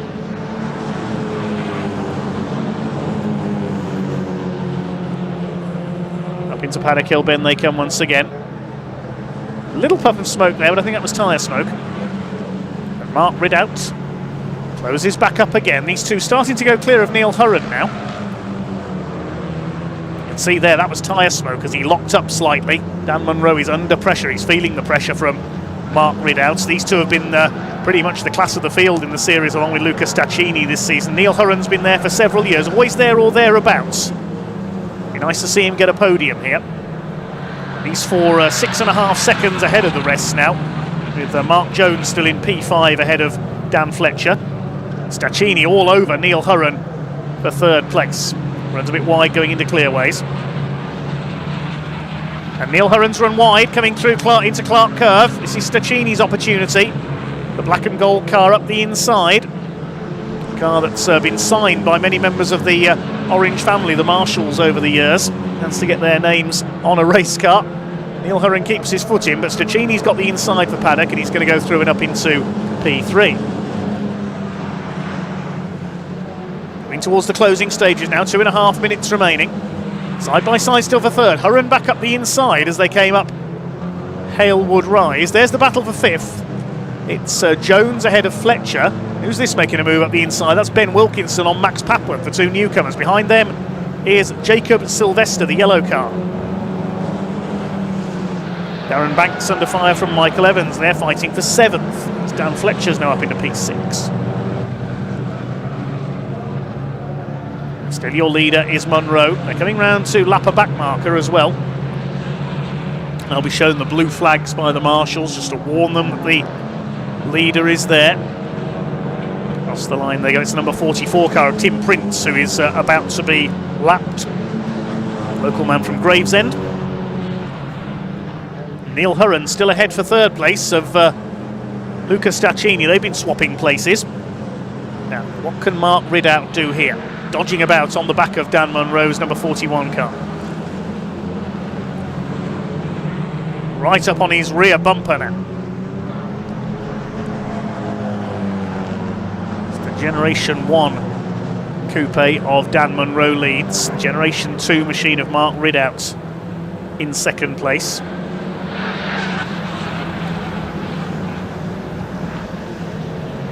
Tyres squealing as they row these cars through the turns, these Toyo tyres. Neil Hurren still under intense pressure from Luca Stachini for third position. Out a little bit wide again there, Neil Hurren. He always does coming out of clearways. Ridout still with the fastest lap of the race, 59.789. No change in the order on that last lap. All 21 cars still running, but they're very closely matched indeed here. Hurren pulls away a little bit in third place from Stacchini. Only 30 seconds left on the clock now, so Mark Ridout knows he needs to make a move fairly quickly here. Will they get another lap in? I don't think they will. Only 20 seconds left as they come into Graham Hill Bend, so it looks like it could be checkered flag this time for the OT Publishing Coupe Cup. Here they come up towards the left-hander at Surtees. Is Dan Munro going to hang on to take the win, or is Mark Ridout going to zap him on the run to the line? It's going to be close between these two. They have been the class of the field so far this season. Is it going to be Dan Munro? Is he going to hold on? They're coming up towards the flag this time. Coming up with less than a car length between the two. I think Dan Munro in the number 41 has done enough. Yes, Dan Munro takes the win ahead of Mark Ridout by a quarter of a second, and Neil Hurren is just going to hold off Luca Stacchini for third place. The battle for fifth is headed home by Mark Jones, then it's Fletcher, Banks, Evans. Wilkinson gets ahead of Papworth to complete the top 10, then Watson, Sylvester, Brunning, O'Kane, Roger Owens, Paul Lorry, Gary Hobbs in the number 8, Don Gillies, Simon Smith in the 21. Spencer Hirons and Tim Prince a lap down will complete the finishers.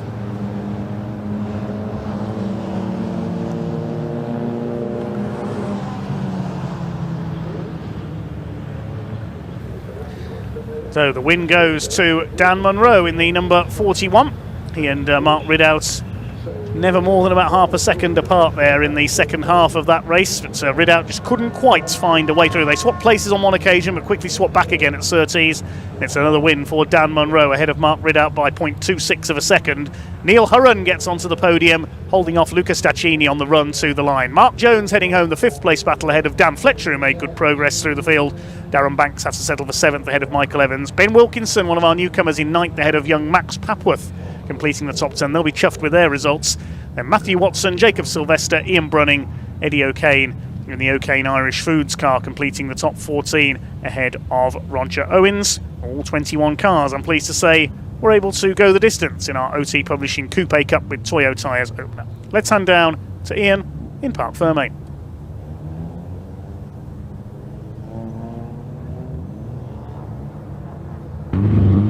Yeah, hello everybody, welcome to Parc Fermé. A bit of confusion actually here. They're just weighing the top three and Dan's come out and got himself a bit stuck here, hasn't he? So, not his fault, by the way. They did come out this way, but what a great race that was. Fantastic stuff, wasn't it, Dan? The man who started on pole, picking up the win as well, came under big pressure at the end from Mark Ridout. And of course, Neil Hurren managing to hold off Luca right at the end too. Great racing. I think we are going to speak to them soon, I promise. But there's just Dan, I think just leave it there, mate. I don't see any reason why. I've made a bit of a mess of that, haven't I? Well, don't worry about it. It's only live on camera. Don't worry about it. Look, you just won the race. Congratulations. But you managed to hold off some big pressure from behind, didn't you? Bloody hell, that was tough. I think I had a bit of early contact with Luca. And the left front's gone a bit, so I'm absolutely wrestling this car to get into the corner. But I managed to get away with it in the end. That's a brilliant result. How did the tyres hold up for you in the end? Yeah, they're not too bad actually. I think it's just just a little bit of damage on the front left, but we should be all good by race 2 and we'll go again. You just be able to brush it out, it'll be fine, won't it? Well done, Dad. Congratulations, mate. Great stuff indeed. Let's go have a quick chat with Mark, shall we? Wow, that was some great racing out there, wasn't it? Yeah, that was a lot of fun and very hot.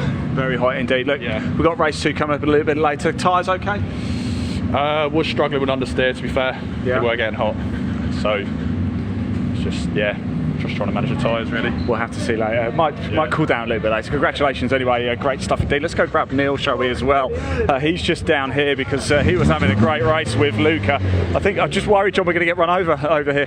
Neil, don't disappear. Stay with us a second because, wow, you put on a bit of a show out there for us with Luca, didn't you? Managed to hold him off, though. Just about. It was good fun. He was trying to get me on the inside here. I worked out that's what he's up to. I kept close to the side and up the right. So you're a wise head, eh? Well, I've seen, he knows I go wide there, so... And then I realised I always go wide there, so I thought maybe I won't. And that kept him in his place. But it was good fun. It was good. It was great to watch as well. Thanks for putting on a show there. Congratulations. The 4 up front were having quite a good battle to start with, so it looked like fun. But yeah, good fun. Top man. Excellent stuff. Better next time. Right, so there we go. Top 3, don't need to do that much better. I think we better move out of the way, actually. I think the Caterham's next race have gone out on track already, so they're already lining up. So I'm going to hand over to Dave, your commentator, to take you through the action. Enjoy.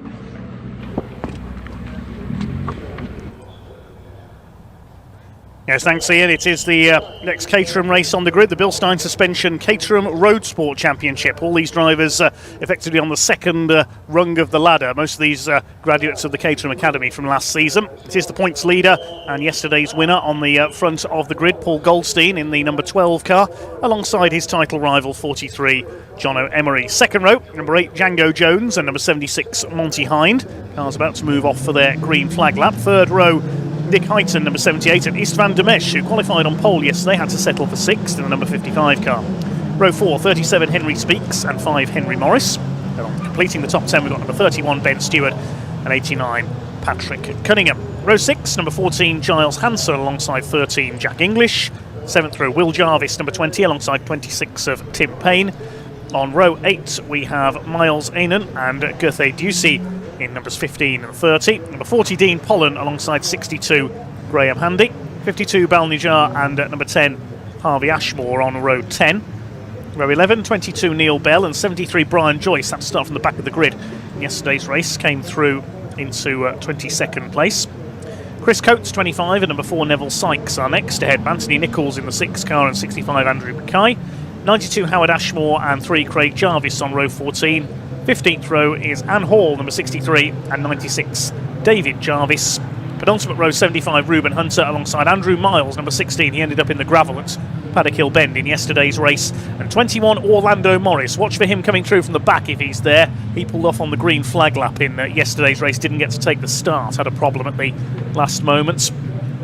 Waiting for the cars to make their way up to the grid then. And Paul Goldstein, probably work out what colour car he is racing in if you've not seen these cars before. It is very gold indeed, number 12 car, and it certainly looks as though he's going for gold in the championship, pulling away from Jono Emery all the time. Yeah, got a good little lead there. Can't do anything to conclude the championship this weekend though, but he will start his gold car alongside Jono Emery, and they've been at the front of this field most of the year. Just a quick news update then, the 7 Championship UK race that we saw previously has actually concluded, so they will not be out on track. That will be a race result once they've dialed in that red flag. So we are straight into this road sport. The final action for these drivers out here today. They had 2 races over the course of the race weekend. This is race number 2. You can see Goldstein on the left of your pole position in the gold coloured car, alongside Jonathan Emery in the purple car. Then we have Django Jones in the maroon colour car with the, and then it's Monty Hind in the blue with the yellow fluorescent stripes on it as well. Let's look out for the curse of the inside line. This huge 33 car field still lining themselves up, but it won't be too long before we get this race underway. Really warm conditions here at Brands Hatch, still a headwind down this head straight, and the road sports are certainly going to be feeling that tow. Final few cars getting in line before when we get the 5-second board and this race can get underway. I was trying to see if Orlando Morris was there at the back, but from my commentary position I can't see the back of the grid. It's such a long grid. The revs are up then for the Bilstein Suspension Caterham Road Sports Championship, and the curse of the inside line strikes again. Jono Emery has got away best, leads the way down towards Paddock Hill Bend for the first time. It's 3 wide in the pack, 1 car getting a wheel onto the grass there on the inside, but it is Jono Emery who takes up the lead ahead of Paul Goldstein. We'll see how the rest of the field pans out there. It looks like it's Monty Hind who's come through into 3rd position. Someone was off in Paddock as well though, so hopefully they can recover, otherwise we might have another safety car situation to get that car out of the Paddock Hill gravel, which has been grabbing Caterham's left, right and centre. But it is Jono Emery who did the better of the outside start there, got it over Goldstein, who had a bit more wheel spin again like we've been seeing all weekend, but he is in safely in that 2nd place then as he goes across the line this time. Let's hope it. I'm not seeing any sort of safety car notes at the moment to say that that car is stuck, so hopefully we can get this race all up and running and away. Gerthe Ducey going through there, the number plates track limits and beyond, it says on his car. Love the bit of humour. Quite a few of these cars we mentioned yesterday as Emery leads. It's the number 40 of Dean Pollen in the gravel. Red flag. And the red flag is coming out. Poor old Dean Pollen. He ended up here. He brought out the red flag in qualifying yesterday as well. He ended up in the Paddock Bend gravel. Yeah, he's not having a fantastic experience of Brands Hatch, but that will be, as it's a first lap incident, it'll be a complete restart. So it's actually that's not at Paddock, it's at Druitt. Yeah, so maybe up the hill and then spun and stalled. Unsure. Either way, that is the reason for this stoppage. So maybe there was a bit of damage on that car which caused it into the gravel, and then only found out about that by the time he got up to Druids. But it will be a complete restart, so not the smoothest running racing over the course of this weekend, but it's certainly been action-packed. Dean Pollen just dropping backwards there. Hopefully can get that car refired, and then it will be a quick restart procedure. But it will be a full restart procedure, straight back to the 20 minutes. They will have a full green flag lap to, again, go around the track once more, and then we'll be up and running. Yeah, first a red flag brought out by the 40 car in qualifying, then another one in race 2. You could say the pollen count is very low this weekend. Oh dear. Oh dear. I did have to get that one in. So, just a reminder then, if you're joining us, there's the various things going on at the track and at the circuit. We've got the RAF car auction going on with Caterham Cars. So if you go caterhamcars.com, it's a car that we've built out of the pieces of a Puma HC helicopter. Fantastic. We're aiming to raise lots of money for the Mission Motorsport and Royal Air Force Benevolent Fund. So do go to caterhamcars.com if you're in the market for a very unique piece of motoring history. A 360R built out of a decommissioned Puma HC helicopter, as these are road sport cars then being stopped short of the grid so they can pull through. And it's gotten plenty of unique aspects to that car as well. They've brought forward some of the insignia and many of the panels that are on the outside of the car, all riveted in place, all completely unique from the helicopter and unadjusted. So it really is a piece of motoring history, as Goldstein is pulled forward onto pole position, and we've got the flat loader ready to get Dean Pollen's car off and away into the paddock area. But yeah, 20 minutes of action then that they'll be going back to as the car glints off of Goldstein's car as he arrives back on pole position in front of me. But we'll get the marshals. Again, be using them a lot out there, and you can see the marshals all calling them back up onto the grid. It's been it's a busy day for all of our Orange Army, and again, many thanks.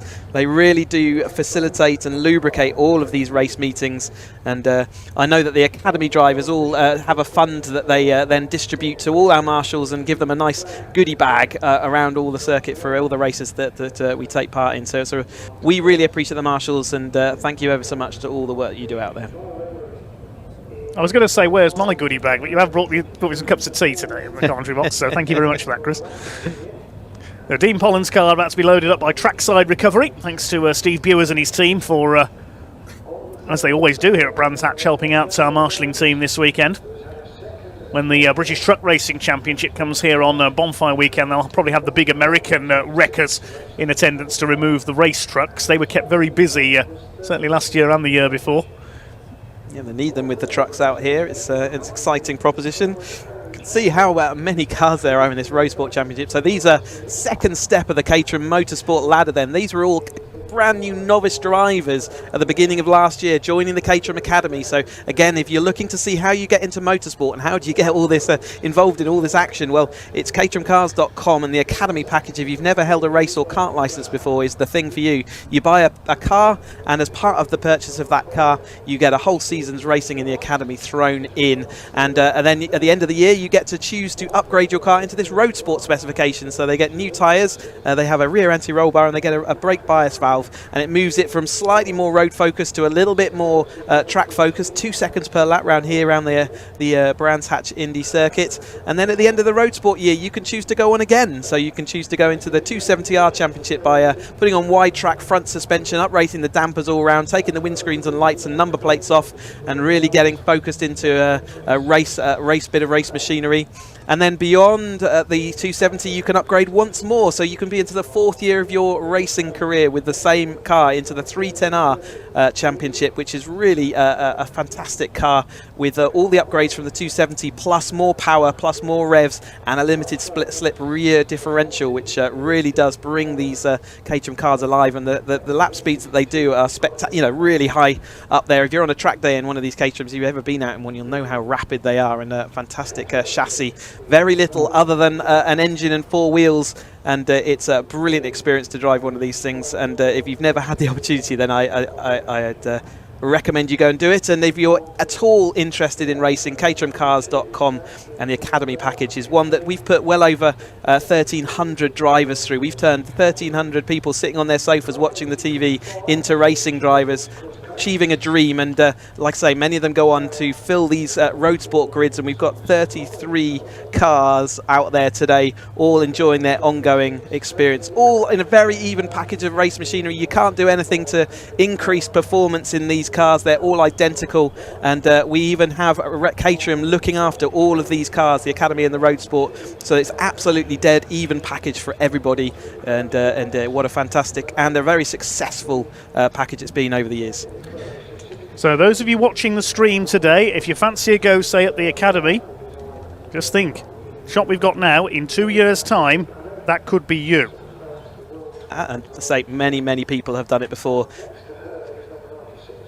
There's our crowd enjoying all the action out there on the banks here at Brands Hatch. Fantastic weather. It's actually very warm out there today, and they're enjoying the sunshine for this. And we've got one round to go after Brands Hatch concludes today at Donington Park. We've got a Caterham Festival, not to be missed, 19th and 20th of October for all of the Caterham Championship finales and a whole lot more besides. So looking forward to seeing you at Donington Park on the 19th and 20th of October.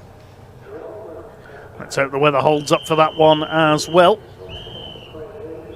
Of course, our next action on BARC TV is in a couple of weeks' time from Snetterton. We've got the British Truck Racing Championship plus support.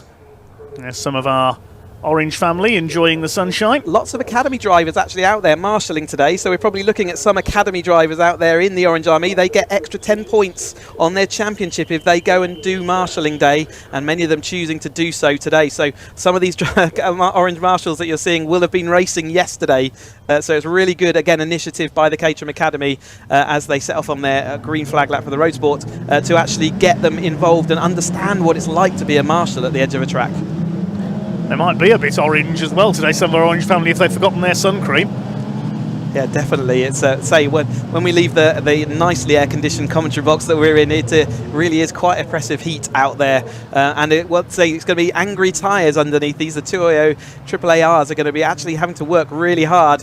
Let's see if Goldstein can again get off the line. Okay, Jonathan Emery still benefited from the outside line, but it does look like over the course of this weekend, the grip to the inside of the track is getting slightly more improved as we go on through. You can see all these colourful cars as well.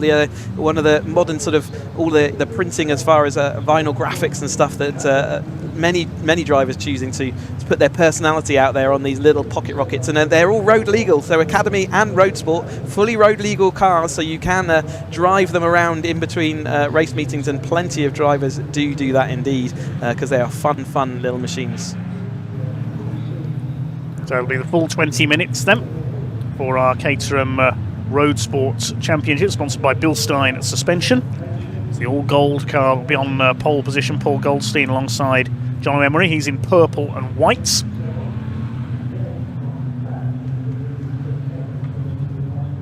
They're the main championship protagonists this year. Second row of the grid, Django Jones. He's in the maroon car with the white stripes. Monty Hind in blue and Dayglow yellow. Alongside him, the number 76. Orlando Morris, incidentally, is there at the back. He has been able to repair his problem from yesterday and will start from the rear of the grid, so watch for him coming through. Mick Heighton in blue and grey is on row 3 alongside the blue and white car of Istvan Demes, the Hungarian-born racer. And then Henry Speaks, the Hong Kong-based driver, in his red and sort of greenish-blue car. Starts alongside the number 5. That's Henry Morris. Grey car with green stripes. Those are the leading colours on the grid. I suspect the winner will come from one of those 4 rows, but they've been our chief protagonists over the course of this season for sure, as we're watching the final few rows get themselves lined up in this pretty 2x2 formation, and they're going to just pull up to their grid spots, and then we'll have this second and final race for the Road Sports. 20 minutes of action just about to get underway. No Dean Pollen, of course, after his off at the first start. Revs are up for Bilstein Caterham Road Sport Championship. Away they go at the second time of asking. Not the best of starts by Django Jones. He's dropped back. It's the front row men together with Monty Hind trying to make it 3 wide into that first corner. Emery trying to go round the outside and take the lead as he did on the first start. They're still side by side, but Paul Goldstein sends him wide onto the curb, and he's going to try and hold the lead into Druids, which he's going to. Monty Hind trying to get through on the inside. Emery holds that second place. In 4th behind them, looks like it's Nick Heighton. The big loser off the line there, unfortunately, was Django Jones. He's dropped back into the pack. yeah, it was this time Goldstein did get the car off the line, did it well, and Emery, who was leading in the previous race, now has it all to do. He's in second place. Goldstein winning in the opening round, pulling his championship lead a little bit further away from Emery, but it's definitely going down to Donington. There's nothing that Goldstein can do in this race, and if they're going to finish nose to tail like this, it's definitely going to the wire at the end of the season, which is what we really enjoy in the commentary box for sure as we watch this field flow on round though. But it is Goldstein going to lead them over the line, but it's Emery going to be pulling out to the toe as the headwind kicks in. Emery is going to take that high, wide and handsome route around. Is he going to be able to hold on to it? Goldstein is late on the brakes and just about going to be able to keep that ahead of him as they go round. It's Hind and Heighton, Demes, Morris losing out as we said, and Django Jones off the start again losing out big time from his, and Henry Speaks is dropping backwards as well. I could just spot him going around Druids a little bit further back from his starting position. Yes, he's not had the best of weekends, it has to be said. Henry Speaks, he dropped back in yesterday's race as well. There he is, the red and dark blue car, just ahead of Django Jones. In fact, moving up the inside of them is Jack English, the number 13 car. They certainly were high, wide and handsome there through. You've got to say that to Brands Hatch in memory of Mr. Brian Jones, the voice of Brands Hatch for over 50 years. And we've got another red flag, I think. Yeah, it looks like it. So maybe another car stuck off. There we go, two cars. Three cars, I think, actually stuck in Paddock Hill Bend then. We got several laps done that time, so it might well be, and especially as we've already had a red flag, we will have an abbreviated race, shall we say. That will be, especially as we're running slightly behind the clock, I imagine that we're going to be a 15-minute race or thereabouts when we get this all up and running again. But again, Marshall's out there with all the drivers. It looks like all the cars have just collected themselves. It doesn't. It looks like they will all be able to be dragged out of there, but because it's a red flag, they will no longer be taking part in the restart. Try and identify who that is. One's a white car, that's all I can tell you at the moment. Yeah, they're all in the distance there in the middle, beached in this. It's very deep gravel. If you've never been there, if you're trying to walk across that gravel, it is a business and a half.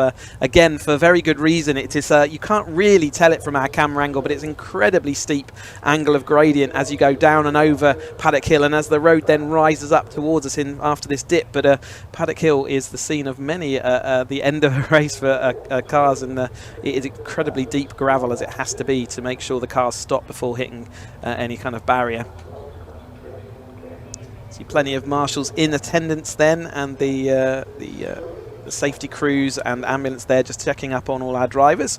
Again, all these things go to making up a race weekend to make sure all the safety is as high as we can make it. We make motorsport as safe as we possibly can with all our rules and regulations. You can see the drivers all just been stopped short of the grids. They will be re-gridded once more, so the marshals will be delivered new grids and they will be working out what they have to do. And but yeah, there's so many replay then of those cars and what's happened. Looking for a white car. There's a car spinning in the middle of the track there, and that's caused a chain reaction from cars further down the field, and a contact there. Oh, a bit of a nasty rock and roll moment through the middle of the gravel there. I've got a bad feeling that might be Orlando Norris, who started from the back of the field, actually. Yeah. So it was just a chain reaction. Unfortunately, you're on the absolute edge because you go around Paddock Hill Bend, and because the track falls away, and as soon as if you ever have to lift off the throttle, you can see the car just lifting off the throttle and loses the rear of the car out wide, and as the cars behind try and react, you can see the cars spinning further up the track, and it just makes the worse and worse, and there is that contact and a bit of a bumpy ride, and as they went off, and we had that car spinning to the inside as well, but looking like they're going to be able to rejoin, get the car back underway. Well, yep, just a chain reaction incident. Once we know the drivers are okay, we'll be able to identify who was involved there, hopefully. We say we're not sure at the moment because they hadn't come round to complete the next lap. We weren't able to see who hadn't come through, so we'll wait to identify who was involved there. And hopefully be back underway just as soon as we can. Getting hot for all our drivers out there as they sit in this what is probably 26-degree air temperature, but it will be the cars and the tarmac are all soaking up the temperature, and it looks like they're being pushed forward to go and re-grid then, and they'll work out what order that needs to be in the grid. I can see the marshals in front of me have got their grid sheets, so they do know what's needed, but it looks like Goldstein and Emery, they've worked out that is going to be number 1 and number 2, so they're being pushed forward. And yep, they will re-grid, and they'll have another green flag lap. They're going to get plenty. I hope they've fueled their cars up, because we've had 3 extra laps, and for some drivers that will be getting quite critical on fuel at the end of the race at that point. but the drivers will likely have a reduced race time as well. Let's see whether that clock on TSL it's showing 20 minutes at the moment. It could be a complete restart, but I would imagine that given the timetable, they may well choose to reduce that. It was 18 minutes-ish when the red flag was thrown, and I wouldn't be surprised to see 15 minutes come up on there. But at the moment it's 20 minutes, so we'll keep that going for the time being as they line them up again. Getting quite a slick operation at this regrid at this point. And Paddock Hill has been the epicenter, hasn't it? It's been all the overtaking into Paddock Hill Bend, well, the majority of overtaking, and sometimes cars coming a cropper in the gravel trap there as well. Right, just trying to work out who might be absent there. The first 12 are all there. Yeah, it was definitely sort of midfield where we saw that initial spin, wasn't it? And then a little bit further back was the chain reaction towards the rear of our field, and that's where I think we're going to start seeing gaps on the grid. We've also had the gap from Dean Pollen after the first aborted start, so I think that was sort of the midfield gap that we've got. So I think it's the gaps further back where we'll start seeing. In fact, the gaps in the midfield will now be disappeared because Dean Pollen didn't take part in that, so they will push forward. Yeah, they're moving everybody forward, I think. So that we won't see the gaps. Have we got an amended grid? Let's have a look down. So again, if you go to barc.net, you can go to the notice board for all of the club championships that BARC run, and you can then keep up to date with any penalties that get applied, any stewards' decisions. It can be an interesting place to go and see if you're into your club motorsport. Well, you can get fully involved. Go to barc.net and look for the event that you're watching, and you can go and get onto the notice board and really see how the nuts and bolts of what the admin that goes on as part of a race meeting as well. All the stewards and clerk of the courses that are currently there to run this action-packed weekend of racing that we've had. So many races out there. And yeah, it's quite a slick operation, has to be said. And if you again, it's another way into motorsport. If you don't fancy the driving but love the sort of how do you run and operate a race meeting? Well, there's volunteer positions up and down in all the stewards, clerks, and timekeeping and all sorts of positions that can be in, and including the marshals, as we've already said. And yeah. Now, we know Dean Pollen's not there. The car that should have been immediately behind him, Balnijar, I don't think is there either. So there might be a couple of the cars that we've lost here. I think, unfortunately, the blue car we saw go piling in was Orlando Morris, unfortunately, who was starting from the back of the grid. I think you're right. We've put the clock's been set to 8 minutes, so it looks like we've got an 8-minute race to conclude this then. So lost out some of their time, but unfortunately that's what happens when you get 2 red flags. We've got a busy schedule to keep to, and a timetable that has a sunset allowance, which means that we can't go on beyond a certain time. And so to give everyone else ample chance, it's one of the reasons we try and run ahead as much as possible, so that if we do have these incidents, then we can try and maximise track time. But at the moment, the road sports, after a couple of red flags, are going to have an 8-minute race to conclude their action.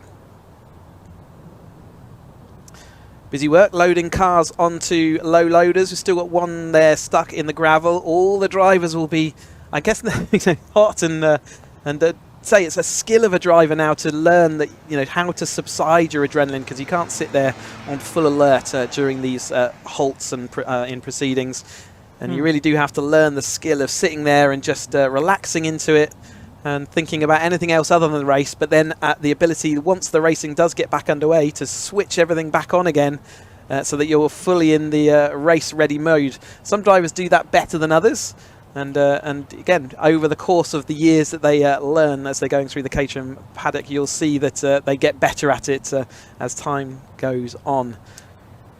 One of our commenters on YouTube has asked, do any of the drivers drive their Caterhams to the track for a race weekend? That would be fun. Well, in the academy, several of them do.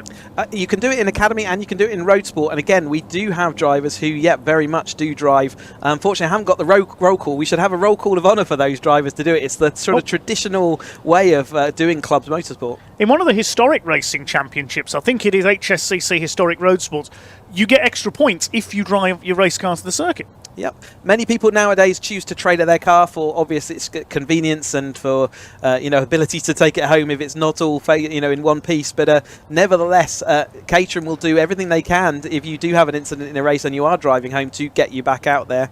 And fantastic too.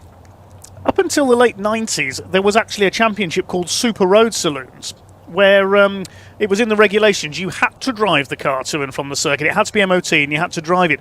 That got stopped, I think, on safety grounds because people were driving home on worn tyres and things like that. Yeah, and I think that's, again, totally reasonable out here. And again, the regulations in the Caterham Motorsport for the Academy and the Road Sport stipulate that the car must be in a fully MOT-able. It doesn't have to have an MOT, but it must be in a position where it is fully road legal and is liable to MOT if it wants to drive on the road. And say many of these drivers do choose to because it's a car and it's fun and it's a nice car to have on a sunny day and a sunny weekend, just to drive around and have the experience of that. And yep, the cars are all fully road legal, so you can, as I say, drive, and many people do. And you can see some number plates they running on a road, you know, the actual road number plates. Other people choose to drive with a bit of messaging on their number plates. I was certainly drove my car as much as I could in between races. It's all seat time. It's all getting used to the car, and it's you know, it's fun. So yeah, why wouldn't you do it? Yes, we were mentioning number plates yesterday, some of the comedy ones are out. We mentioned Gerthe Ducey is out there in this one, has got Track Limits and Beyond. Django Jones, number 8, I think he says in chains on here, it's not unchained, yeah, as in the film. Yeah.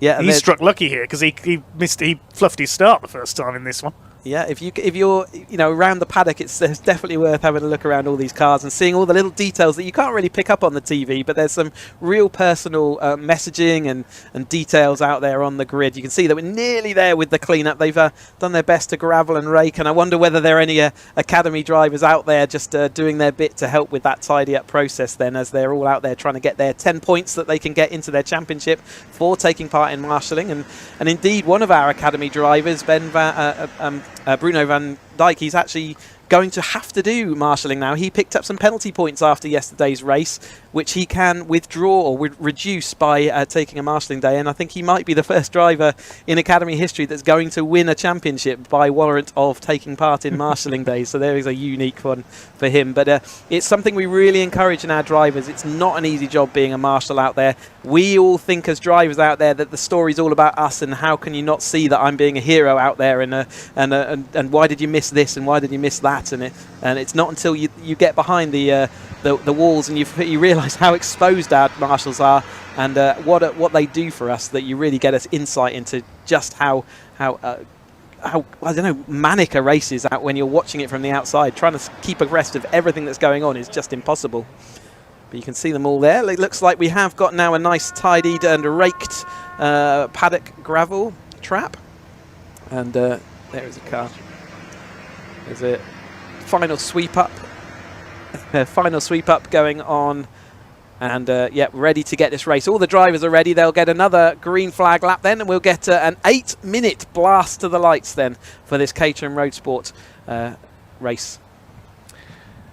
Okay, well done indeed to our recovery teams and our marshals, getting the track cleared as quickly as they could. Going back to details on cars, I saw a photo recently of a sticker on a car. I don't know which car it was, don't know if it was a Caterham or not, but it just said, this vehicle converts money into noise. I was quite impressed with that one. Indeed, yeah, that's indeed one of the things that race cars are generally very good at, right? It's all the noise and all the action, but what a lot of fun, as Mark Farmer said, yeah, earlier this weekend. It should be illegal to have this much fun out on track. And all these road sport drivers enjoying their time. So a lot of drivers, again, looking to see what they can do. Henry Speaks a bit further back now, and but everyone else is sort of lined up. In fact, have they reset the grid? It looks like the grid might have been reset to the start again. So third time lucky for our road sports. I think we're just about getting everyone back behind the barriers. You can see the final few of our Orange Army getting behind. You can see how much dirt and muck there is. It was a looking pristine track at the beginning of this weekend, but after a lot of action, we've got the 30-second boards being shown to the drivers, so it will be a green flag lap, and then we will get this action back underway for you. See the flapping, the flags flapping, the Caterham flags flapping down this start-finish straight right into the head of the drivers, and it means that's why we're seeing so much tow and so many overtakes going on into Paddock Hill. It's always an overtaking opportunity, but with the headwind, it's almost guaranteed. And these road sport cars, with their windscreens as well, they are not the most aerodynamic of cars, let's put it that way, and they will be gaining maybe up to 7-8 miles an hour, maybe even more on a windy day if there's a gust of wind extra speed. It's almost like an automated DRS system. It means that Caterham action and Caterham races often turn into high-speed games of chess rather than anything else, and they have to work out what's best for me. And it's one of the things that as they go up through the Caterham ladder, they all start learning all the tricks of the trade. And yeah, at the moment, Paul Goldstein and Jonathan Emery have bettered a lot of the drivers out there, and they're certainly at the top of our championship standings. But many of the drivers next year will be back with a 270R specification car, and moving on. They'll have 3 races per race weekend then, so your experience level just jumps up every single time you're out on track. I think in the Caterham lexicon, DRS will stand for Daredevil Racing System or something like that. Because they certainly are daredevils, these drivers. Some of the moves they pull off. 4 wide this weekend already, haven't we? So yeah, it's hard to describe even as a driver to people watching quite what that feels like. It really is. You're on the raggedy edge of control in these cars, and to go 4 wide is not only a test of skill, it's a test of trust in the drivers around you, that everyone knows what they're doing and how to do it. And I have to say, great skill on display by all of our Caterham grids to let us do this racing action and have this such close millimetre precision in these cars. So up to the grid they come then. Goldstein and Emery on the front row, Jones and Hind on row 2. Monty Hind has been making some good starts this weekend. Then it's Heighton and Demesh on row 3, Speaks and Henry Morris on row 4, completing the top 10. Ben Stewart and Patrick Cunningham in the grey and green and the black car on row 5. Watch for Giles Hanson as well, the light blue machine with the orange cage. Last few cars getting into line at the back. Couple of gaps on the grid after that pile up at Paddock Hill Bend. We wait for the flag to drop. The 5-second board has been displayed by the marshals on the starting rostrum. The Union flag will be in the air, and away they are about to go. Here we go. There was a little bit of creeping there from 1 or 2 cars. Not used to flag starts. So once again, it's Jono Emery who goes to sit right this time. Goes into the lead again. Django Jones misses out from the start, so didn't make the most of his third opportunity. Are they all going to get through Paddock okay for the first time? 1 car running wide over the curves, but other than that, it's all okay. Emery leads from Goldstein, Hind in 3rd, Demesh in 4th. I think that might have been Ben Stewart. Yeah, I think that might have been Ben Stewart who got hit there. I was about to say, I think it was him who jumped the start slightly, but he may have lost a wing there. They start to sort themselves out around this opening lap, side by side through Graham Hill Bend, and it's Jono Emery, the Race 1 winner up in Scotland at Knockhill. He was penalised in the second race, and it was Barry Hanif, who's not here this weekend, who took the win. Emery leads the way. Running out over the curves there is Guthe Ducey, the number 30. Number 26 going through is Tim Payne. They come round to complete the first lap. It's Emery who leads Goldstein. So they'll have 7 minutes of this race left to go then as they come across the line. Jonathan Emery takes that over. Goldstein didn't get quite that start like he did before. Monty Hind, MS Jones, Heighton, Stewart, and then Morris. So Speaks again has lost out a little bit in that race into the flag.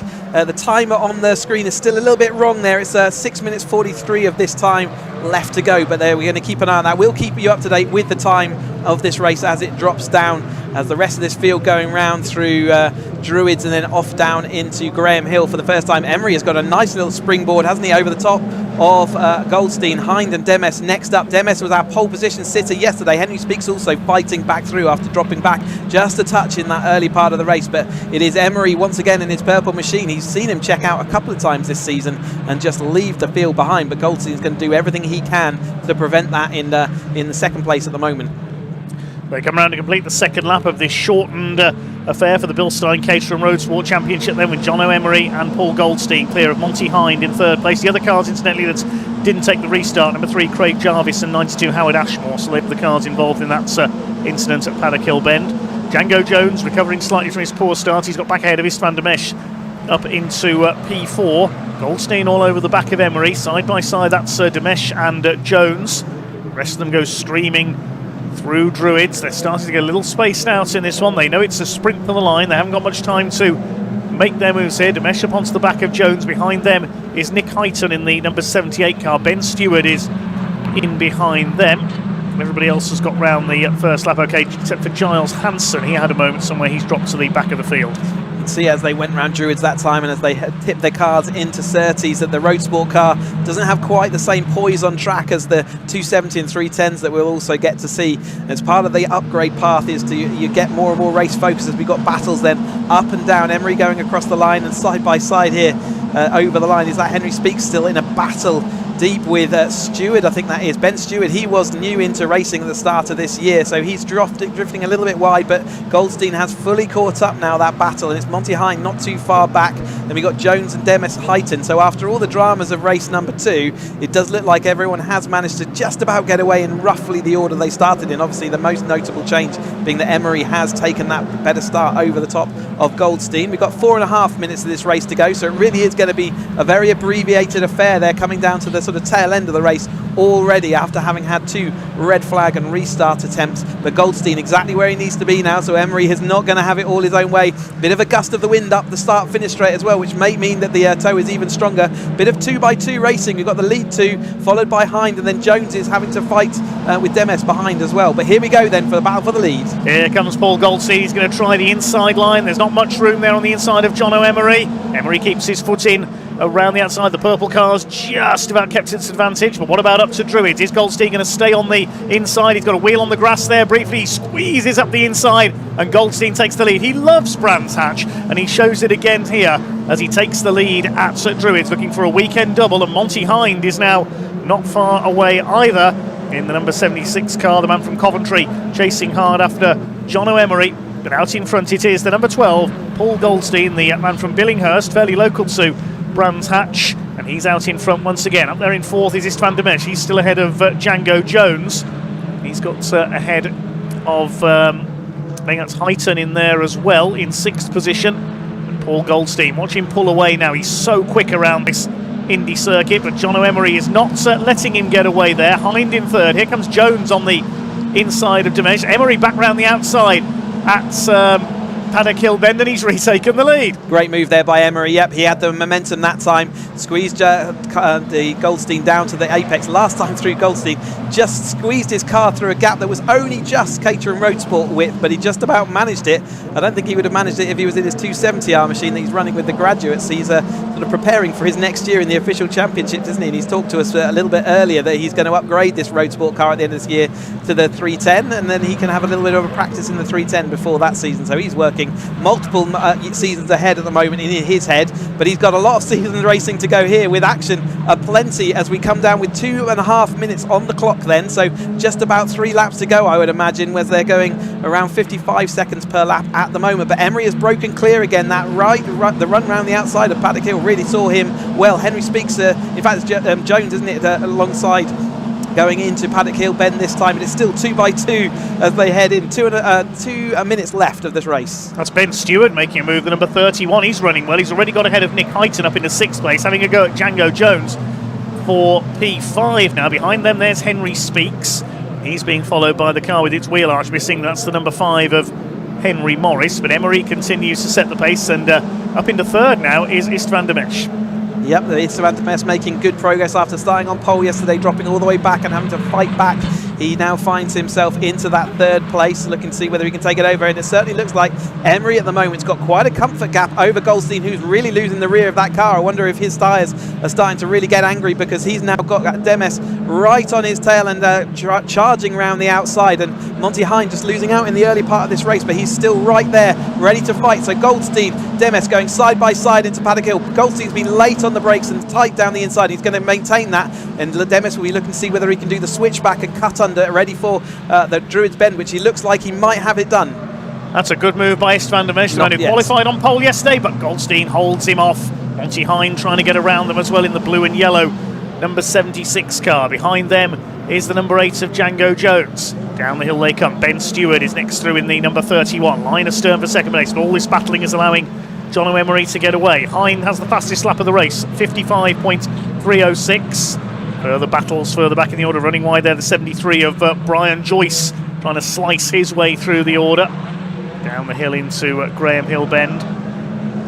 Still your leader is Jono Emery by a handsome margin in Caterham terms. We'll see what the gap is here as he crosses the line. Demesh goes for the high line again down towards Paddock Hill Bend. The lead gap is 1.6 seconds. That's a very big margin for Caterham Motorsport. And this is the last lap of the race then. The clock's already down to 16 seconds, so it will have run to 0 by the time they get round. It looks like Emery has done what he needed to do to check out over the top of Goldstein. Can Goldstein hold on for the rest of this lap? Over the top of Demis then, and it's Jones coming through over the top of Hines that time. Ben Stewart seeing what he can do a little bit further back, but there's a few little arguments there, but they will know that they're onto that last lap. We've got Hines going down the inside, not quite managing it, and action aplenty in this Caterham Motorsport action, but it is going to be Emery, I think, out front and comfortable as he comes round Surtees. Well, we thought it was going to be a weekend double for Paul Goldstein, but he reckoned without the man chasing him in the championship. This will cut the gap just a little. Here he comes, Jono Emery in the number 43 machine is coming towards the checkered flag. This time, Jono Emery wins race 2 for the Bilstein Caterham Motorsport. Paul Goldstein will come home in second. Well done, Istvan Demesh, a fine podium finish in third. Then it's Jones, Hine, Heighton, Stewart, Speaks, Morris and Jack English completes the top 10. The rest of the field chase them home. Superb from Jono Emery. Paul Goldstein did get ahead of him at one point, but a fine move round the outside at Paddock Hill Bend and then pulling away to win by 1.84 seconds. Jono Emery takes the victory. Istvan Demesh was all over Goldstein towards the end of that race as well. Seen it a couple of times where Goldstein looks like he struggles with the rear tyres just as we're getting into the meat of the race. I wonder whether he's setting his tyre pressures just a little bit too high or something that's causing them to go off and get angry as he races through. But I think that's good for the championship as well. Goldstein will head the championship going into that final race on Donington Park on the 20th of October. But nevertheless, Jono Emery's doing everything he can to keep in contact, and another win to his bow. And who took the fastest lap is Monty Hine, so he'll take the extra point for fastest lap. That'll keep Monty in touch as well, because coming into this weekend he was only 5 points behind Jono Emery. Yep, so that's all coming to a head, isn't it, as we got the unofficial results on the screen. Jono Emery the winner by 1.84 seconds over Paul Goldstein. Istvan Demesh was a bit further back in the championship for a couple of no scores earlier this year. Was just behind Goldstein at the flag. Django Jones had a fairly profitable weekend. He took 4th ahead of Monty Hind, who got the fastest lap there. It was Nick Heighton. Ben Stewart had a strong race, just dropping behind Heighton at the end there. 8th for Henry Speaks, 9th for Henry Morris, Jack English rounding out the top 10. Then it was Patrick Cunningham, Tim Payne, Will Jarvis, Gerthay Ducey, and the number 10 car of Harvey Ashmore rounded out the top 15. A few non-finishers in that one because of the incidents on the first start, so all the best of the drivers involved there. You have to feel for Orlando Morris, who suffered 2 non-finishes this weekend, and he'd already had 3 no scores, so he's going to finish a fair way down the points chart this season, sadly. We'll hand down to Sam Parker in Parc Fermé in a moment.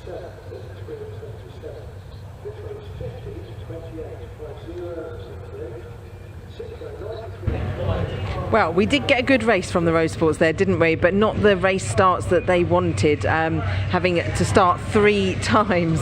But I'm going to come through and speak to these guys. Istvan's very happy. Jono, Hi, Sammy, you checked out. You were gone. Just about after, was it a third restart? Yeah, me and Paul were getting some good practice in on our starts, to be fair. But did enjoy it. We were both saying we're just absolutely cooked in the cars. But you got to remain your focus, concentrate on the flag, be really smooth, all the usual, to be honest. But I was just, again, really glad that they kept scrapping behind me and I could just make a break. I think Paul and I down Paddock Hill, awesome racing, really close. He made some awesome moves on me, to be fair, and was really close. He was a lot quicker around the hairpin. It's funny when you drive that close and you see who's good in what corners. It's really interesting. So fair play, well played to Paul and Istvan for sticking it on second and third. But just for me, honestly, I didn't expect that. Didn't expect it. So Can I just shout out to my neighbour Brian Cox? He helped me do my discs last week, which are all warped, and I didn't know what I was doing. So shout out to you, Brian. Oh, that's brilliant. Thank you. Well done. Right, let's have a word with Paul. Congratulations. Thank you I very mean, much. like Jono said, 3 times to do the start. I mean, it's not ideal, isn't it? But it was the right thing to do with the red flag. But it's hard to stay. Is it hard to stay focused with the heat? It was so warm out there. When you're literally sat there cooking. This is possibly the sweatiest I've ever been.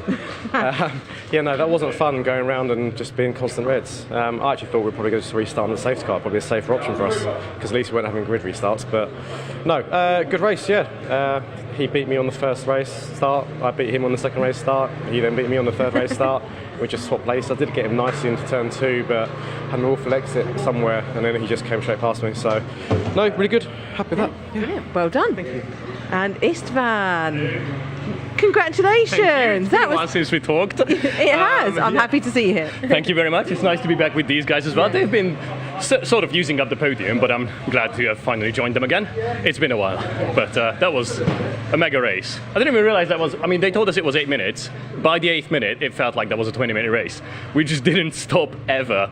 So yeah, that was great. Yeah. I'm glad to have finally had a really good race. Yeah, it looked great, and you were going for it. And you know, you had Django Monty Hind there. Yeah, it was nice. I did need to spend like the first half defending, and then the second half they kind of broke away. I was really glad about that. And then I was just chasing down Paul, but he was defending so well, so well. I had his number, but yeah, couldn't overtake. Still, third. Really nice, especially considering what's been going on the past couple of weeks. So really happy with this. Well done. Awesome. Well deserved. Thank you. Thank you. Right, we'll hand back to Dave and Cheesy. Well done. Okay, thank you, Sam. We'll quickly run you through the grid for our next race. They're already on their green flag lap. It's the Michelin Motorsport Caterham 7 270R Championship, third race of the weekend. The man going for a hat-trick on pole position is number 21, Charlie Lower. The man who could seal the championship in this race, number 8, Ben Timmons, starts alongside. Second row, Harry George and Megan Bruce. Row 3, Rob Kennelly and Dan Hope. Then Zach Lower, Charlie's brother, alongside Harvey Lawrence. Toby Boys and Nick Bryant completing the top 10. Row 6 is 93, Craig Boyle, 20, James Empson. Row 7, Craig Story and James Moon. The 8th row, Benja Headley and Theo Theato. Row 9, Oliver Kibblewhite and Andrew Bailey. Henry Littlejohn and Louise Deason complete the top 20. Then Gary Cross and Oliver Knights. Gary, who ended up in the gravel at Paddock Hill Bend in one race yesterday. Andrew Palmer and Darren Butler on row 12. Row 13, Graham Finlayson. And watch out for Ryan Wilby, third in the championship, starting at the back after a non-finish in the second race of the weekend. So, Chris Hutchinson, is Ben Timmons going to seal the championship here? He only has to finish in 9th place in the points, and that could, with guest drivers in here, it might be 11th place on track is enough. He's on 2nd place on the grid, and that's only if Ryan Wilby comes all the way through and wins with the fastest lap. So it's looking like Ben Timmons is going to take this championship away with him at the end of this weekend. He's had such a run after such a disappointing opening round. We'll get you up to speed with all that story as we see these 270Rs lining up then, ready to take the green lights. In fact, it's the Union flag as the lights have faltered today at Brands Hatch Indy. So we have the Union flag, and on the D of the drop of the flag, all these cars will get going. As opposed to the B of the bang. Indeed. On pole position then, it's Charlie Lower, the black and Dayglow yellow car. Alongside him, the maroon and white car of Ben Timmons. Here they go. Down towards that first corner. Good start by Rob Kennelly, charging through from the 3rd row of the grid. Louise Deason was a bit slow away, I noticed, at the back. But it's Ben Timmons on the outside. He's going to try and take the lead. Megan Bruce got away well as well. The pole sit has been swallowed up. Charlie Lower could be down to 3rd place. It's Ben Timmons who leads the way. Bruce in 2nd place. Trying to get around the outside is Harry George. Now, Harry George and Charlie Lower, as you mentioned, they're guest drivers. They're not scoring points. So Ben Timmons doesn't really need to worry about them finishing ahead of him. But, well, there's nobody ahead of him at the moment. Saw Theo Theato run wide there at Druids.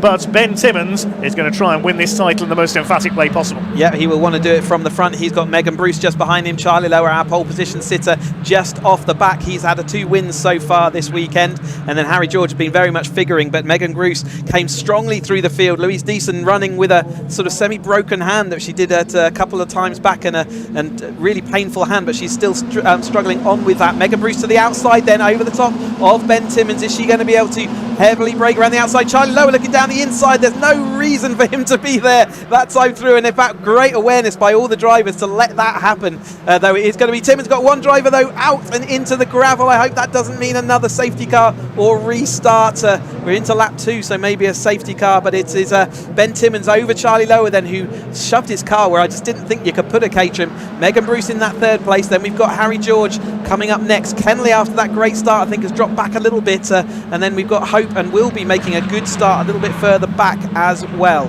making up 8 spaces that last time through. Timmons all the way over the curve. Charlie Lower, Megan Bruce still in that top 3 with Harry George here from British GT4 Racing to come and guest back and fighting his Academy Championship battle with Charlie Lower, as Charlie goes to the outside then over the top of Timmons. Megan Bruce is going to look to make it 3 wide round the outside, then Timmons is going to find himself down in 3rd place. Surely there are yellow flags unless that car could recover itself back to the track. Not sure. It looks like the car did get out of there, so we are clear to race. Safety car, in fact, safety car was coming out, so that's going to be a shuffle of the order back into. It was Finlayson in the gravel trap, I think. Benja Headley's dropped down the timing screen as well, the number 99, so he may have lost his car as well. Oof. Well, that was a shame because there was a frantic four-way fight there at the front of the field. Timmins, Lower, Bruce and George, and Megan Bruce I thought was going to go right the way around the outside there into Paddock Hill Bend that time, so they'll be assembled into the order they should be. And there's Graham Finlayson, the number 49 car. Comes from North Berwick in Scotland. That's the car liveried in the colours of the Mazda 787B that won Le Mans back in 1991. That's what a noise. Howling, yes, that howling rotary engine car. You could hear that from the other end of the Mulsanne. Great job by the marshals to get that car moving under its own steam. Fantastic where to get that pushed out. We can get this race going quicker now. We just need to get that recovery vehicle back behind the barriers, and Finlayson will be asked to pull back into the pits, I'm sure, and then we can get this race back up and running. So as they head around then through Surtees and off to a little bit of a replay then to see what happened to Finlayson. Was he pushed, shoved? You can see how tight it was at the front of this field. But look a little bit further back then for cars starting to have a little bit of problem. Everyone looking okay. There's the Benja Headley. You can see he went off initially into that gravel trap, and as he rejoined, you can see there's a reaction there from Finlayson, who ended up sideways. So Benja Headley ended up sideways onto the track, and we saw yesterday how that can turn into a serious incident if you're not very lucky. But it was a reactionary lift of the throttle, and unfortunately you're on the raggedy edge as you go around Paddock Hill, and Finlayson ended up deep in the gravel. But the marshals doing a fantastic job to get that car pushed and clear and back onto the circuit. There goes back into the pit lane then, and it should be that we get the lights out then on the safety car this lap, and we can have just about 15.5 minutes or 15 minutes of Caterham action ready to go once more. Yes, well done marshals, well done to the recovery team as well, getting that car out there as quickly as possible. Lower leads it then, Bruce in second, Timmins third, and Harry George has dropped back to P5. Dan Hope is there in fourth place. So I'm not sure what happened to Harry George there before the safety car came out. He's up to 17th across the line that time, but that's just about a quarter or a third of the field done. And he started back in 26. He's next to Theo Theato, who also had a bit of an issue with Ryan Wilby in that final race. So Theo will be he was up to 5th or 4th at one point, wasn't he, in the racing earlier, and he's just had a bit of a disappointing end to a couple of the races. But I think it's Charlie Lower who's now in the lead. He's going to actually send it now. He's gone. The safety car's going to pull in. He's left them all sleeping. Megan Bruce left trailing in his wake. He's going to be licking his lips to say, well, I've just had an absolute steal there, as the rest of the cars come across the field. Megan Bruce is distant, and it's now Timmins behind her, and it's Hope, I think, into that third place. Okay, here we go then. Charlie Lower leads off. He won't pick up points, of course, so Megan Bruce is the leading point-scoring car in this race, with Ben Timmins in effectively second place behind her in terms of the point scorer. But it's Charlie Lower who leads the race outright. Hope in fourth place. Up the inside, that's Rob Kennelly on the attack on Harry. I wonder if Harry George has got a problem here, because he does seem to be trying to lose places. He's got a bash up the back there from Nick Bryant in the 28. Yeah, he spun in yesterday's race. Harry George, he doesn't seem to have any acceleration. Is he having trouble with the gears? Gear change issues, I think, will be the issue. So whether the gearbox is getting stuck or whether he's having a gear knob that's maybe not compliant, but either way, that's what it would give the impression of. It can be other things as well, but at the moment, let's just go with that, because it's exactly where you'd expect the gear change to happen as you're going down the hill. Charlie Lower is not able to disappear completely off. Megan Bruce looks like she's just about still in tow range, and Ben Timmins clinging on as well back there. Harry George now back up to speed, going down the inside of the car in front of him that time through. So I think whatever it was maybe temporary, which does make me think it's a gear selection potentially issue, as he's getting going from third maybe to fourth gear.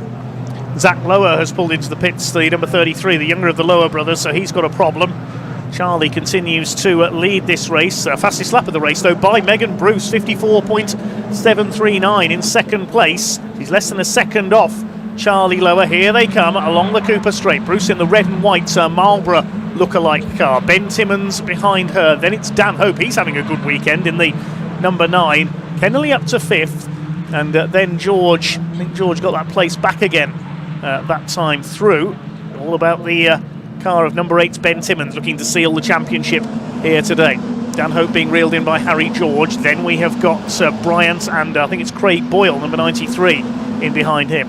It was Megan who crashed into Ben Timmins on the opening event of this season way back when at Snetterton, and actually caused Ben to have to take to this spare car lent to him by Tony Jenner. And so Megan and Ben have had sort of a long-standing relationship as they go through the rest of this season. They've certainly been interfering with each other's season, but now Megan back into the second place. Ben Timmins finds himself in third. Remember, he only has to finish in 9th place in the points, which could potentially be 10th place, as he's got Harry George behind him at the moment on track. So he's doing everything he needs to do to win that championship. He really doesn't need to do anything more, but he'd rather win it from the front, and he certainly wants to get past and up on after Charlie Lower again to win it with a win, just like he's been doing for the majority of this season. But he is in that tow then behind Megan Bruce on the start-finish straight. She didn't catch up that time through with Charlie Lower, who's got a lot of speed. Harry George now finding out how to get this car up and running, and he's going to pull then alongside Hope into paddock that time, but not making it stick at this point.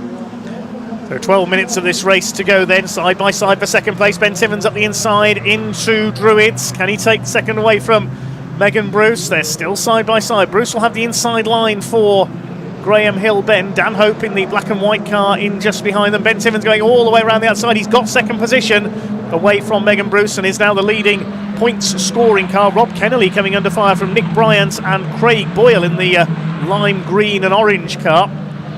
Swing their way through Surtees. Yes, Timmins ahead of Megan Bruce into second place outright, but the leading point scoring car, guest driver Charlie Lower, out in front. He could be heading for a hat-trick of wins here this weekend. Fastest lap of the race, incidentally, is with Craig Boyle, 54.031. He's the back of these three.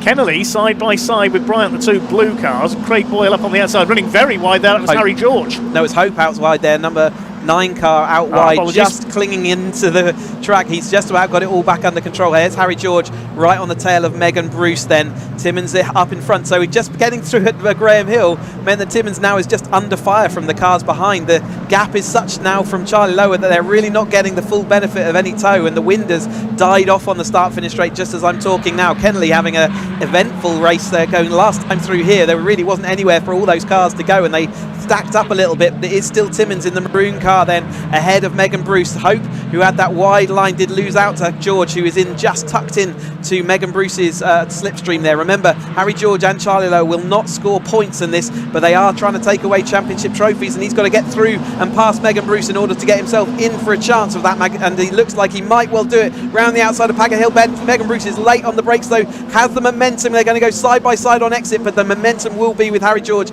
as they come up to Druids. Yeah, but he went wide over the curbs there, coming out of Paddock Hill Ben, so Bruce will hold the inside. Dan Hope's going to have a go as well, puts the nose down the inside. It's the quad lock car holding the inside for the left-hander at Graham Hill Ben. Harry George will hold that sort of 4th place. Behind them there's Kennelly.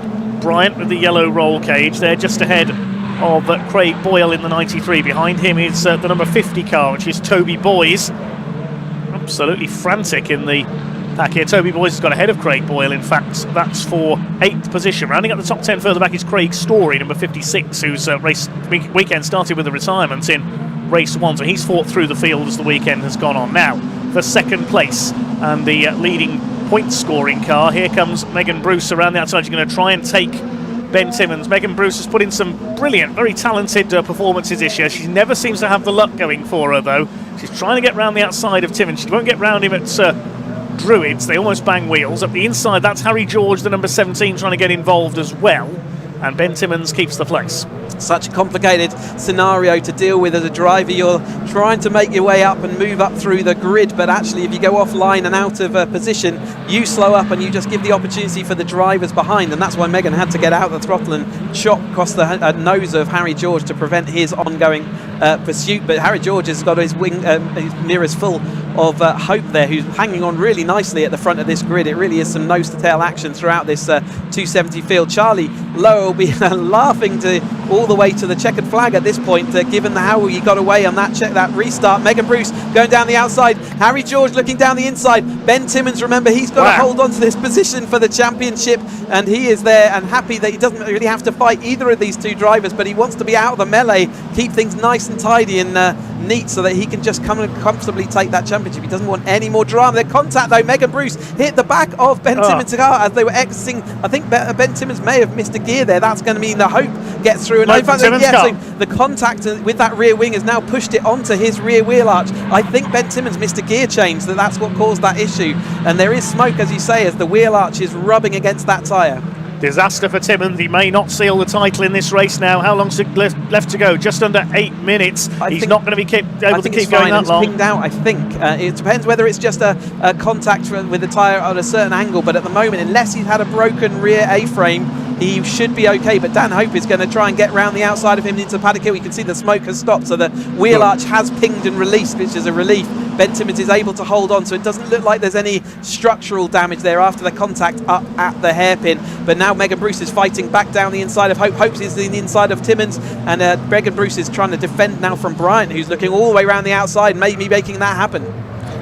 So Megan Bruce side by side, Nick Bryant making his way through. Bruce up onto the curbs on the outside of Graham Hill bench. She'll go wide again on the exits, trying to keep ahead of Nick Bryant, gets her foot down. But is Ben Timmons' car wounded? It doesn't seem as quick. He's just trying to get the momentum back. If you lose any momentum like that, it can take a lap or two on this short circuit to get it back again. Craig Boyle charging for the outside. That's wide. That's way wide, attacking Rob Kenley. He was heading for Sevenoaks Town Centre at one point there.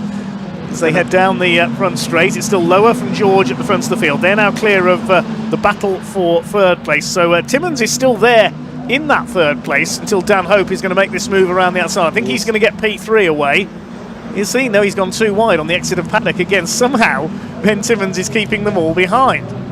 It's like a cork in the bottle. As you said, he was just offline, and you have to go defensive a couple of times, and suddenly all the cars sitting on top of each other. Megan Bruce is going to lose out of position here, I think, to Bryant, although she kept in around the outside last time, is going to do so again, and again should be able to get away with that, given there was a car preventing her from staying on the circuit that time. But Bryant might be questioning with track limits at that point. But side by side all the way through 30, and almost 3 wide then. Megan Bruce had to take to that curb, did manage it very well. Hope's out wide, going to lose another position to Bryant then. Megan Bruce really getting stuck in and having to keep her elbows out to try and fight for this position, but that does mean that Ben Timmons has managed to fire himself off the front of this. Dan Hope is now the person in. Megan Bruce is holding on from Nick Bryant. Dan Hope has lost out a little bit now to Boys, who's fully involved in that battle. Well, our two guest drivers are away up the road. They're missing out on all the fun behind them here, and Ben Timmons has pulled away a bit as well now from this frantic fight for fourth place. Bruce, Bryant, the number 50 of Toby Boys is coming into this as well. Dan Hope's lost a couple of spots there. Then Rob Kennelly and Craig Boyle, 6 of them fighting it out for fourth place. More tyre rub, I think, from Boys this time, so a little bit more contact for Hans. You can see the rear wheel arch is tucked under again. Hopefully for him, it will also sort itself out like it did for Ben Timmons a little while back, because otherwise it can result in a puncture, certainly if it's a scuffed wheel arch that just will not relent. You can see the smoke pouring off. It also slows you down a little bit. We saw from Willis a bit earlier in this race meeting that it can offer drag and slows your car as it goes down. It's quite a significant puff of smoke as he's going down the straight. There's a bit of damage on Nick Bryant's nose cone as well, so I may be putting 2 and 2 together and getting Caterham 7 here, but I think there's been some contact between those two. I think so. Here is our leader though, Charlie Lower, after that restart where Megan Bruce was left a bit standing, and Charlie Lower just said, right, well, if you're not on my tail, I'm just going. He left them standing, and off he went into the distance. Harry George just fought through that mid-pack after what looked like a complicated middle pack, and maybe middle section, and maybe a missed gear. And now it's Ben Timmons clear of the pack, which he was desperately wanting just to pull clear, so he wasn't involved in that battle. It is also Bruce still there, though, in the chasing down, and she has had some significant speed. Toby Boys in that smoking car ahead of Bryant then in the bright blue machinery. He's had a season that he's had on and off, but he's certainly been fully involved in the battles as he went through. Does look like Bruce is going to have to now defend from the rear.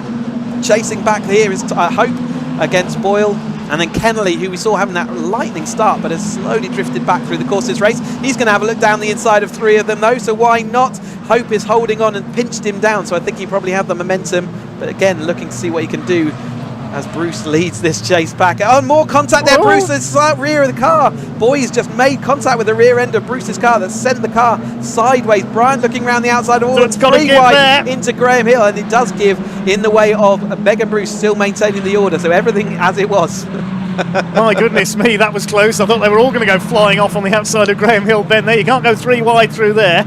Smoke continuing to pour from Toby Boy's rear wheel after that earlier contact. Megan Bruce staying ahead. We've got just over 3 minutes of this frantic race for the Mission Motorsport Caterham 7 270R Championship to go, with Charlie Lower 2.5 seconds ahead of George at the front of the field. George in turn is just over 1.5 seconds clear of Ben Timmons, and he's nearly 3 seconds clear of that crazy battle for 4th place. Where's Ryan Wilby? We'll just take a quick look back. He's 14th, so he hasn't made much more progress up the order. Rob Kennelly getting past Dan Hope, so is Craig Boyle in the lime green car, and still these three are at it. Nick Bryant's up the inside now on Megan Bruce on the inside of Druids. Is he going to get the blue machine ahead here? Megan Bruce will have the inside line for Graham Hill, but they're not going to go 3 wide again, I hope. No, Toby Boy stays back out of it. Yeah, still that smoke pouring off, but at the moment it's not slowing him down. Doesn't look like it's a significant rub, it's just causing a bit of a foul on that Toyo AAAR tyre. But Megan Bruce still holding on currently to what is 4th place in the race, but actually 2nd place as far as points go, because Charlie Lower, who's just gone across the line in front of me, is ahead of Harry George, and it's Ben Timmons who's still taking full championship points in 3rd place on the field. But Bryant looking down, he can go see whether he can go back. He's going down the inside. Megan Bruce tried to protect it, given up that position. Bryant is down the inside. Megan Bruce, I think, will slot in behind. No, she's going to keep her foot in round the outside then as they're coming up to Druids again once more. All the drivers maximising all of that track usage. Bryant down the inside.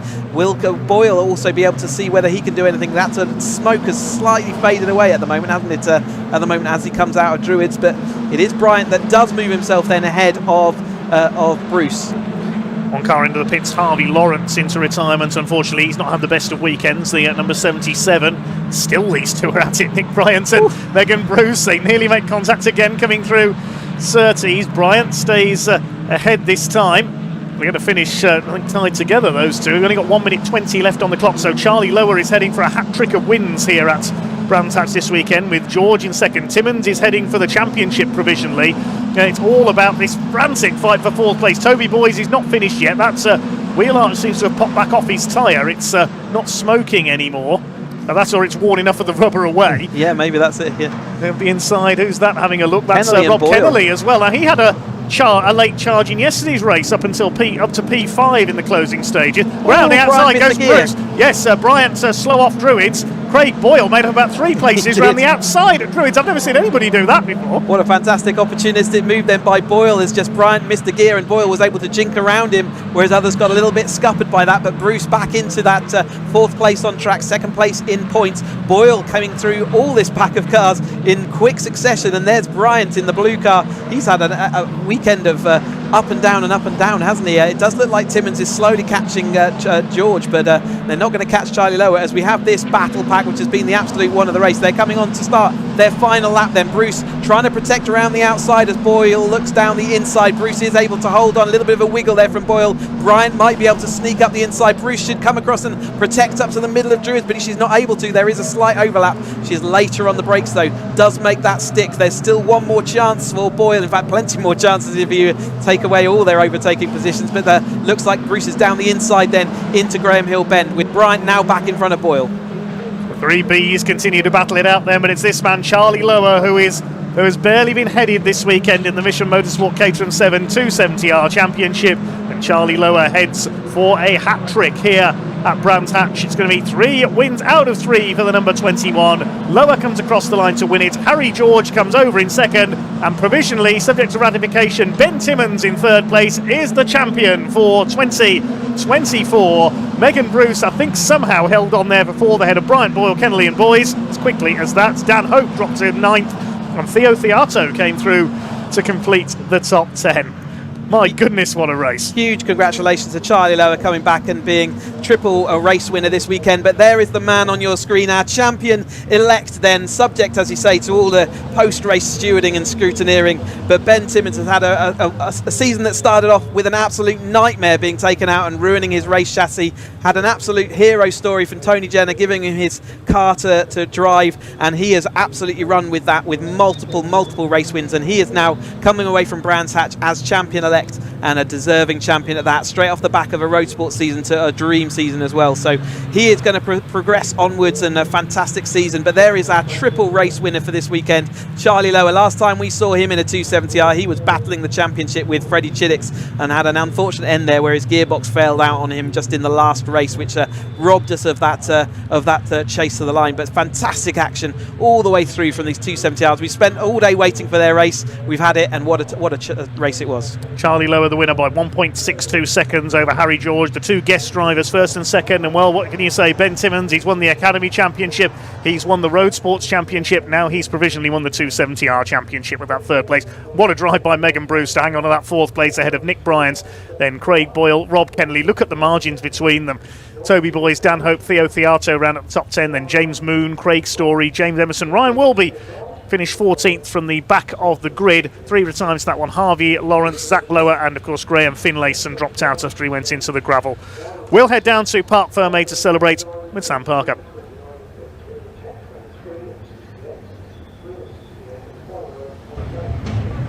Well, we have a provisional champion with Ben Timmons, which I'm sure there will be nothing to, say that he isn't, but it's provisional at the moment. But fantastic for Ben to, wrap it up. One round to go. But let's move on to Charlie.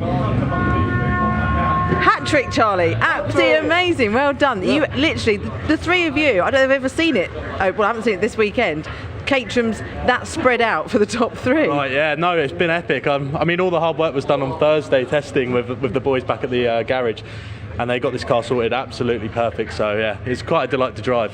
Yeah. Well, you looked like you were having fun. It just looked like it was just nice and quite straightforward. I'm sure it was more hectic in the car, but yeah, I'm glad it looks like that from the outside. But the first few laps were pretty dicey. They were good fun. We were dicey with Megan and these two as well, and it was just absolutely carnage, which was the correct word for it. But it was really good fun, and then managed to spring a gap on the safety car restart, catching people off guard. So yeah, I'm delighted. Yeah, 3 wins this weekend. Couldn't ask for more, and thanks again to Team Perry Motorsport for this opportunity, because wouldn't be here without them. Brilliant. Well done. Hope you come back again.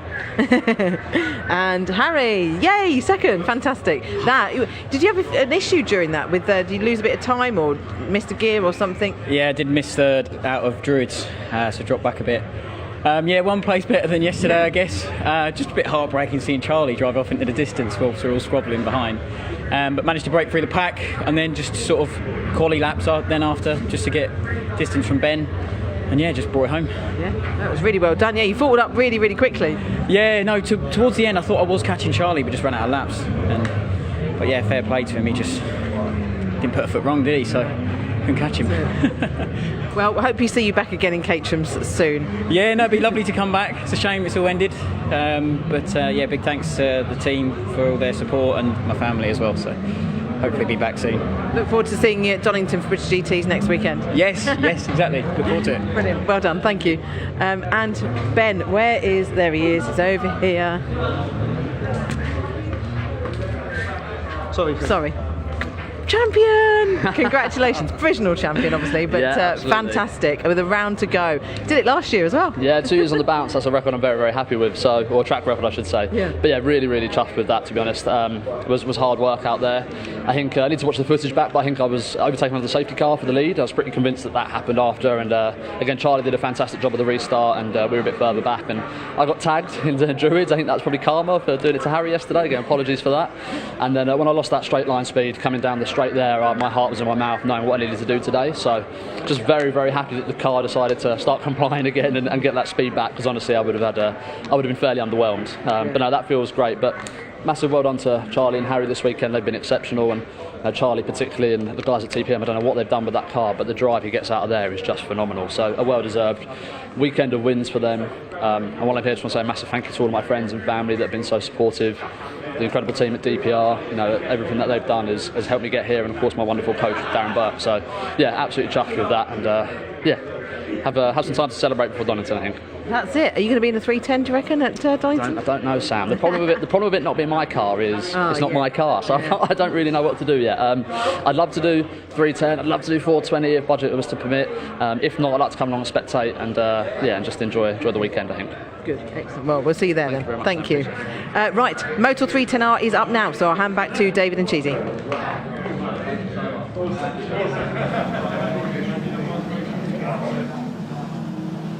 Thanks very much, Sam. Yes, time for what will be our final Caterham race of the weekend. Race 3 for the Mottall 310R Championship.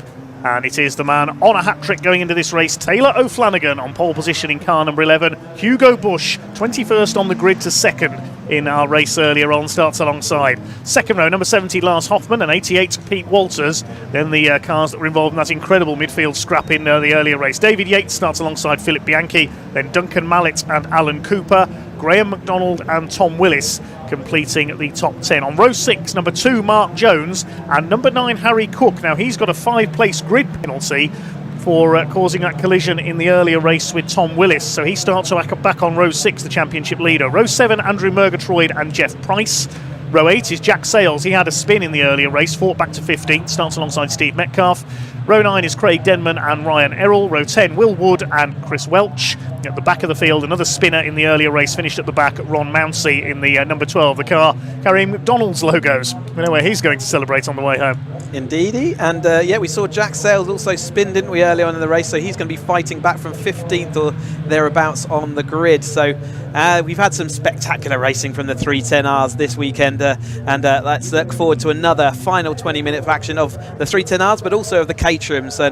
And if you're watching here, when we're going to be out on track, well, 19th and 20th of October, but we can see Taylor O'Flanagan then in the yellow Carbon Creative car in that pole position. It's been a bit of a bad omen to start on the pole position, and then we got Hugo alongside him all the way through last time out in the grey and the orange. We got Lars Hoffman fully involved in all the battles with the red Mottall sponsored car, and then Pete Walters back with us and champion in previous years in Caterhams, along in that black with a white stripe down it. So much action. Anyone in the top 15 can win this race, and they're probably all going to try. We've got to watch Harry Cook all the way through from way back on the field as well. He's the championship leader. He's got a lot of work to do from back there, but he's shown throughout the course of this season he can do that.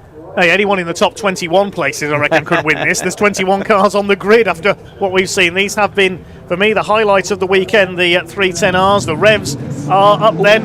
Taylor O'Flanagan and Hugo Bush together on the front row are away. There's one car that hasn't, there's two cars that hasn't got away. Duncan Mallet is one of them. The 68 car of Chris Welch was the other.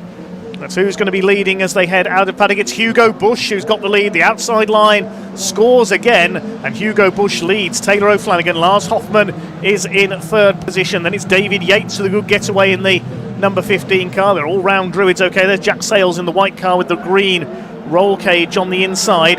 It's Hugo Bush who has got the lead then, hoping to turn his weekend around after that non-finish in the first race. Side by side, Jeff Price around the outside, the number 16 of Steve Metcalf.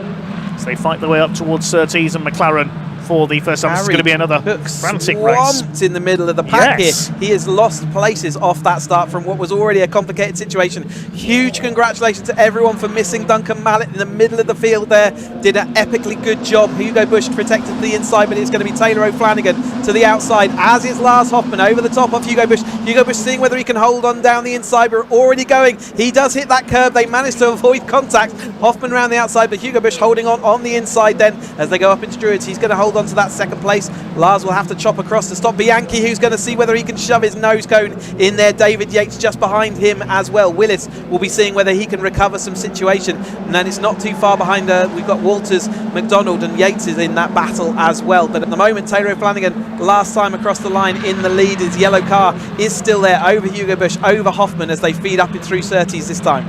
Over the curb on the inside, it is O'Flanagan going for a hat-trick. Philip Bianchi, I think, has had one podium so far this season. That was back at the one of the early rounds of the year at Snetterton. They're almost three wide as they're going to come up over the line. They're going to go three wide. They certainly are. Bush in the middle, Hoffman on the outside. Bush is surely going to take the lead here from Taylor O'Flanagan, and he finally hits the front this weekend in the third race. He didn't want to leave it that long. but circumstances, that spin yesterday dictated otherwise. Philip Bianchi banging wheels almost there with David Yates. Pete Walters there on the inside. There was some contact, I think, there. Graham McDonald, the ex-Caterham boss, is tucked in on the inside, and I think it might be Tom Willis getting around the outside of him there. No, it was Alan Cooper, sorry, the number 71. Willis a bit further back behind Andrew Murgatroyd in the green car. Once again, it's like a NASCAR race at the front of the field. They're all close, bunched up in the draft together. Bush from O'Flanagan, then it's Hoffman. Murgatroyd attacking McDonald further forward as they swing their way through clearways, coming through to complete lap number 3. Don't forget, it was Willis who was contacted in Cook on the final lap of the race last time. He's going to go side by side for the lead once more. So he's got a lot of recovery race, but he's got speed in that car to do so. Taylor Flanagan gets it comfortably done by the time they get there. That Bianchi still up there, well up into 4th place. He's got speed in the early part of these races. We've seen him fade away a little bit towards the tail end of the races as the action just gets more and more frantic. David Yates has also been up there at this stage of the race. Jack Sales and Harry Cook making their way back through. They're up behind, I think, Cooper. Alan Cooper back with us again, guesting alongside Jack Sales as they head down then into Graham Hill Bend. Still a lot of cars between them and the lead group, but not a lot of track. It's ever so nose to tail at the moment from 310Rs. It certainly is, yes. Jack Sales giving chase. He's in 12th place behind the number 2 of Mark Jones as they chase their way through. There's Jones. In fact, he's just lost out to Harry Cook on his recovery drive there. He was down as low as 14th place at one point. Harry Cook is not accustomed to being this far back ensconced in the pack. Side by side for third, Hoffman and Bianchi in the 92, trying to take his second podium of the season, coming through on the inside in the white car. Hoffman in the mottled liveried car on the outside. They get squeezed out a little bit wide towards the curb. O'Flanagan continues to lead ahead of Bush. Those two on a piece of string there. Hoffman nearly clips the back of Bianchi. I think he did clip the back of him as David Yates now up alongside the red machine of the German. Behind them is Pete Walters, the black car with the white stripe. Alan Cooper behind him as they turn their way through Graham Hill Bend. Mark Jones out over the curb. He's got back ahead of Harry Cook. Harry Cook is really struggling. I wonder if his car did pick up some damage that he hasn't been able to 100% repair earlier. I would imagine it's just been fully involved in this battle. It's so difficult. Every time you try and go for a move, you push yourself offline, you slow your car down, and you leave yourself open to attack from behind. But we're going to go head to nose to tail on our Taylor O'Flanagan and Hugo Bush, and we're going to go side by side once more for Hoffman. Bianchi, David Yates, we saw him earlier over that bump having a bit of an uncomfortable ride. Managed to keep it all pointing in the right direction this time. David Yates just keeps it within bounds as well. So Hugo Bush is going to lead us up into Druids this time. Taylor O'Flanagan and Hugo Bush look like at the moment they're just not trying to interfere with each other's speed, so they can try and pull away into the distance, but not managing to do it so successfully at the moment. Hoffman now over David Yates, and Bianchi losing out in that middle phase. Then we've got Pete Walters and the 71 of Alan Cooper there looking to the outside of Surtees. That's not a normal way to overtake down there, but if he's got the momentum, he'll certainly give it a go. No, he has to sit back, and it is going to be Walters then. And then it's Willis, still unable to make that impact yet. As you get to the front of this 310R grid, there really isn't any opportunity to overtake. They are so fast, so frantic. They certainly are. Frantic is the word for all of their racing this weekend. Still side by side for the lead as they head over the stripe this time. O'Flanagan on the outside just about holds his lead. Hoffman trying to go with them. David Yates a lap ago, that's what he was trying to do in the second race. He got it right this time down the inside and holds fourth ahead of Bianchi. They're 0.6 of a second clear of sixth place man Pete Walters, who heads the second group with Cooper behind him. Then it's Willis, then McDonald, Murgatroyd, Jones, Sales, and there's Harry Cook. It's rare we see him all this way back down the order. You just so evenly match these cars, you just can't make any headway. He's over the curb there on the inside of Graham Hill Bend. You can see he's getting frustrated now with Jack Sales, the former champion, ahead of him as the leaders head through Surtees and McLaren. David Yates under fire from Bianchi. He wants a podium here. David Yates looking for what I think would be his second podium of the season. Yes, he was on the podium at the Silverstone GP round, but he's missed the last two rounds at Cadwell Park and Knock Hill, so looking to make up for lost points. Here comes Bush around the outside. Here comes Hoffman on the outside. Hugo Bush in the DPR car retakes the lead from Taylor O'Flanagan once again. 13.5 minutes of this race to go, and a heck of a lot more lead changes, I reckon. Absolutely, and most of this field still absolutely nose to tail as they head up into Druids. Then we're deep into this race already, and the cars really aren't separating, such as the pace of this entire field. We said the top 15, maybe you said the top 21 could win this race, and I think you're right now. Jack Sales diving down the inside again of Cook. Cook seeing if there's anything can be done. He's got the momentum round the outside this time. He's also fired himself off that corner. He's going to see whether he can do anything about Jones. Jones is notoriously difficult though to get past. and he will be seeing what he can do. But Hoffman is there, stuck behind Taylor O'Flanagan, who is trailing behind Hugo Bush. That's all going to change, though, as they head up into Paddock Hill Bend this time. We've seen how powerful the toe is along this start-finish straight, and that is going to set to continue as Taylor O'Flanagan moves to the outside. Then the yellow machine is going to leapfrog, and Hoffman's going to see whether he can join the party. Hugo Bush will maintain that inside line. At the moment, it's going to stay with Taylor O'Flanagan out front, Hugo Bush in second, Hoffman in third. Up the hill towards Druids once again. The yellow machine leads the way. David Yates getting ever closer to the back of, well, he nearly hit the back of Hoffman going into Druids that time through. It's going to be 5 for the lead shortly, because also up there is Bianchi. It looks as though the first 3 were about to start to pull away, but they're towing back up onto them. Now it could be 8 soon, because Walters, Cooper and Willis are all in there as well. This time Harry Cook, right? I always say Hugo Cook. He's a brick car racer. Harry Cook is in there. He's got ahead of Jack Sales now. Willis done well to come through that pack that Cook is struggling to get through. Willis has fired himself out and just behind Cooper and firmly in this battle, but Cook is just seeing this disappear off, and he's at the moment with 11 minutes to go. You can see why he's getting frustrated. It's Bianchi, early pace, looking to see whether he can do anything about David Yates in the Matt Blythe Motorsport car. The DPR Motorsport car of Hugo Bush maintains over the Carbon Creative car of Taylor O'Flanagan. And we've got the Motul sponsored and Hoffman there ahead of Matt Blythe. There's Walters down the inside of Cooper. Cooper seeing whether he can hold on all the way around the outside. Then that was looking very, very tight. But Hugo Bush maintained that lead for a lap now, which is the first time I think we've seen that. So Bush leads it side by side. Walters and Cooper, the 71. It's going to be 3 wide, because Tom Willis is going to have a go up the inside as well. This could end in tears. In towards Surtees they go, and yes, it did. One of them went off over the car. I think that was Cooper. We'll check that as they come towards a similar looking cars there. Yeah, I think it was Alan Cooper who went off wide over the curve. Really given a choice, was he? Yes, it was either that or pile into the side of the car next to him and put all 3 of them out of the race potentially. Taylor O'Flanagan retakes the lead round the outside. Here comes Hoffman trying the inside line again. He's got David Yates towing up behind him in the blue car as well. But not even at half distance in this race yet. This is incredible. Incredible racing by the 310R Championship again. Remember, this is the ultimate evolution of the Academy car, and there's 4 upgrade steps beyond, and all these drivers are well used to winning championships. Taylor O'Flanagan won a champion, and many of these other drivers winning and podiums if they haven't won a championship. But Willis and Walters here, they've both won Caterham championships in their past. As Taylor O'Flanagan, though, is leading this group of cars. There is a slight gap back to Walters there, as we saw Willis and Walters going, so in fact 3 wide with Alan Cooper, and I think that's what cost them a little bit of time, but they will be able to hook back on as they head up the start-finish straight once more. Hugo Bush tucking himself into that toe, drifting out to the outside of the track. A little bit of momentum, not as much momentum that time through. Bianchi seeing whether he can do the same thing over the top of David Yates. David Yates, though, has been late on the brakes into there, so he's going to try and hold on. Indeed does do so. Bianchi looking to see whether he can do the swap back, but I don't think he's got the momentum round the corner. So it's still Taylor O'Flanagan. So where Hugo Bush maintained his lead a couple of laps back, it's now Taylor O'Flanagan's turn to be in front. Absolutely nothing between these cars as they head round Druids, and that little chase group of Walters, Willis and Cooper are all catching back up again. It's down the pit straight where the top 3 seem to be able to pull away. Yates and Bianchi next behind them, but then in the rest of the lap they're able to close up a little more. Towards Surtees they come. Still 9.5 minutes of this race to go. Hoffman was a little bit sideways there, and he tries to position the car for an attack into the pit straights. Now Bianchi staying with Yates. You can see Yates drops away as they come out of clearways. That car not quite having the top end speed of the 3 ahead of it, perhaps, as Hugo Bush is going to go to the outside to try to retake the lead into Paddock Hill Bend. He's just about got the nose in front there, and he gets the move done. So Hugo Bush takes it up once again as we go into lap 13. Let's hope it's not unlucky for any of them.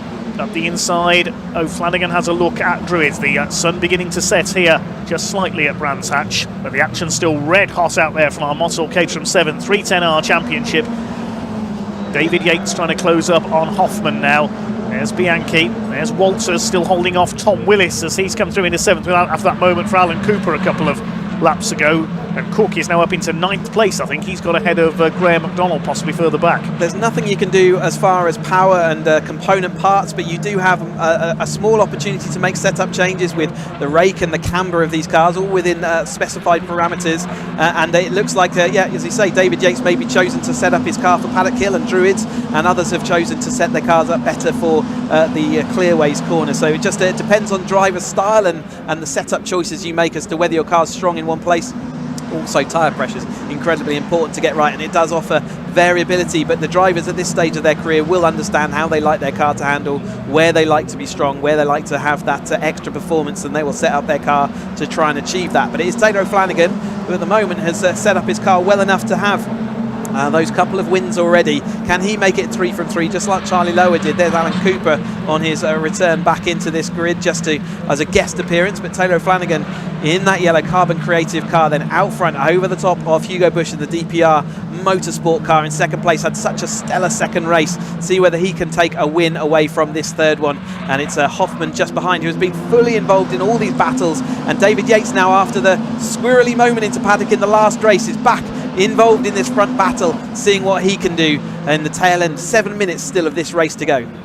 A measure of how evenly matched these cars are. Duncan Mallet, who's been running in the top 10 for most this weekend, after he stalled on the line, he's only in 19th place. He hasn't been able to fight his way back up the order because of how evenly matched the cars are. Side by side there for 6th place, that was Walters and Willis, I think. Yeah, Tom Willis has got through there into Graham Hill Bend into P6. There's Hugo... done it again. Harry Cook. Hugo Cook's a GT racer. Harry Cook is the Caterham racer. Hugo Bush is the Caterham racer. Get it right, Goddard. Yeah, Harry Cook is now 9th. Deep in the field, isn't he? And he's not making the progress that he would ideally like. So he will have to mark this one down as probably as a drop score. But he's had such a season so far. Don't think it will dampen his Caterham Championship chances as we go into Donington Park next time out, where this will really come to a head. He's still moving through the field, and there's Taylor O'Flanagan just managing to hold on round over the top of Hugo Bush. Hoffman still sat there. It is Taylor O'Flanagan who's had the majority of the leading laps over the line, isn't it? Manages to make that stick. David Yates has just had that watching brief. Last time out he was still in a similar situation. There is Cook therefore over the top of Cooper, so he has now started to make a little bit of inroads. With 6 minutes left to go, he's still got an awful lot of Caterhams before he gets to the front of this field, but each time he overtakes someone, it's an extra point out on track. He's just on the fastest lap as well, Harry Cook, 53.140 for the number 9. He's up to 8th now and chasing onto the back of this leading group. What a recovery by Harry Cook after a grid penalty earlier on after that contact in race 2, and now he's burning his way through from the middle of the grid in this one. Still Bush and O'Flanagan fighting it out for the lead. Bush will go for the outside, Hoffman for the inside. Side by side, that's Bianchi, Willis, and that's Pete Walters going for the inside in the black car. Hugo Bush has retaken the lead, going round the outside again at Paddock Hill Bend. Taylor O'Flanagan is there on the inside. Hoffman up the outside in the red car, then into Yates. Willis is up into 5th position now. He's got ahead of Philip Bianchi as they went through Paddock Hill Bend there. But it's Hugo Bush trying to break away now with 5 minutes of this race to go. Bianchi a little bit sideways as he tries to hold off Pete Walters for what is now, I think, 6th position. I can't keep up what position they're in. They're changing and swapping around so much in this 8-car pack at the front of the field, with on the back of it Harry Cook trying to make more progress forward. His next target is Pete Walters in that 7th place. Up over the line they come once again. Is O'Flanagan going to be close enough to make a move? I don't think he is. Yes, Hugo Bush has pulled away by a couple of Caterham lengths at the front of the field. Bianchi side by side. That's Walters going round the outside. Now Cook is going to start to try and climb into this lead battle.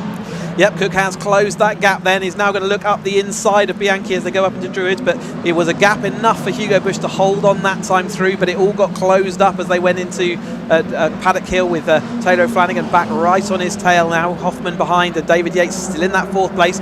Willis doing the recovery drive of this race so far, but Cook's not too many cars behind him. Obviously those two that came together in the last race, which caused them to Cook to have the penalty and Willis to be dropped back down in deep into the field as they head up through Surtees. Then it's absolutely long tail, an opportunistic move by Cook down the inside of Surtees, and that's a great move if he can make that stick, and he will need a bit of tow to help him out, and it doesn't look like it. It looks like Bianchi might have the momentum again round the outside, so Cook decides to slip back into the tow, get the speed back up, get those extra few miles an hour as he shelters out of the wind, and then he's going to dive down the inside of Paddock Hill Bend. Does indeed do that with Walters just ahead of him. Walters is not a championship scoring car in front, but he's still got a dispatch of him before he can get to this front group. Hugo Bush still managing to hold on at the moment. I heard of Taylor O'Flanagan tight in the mid-pack there. Walters and David Yates going wheel bashing again, and Cook having to just sit behind and watch and hope for the best he doesn't get collected. He's just trying to do the best he can to protect himself. David Yates a little bit wide, but Walters will have a look down the inside of Surtees this time through then.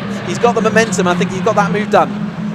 My goodness, that was frantic through there. I thought somebody was going to be sent spinning, and there still has it. Pete Walters over the curb on the inside, stays ahead of David Yates. Harry Cook's got ahead of Philip Bianchi and stayed there. Bianchi's lost 3 places in the last couple of laps. Less than 3 minutes to go now. And they're all starting to unleash their finishing moves, as it were, trying to get into the right place for the last lap attack. O'Flanagan back around the outside. He's retaken the lead from Hugo Bush. Hoffman still can't find a way past these two at the front. He's towing, I think that's Tom Willis up there in 4th place behind them now. He's got onto the tail of the leading group, the silver car. Yes, it is.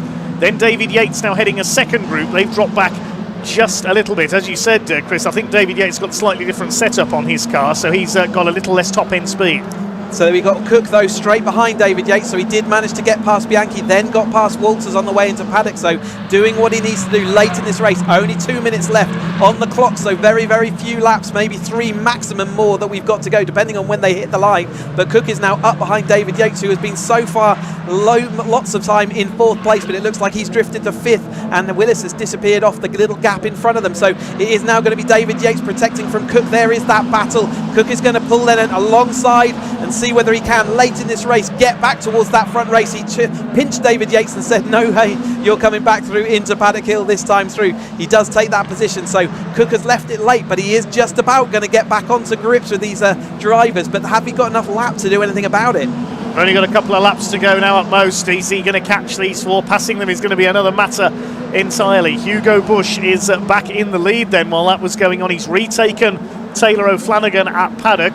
Goodness me, we're on lap 21 now. There was 1/10 of a second in it at the line. That's a lot between these cars. Taylor O'Flanagan still second. Still Hoffman can't quite find a way through. He's been trying all race long to get alongside these two, and he just can't do it. Tom Willits just keeping a watching brief behind them in the number 81 car. Ever so close across the line. I think we're going to have 2 laps left, aren't we, as they go across the line in front of us now. So then we've got the penultimate lap starting with Taylor O'Flanagan taking the lead then over the top of Hugo Bush. A little bit of a gap back to Hoffman, who just protects from Willis, but it is all coming to a head now. 2 laps to go in this 310R. 2 laps of Caterham action here at Brands Hatch. Fantastic action all weekend, and we're going 3 wide into Druids. Why not? We've tried it everywhere else. Why not try there as well? Hugo Bush is going to manage to hold on with the momentum round the outside of Hoffman. Willis looking down the inside. Is he going to be able to do anything about it? No, he has to sit back. But here comes Harry Cook, our championship leader, has made it all the way across.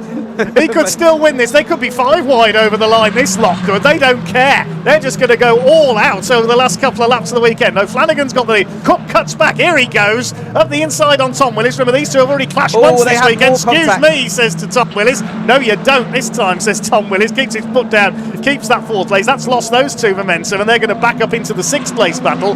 What's Hugo Bush going to do? He's going to go to the outside. They go into the last lap of the weekend for the Caterhams. What a finish this is going to be. You know, he's not gone round the outside. He's going to cut back onto the inside. O'Flanagan's held him off.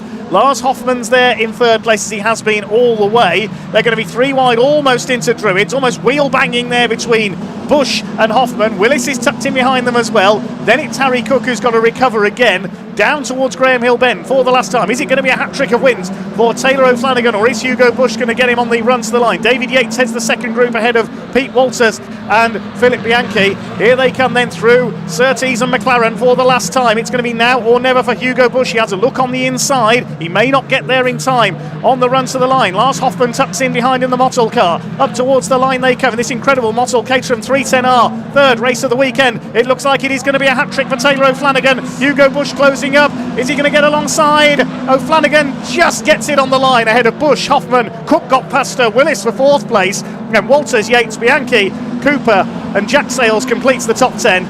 And I need a cold shower.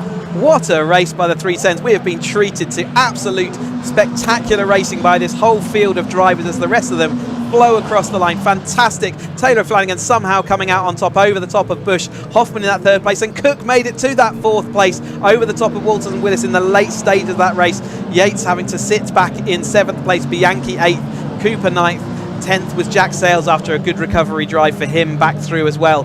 What a fantastic set of races from the 310R. I'm sad that the Caterham action's over. I'm sad that we don't get to see 310R action on our TVs up until 19th and 20th of October, but I can't wait for that to happen. Taylor O'Flanagan, somehow, hats off to you, taking a triple win, pushing himself right back in contention to this champion. It's going to go right down to the end of the season at Donington Park, and I can't wait to call the action there. Can we run those at every meeting in the UK? Taylor O'Flanagan, the winner. Hugo Bush tried the run to the line, just 32 thousandths of a second the winning margin. That's the closest margin of victory we've had this weekend. And Lars Hoffman, third place all the way, just couldn't get up alongside.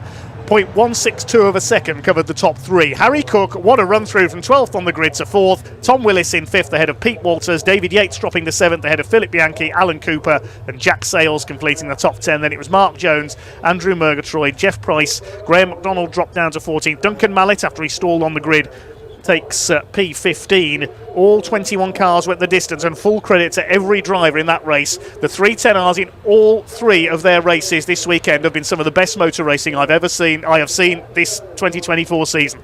It's been Let's head down to Parc Ferme.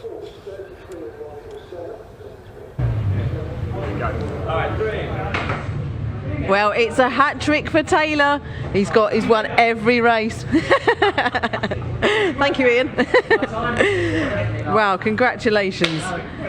That's just tightened up the championship for the U3 guys, hasn't it? Absolutely, yeah. We did. Everybody was doing a bit of maths after race 2, and yeah, it came out that we were all within a couple of points now. So yeah, right back in it, and yeah, super happy to finish first again. And yeah, Brands, yeah, always seems to deliver for me. So super happy with that. Yeah, hopefully onwards to Donington. Yeah, really happy with that. Great weekend. Thank you to everybody who's come and supported us. Yeah, it's been amazing. Well deserved. It's fantastic. And Hugo, that was, was it yours? Was it Taylor's? Was it yours? Well, I mean, we were working together, but not pulling away, so it kind of wasn't working. But then if we hadn't have worked together, it would have been even worse. So I think it kind of was working, and then just trying to reverse engineer it, but no last lap board, so kind of counted back the wrong number of laps, but there we go. There was another podium, more points, and we were just saying that it's closing up between the youth 3, actually. I'm not. The less I look at that, I think the less pressure. So I'm not interested. You don't want to know. He's gone. Right. Well done, Hugo. And a quick word with Lars as he wanders down here. Lars. Sorry, just quick word. Well done. It was a great race. More points for the championship. Absolutely, yes. It's gotten tight now in the championship, so we will see what in Donington happens. Yes, and you're looking forward to Donington. You like Donington? Absolutely, yes. One of my favourites. Oh, perfect. Okay, wicked. Well done. Right, it's the Tin Tots and Saloons out now, so I'll hand back to Cheesy and Dave. But that's it from all the Caterham racing. Hope you've enjoyed watching, but there's still more racing to come.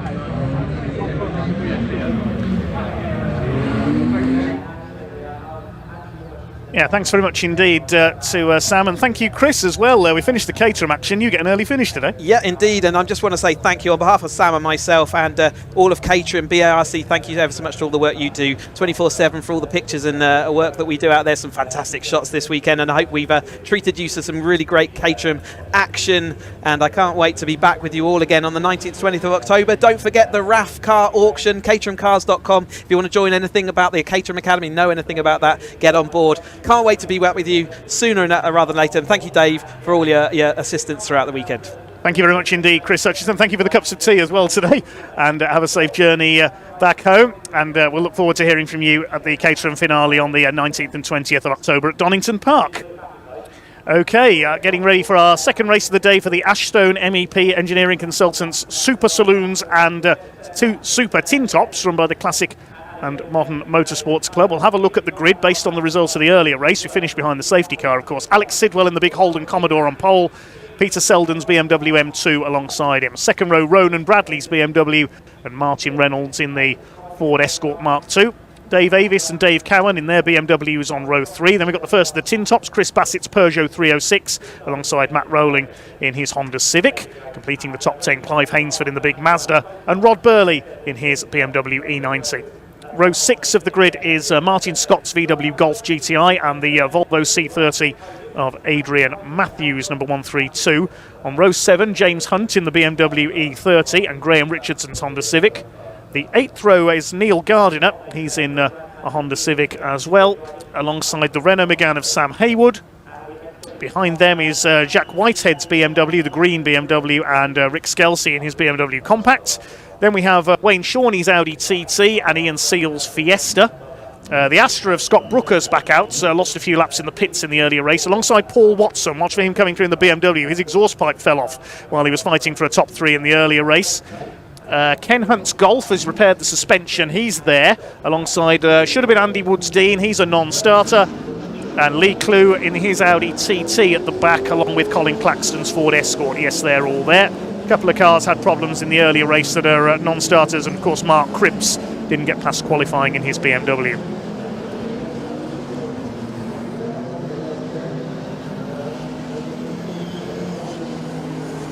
This will be a 15-minute race then for the Ashton MEP Super Saloons and Tin Tops, administered by the Classic and Modern Motorsports Club Southern. And Alex Sidwell, I suspect we're going to see him run away at the front of this again in his 600 horsepower Holden VF Commodore, 5 litre 600 horsepower V8 under the bonnet. Local man from Maidstone, a collector of Holdens from Australia. It'll be a rolling start once again. Wonderful mixture of different saloon cars. Chris is just leaving us, so we'll see him in October. Thank you very much to Chris Hutchinson, our Caterham expert. Saloon car racing for the rest of the day. Peter Selden, the BMW veteran, up there on the front row, the silver and blue M2. Watch for Martin Reynolds. That's Mark II Escort, very potent indeed. He's had a few wins at Snetterton recently in that car. Ken Hunt back out, the white Golf there alongside Paul Watson. Watch for the BMW coming through the field. Colin Claxton at the back in the Mark I Escort, the Castrol liveried car. Pace car into pit lane. Time for race 2 for the Super Saloons and Tin Tops, sponsored by Ashstone MEP Engineering Consultants. Revs beginning to rise. Power comes on and away they go, and away rockets the Holden. Look at Martin Reynolds up the outside in the Ford Escort Mark II. He's going to move into 3rd place. Not the best of starts by Peter Selden. It's Ronan Bradley's BMW, by the look of it, that's gone up into 2nd place. Dave Cowan gets pushed out wide in the red BMW, but it is the Holden that leads. Ronan Bradley is up into 2nd in the number 78 car as they start to sort themselves out through grid. Sam Haywood and the yellow and black Renault Megane running a bit wide there. So they've all made it round so far. Through they come in the midfield, side by side through Graham Hill-Bend. Already Paul Watson, the orange BMW, making up the places. There's Scott Brooker in that Vauxhall Astra 888. Shades of the old Arcus Racing touring cars in that white livery. Looks like the car that Erkut Kizillimat, the Turkish driver, used to race in the BTCC. Well, the Holden's already checked out at the front of the field as we expected. Martin Reynolds all over the back of Ronan Bradley for 2nd place as they cross the line. Chris Bassett's made a good start again as well in the Peugeot 306. He's up to 4th, the leading Tin Tops car, as they complete their opening lap. Then Peter Selden is down to 5th. Didn't get best of starts. There's the silver BMW. He could lose out to Dave Avis. I think Peter Selden might have an issue here with the BMW. Had that bit of confusion with the starting lights earlier on. And Matt Rowling's up there with him in the Honda Civic as well. 2nd of the Tin Tops, having a go at Selden in the BMW M2. Clive Hainsford is next. Then we've got Rod Burley's BMW, the white car with the Union Jack livery. Graham Richardson, been racing in the Tin Tops series for many years now. Rumble their way through Surtees and McLaren. A bit sideways there, Neil Gardner in the Honda Civic, just ahead of Graham Richardson. Looks like they're all round the first couple of laps okay. 25 cars took the start of this race, and the big rotary engine Mazda, Clive Hainsford, regular in the Classic Thunder Saloon series, chasing after Matt Rowling in the black Honda. Up the hill they go. Peter Selden still holding off Matt Rowling's Honda, then it's Hainsford. Then we have got Rod Burley's BMW, the Holden Commodore of Alex Sidwell, leading by 3 3/4 seconds at the end of the 2nd lap. So, barring any mechanical problem, I think we know who's going to take the win overall here. The big, brutal V8 supercar from Australia, of course. We don't know which of his collection he's got there. He's got a few Holden Commodores, has Alex Sidwell, in his car collection. 4.8 seconds is now his lead. 51.988, his quickest lap there. Ronan Bradley in 2nd place. This is the fight further back. Peter Selden is definitely struggling with that BMW M2. You see the Mazda go charging past him there on the pit straight. Selden dropping down the order, lapping in the 56s. Chris Bassett going well in the Peugeot 306, the Fusion Media car. 4th overall, leading the Tin Tops. And Peter Selden is slowing down. I think we might see him head for the pits this time through. The West Suffolk racing driver, preparers of BMWs for many years. Paul Watson's up behind him now. So Paul's come through into the top 10, that means, from the back of the grid. The two green cars together, Martin Scott's Golf and Jack Whitehead in the number 3, the green M3. They've got the E30 M3 of James Hunt in behind them. With a name like that, he just had to become a racing driver, didn't he? James Hunt from Wyndham in Norfolk in the BMW E30. And Peter Selden, not surprisingly, is heading for the pits. It's his race over, sadly. There's the Volvo of Adrian Matthews, the C30, battling with Graham Richardson, two of our tin top runners. So Bassett leads the tin tops in the Peugeot. Rolling is second. Third of the tin tops is this battle now between Matthews and Richardson. That's for third place overall in the tin tops split. James Hunt going round the outside of Jack Whitehead's BMW. BMWs of different ages. Nice and busy in the lower reaches of the top 15 here. Well, Sidwell now leads by 7.5 seconds. He's moving clear at over 1 second a lap from Ronan Bradley in second place. Martin Reynolds still third, then Bassett, then the battle between David Cowan and Dave Avis in their BMWs for 5th overall. They're also battling for the lead in Class C. The Golf of Martin Scott leading Class D, we see here.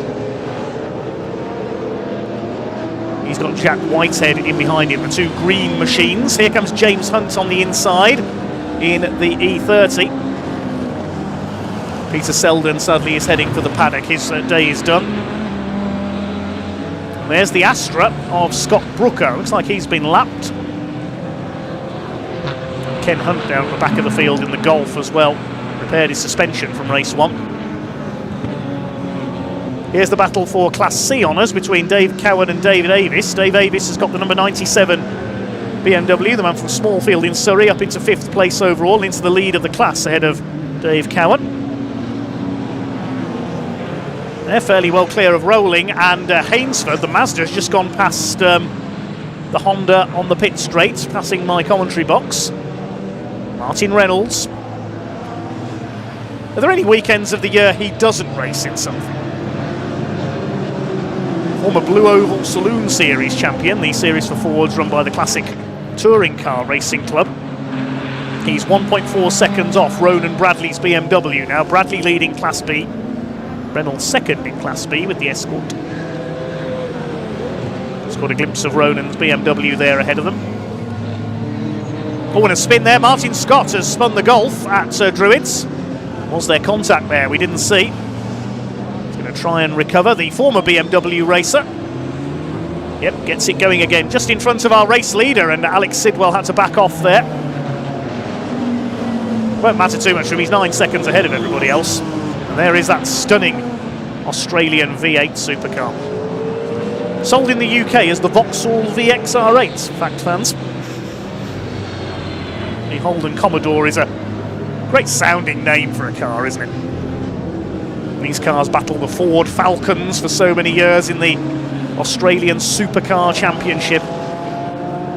Incredible rivalry between Ford and Holden, the feature race being every October, the Bathurst 1000 at Mount Panorama. On a personal note, I have to say, if I could commentate on any motor race, the Bathurst 1000 would be it. Coming up to lap Lee Clue in the Audi TT. And from Rochester. Alex Sidwell just controlling the pace out in front. Lapping in the 53s at the moment, so he's eased off a little. His quickest lap of 51.459. He's 10 seconds clear of Ronan Bradley. There's the BMW in second place. He leads Class B. Peter Selden did go back out on track, but he's come back in again, I can tell you. Not a happy race for the runner-up from earlier on. And Ken Hunt, we've lost the Golf as well. Don't tell me his suspension's broken again. Ronan Bradley coming up to lap. Martin Scott has to go wide there, still allowing Martin Reynolds to close in. They get past the Golf on the straight. Here's a scrap towards the rear of the field. This is Colin Claxton in another Escort. This is the Mark 1. and the production touring car, the production tin top leader, I should say, the Fiesta number 7 Ian Seal, the Rindt racing car. The Escort getting ahead there, Colin Claxton. Claxton family we've seen race with classic touring cars for a number of years now, in Escorts and in Triumph Dolomites. Behind them, Dave Avis coming up to lap them.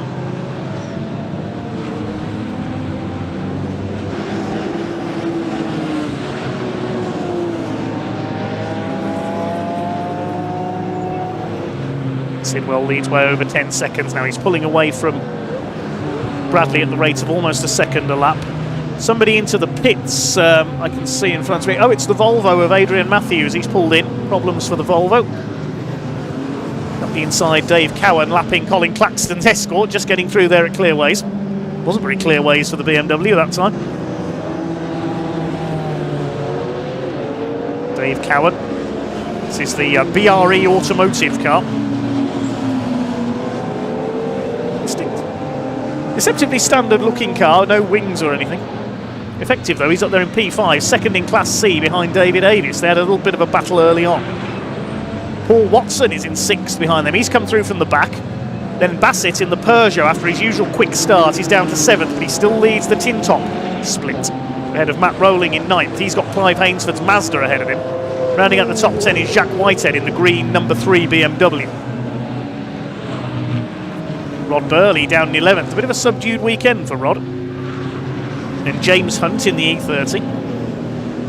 Richardson 13th. Gardiner is 14th in his Honda. Rounding out the top 15 is Sam Haywood, the Renault Megane.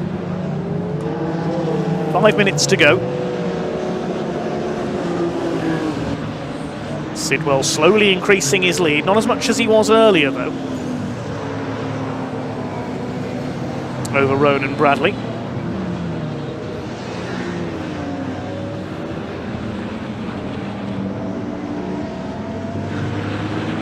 Clive Hainsford in that monster Mazda, having a go at Chris Bassett. Moves aside there, I think, to let the bigger car through. They're in different series because the Peugeot's a tin tops car and the Mazda in the invitation class of the Super Saloons. A very Super Saloon that car is indeed, the rotary Mazda. Number 787, Clive Hainsford, in deference to a car we've already mentioned, of course, the Mazda 787B.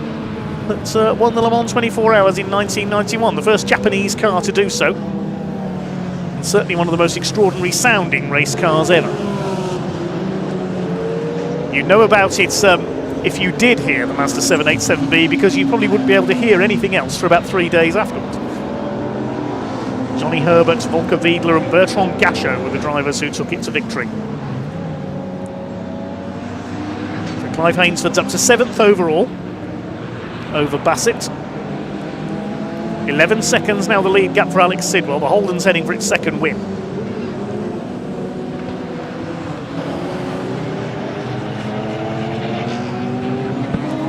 Ronan Bradley still second, the Irishman based locally to Brands Hatch. There's Matt Rowling, number 147 from Billericay in Essex in the M&D Racing Honda Civic, second of the tin tops. Separated by about 4.5 seconds now, the Honda from the Peugeot ahead of him.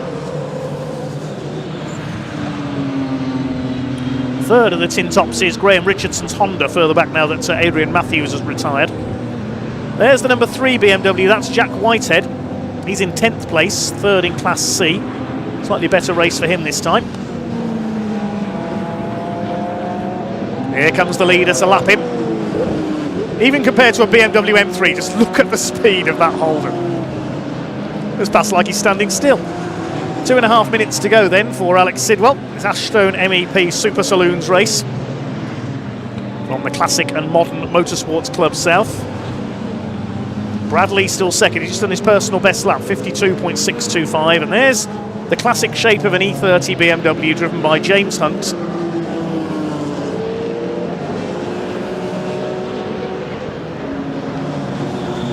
One of our YouTube comments says, oh look, it's Craig Lowndes leading this race. Yeah, it's one of the greats of Australian touring car racing. After Craig Lowndes, who was the great Holden racer? Jamie Whincup, I think. There's the BMW, the TOM Motorsport car. It's a Class C runner. And there's Scott Brooker from Sittingbourne in the Astra VXR. White Astra, same colours as Erkut Kızılırmak and I think Martin Bell, normally a BMW specialist, raced one of the white Astras in the British Touring Car Championship one time. Very similar looking to that car. Not the best of days for Scott Brooker today though. There's Rod Burley. Hundreds of wins in his career. Most familiar before his BMW days with that famous Ford Escort WRC, the black machine over the years here at Brands Hatch. 1 minute left on the clock then. Alex Sidwell is going to take the win. Well, Bradley is nearly 9 seconds clear of Martin Reynolds now in second place. There's Reynolds, the yellow and white Escorts. Paul Watson's done well from the back of the grid. The orange BMW in the background there. He's up to P5. Graham Richardson leading Class T1. But just behind him now, Neil Gardiner. He's a Class T2 car. Fighting for third in the tin tops, those two.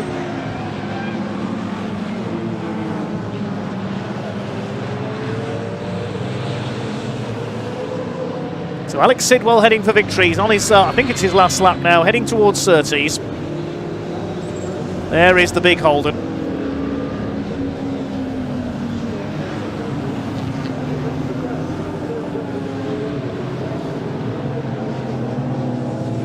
Clock is counting down. Now, are we going to get the checkered flag at this time? I don't think we are. No, we're going to get one more lap. The clock counted to 0 just as they hit the finish line there. I thought that was going to be checkered flag, but they're just going to squeeze one more lap in. Sorry for the confusion there. Up the hill goes the big Holden. He's now 12.8 seconds clear of Ronan Bradley. I'll run you through the class winners once they've crossed the line. But well, he never really had any opposition for an overall win today in the big Holden VF Commodore, the 5-litre 600 horsepower V8 rumbling away to perfection today. Alex Sidwell, local man from Maidstone, comes up to lap Lee Clew for the second time, I think that is, in the Audi TT. Out of the final corner at Clearways, and it's a double for the big Aussie. Alex Sidwell takes the win. Ronan Bradley is going to come through for second, and he'll win Class B in the BMW. There's Colin Claxton with his Escort. Nice to see that out this weekend. So Bradley comes over in second, 13.1 seconds the winning margin. And Martin Reynolds will complete the podium in the Escort. There he is. It's passing Seals Fiesta. David Avis is fourth. Paul Watson will come over for fifth. They're nicely done from the back of the grid in the BMW. Just waiting for the last few cars to come home, and then we'll confirm the result for you. And there is our double winner. Craig Lowndes, Jamie Whincup, now Alex Sidwell.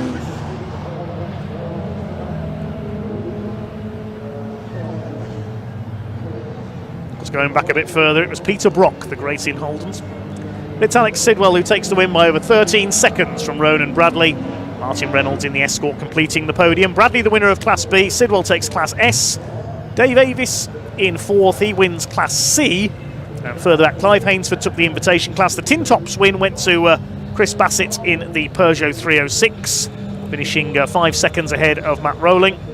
Other class winners, Rod Burley took Class A, Class T1 went to Graham Richardson's Honda, and Class D to Martin Scott in the Golf despite a spin. Class TP went to Ian Seals' Ford Fiesta. Just a couple of retirements that one. We lost Adrian Matthews and Peter Selden into the pits, and Ken Hunt also failed to finish. Let's head down to Ian Waterhouse in Parc Fermé.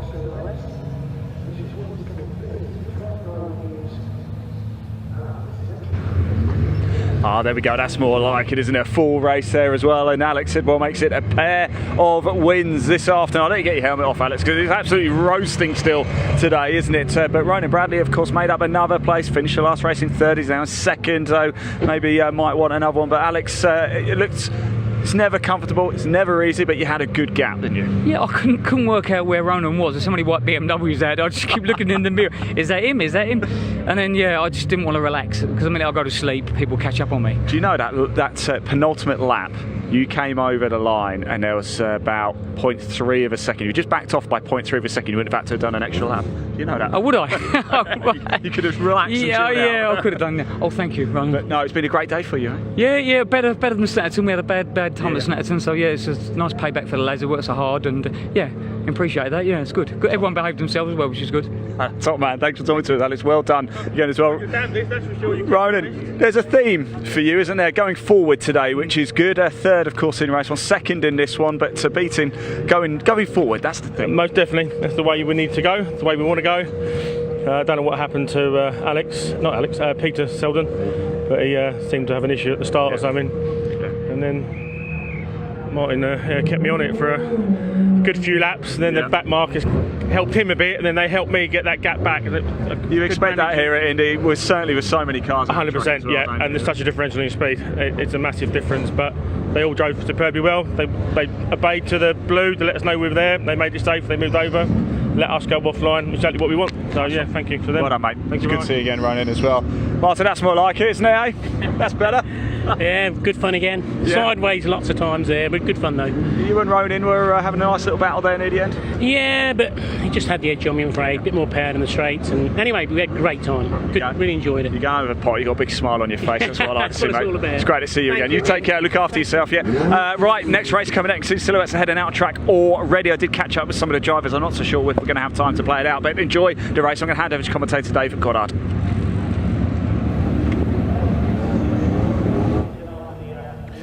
Okay, thanks very much, Ian. Cars just coming to the grid. The grid based on the results of the earlier race for the Hoosier Tyre Intermark Silhouettes, but with the top 5 reversed, partially reversed grid. So 5th place in race 1 was Keith White in the BMW. He goes up into pole position with Russell Humphrey, number 51, alongside him. Second row, number 3, Paul Knight's Tigra, and 491, Colin Smith. Our earlier winner, Ray Harris, will be on row 3 alongside Mick Robertson. Row 4, Wiz Farasmand and Chris Ayling in the 637 and the 28. Completing the top 10, we should see John Price, 267, 81, Paul Coxedge. Just looking down at the cars lining up, though, I'm not sure if Wiz Farasmand, 637, is there.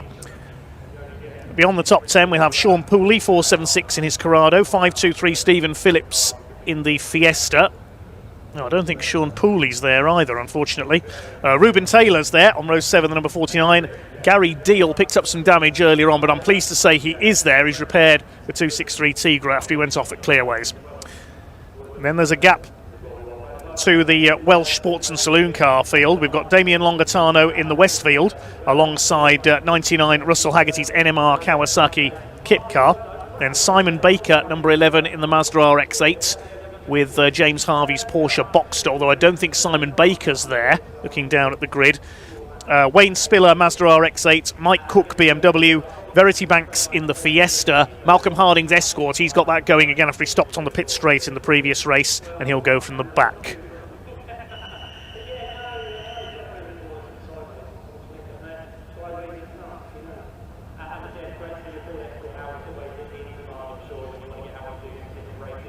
So Keith White on the pole in the CWS 4x4 Breakers BMW Z4 Coupe. The Interceptor Racing Tigra of Russell Humphrey alongside him. So a couple of gaps on the Silhouettes grid. We don't have Wiz Farasmand. And we don't have Sean Pooley, 476. Simon Baker's Mazda RX-8 is missing from the Welsh Sports and Saloon car, so that'll help Wayne Spiller in his challenge for the title.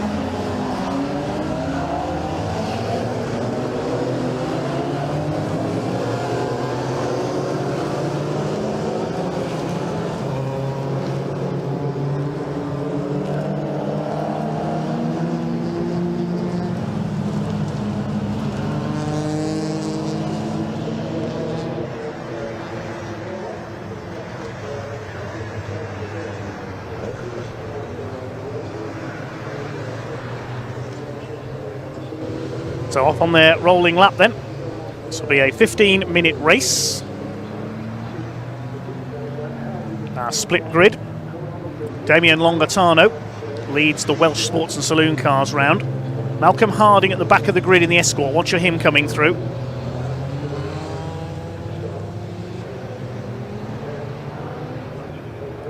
Front of the silhouettes, Keith White.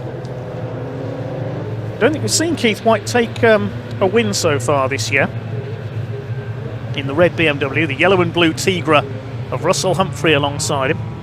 Not sure if that's the same Russell Humphrey used to race F1 stock cars many years ago. That's a little orange sports racing car, Russell Haggerty with the Kawasaki bike engine, the man from Newport. Race car into pit lane.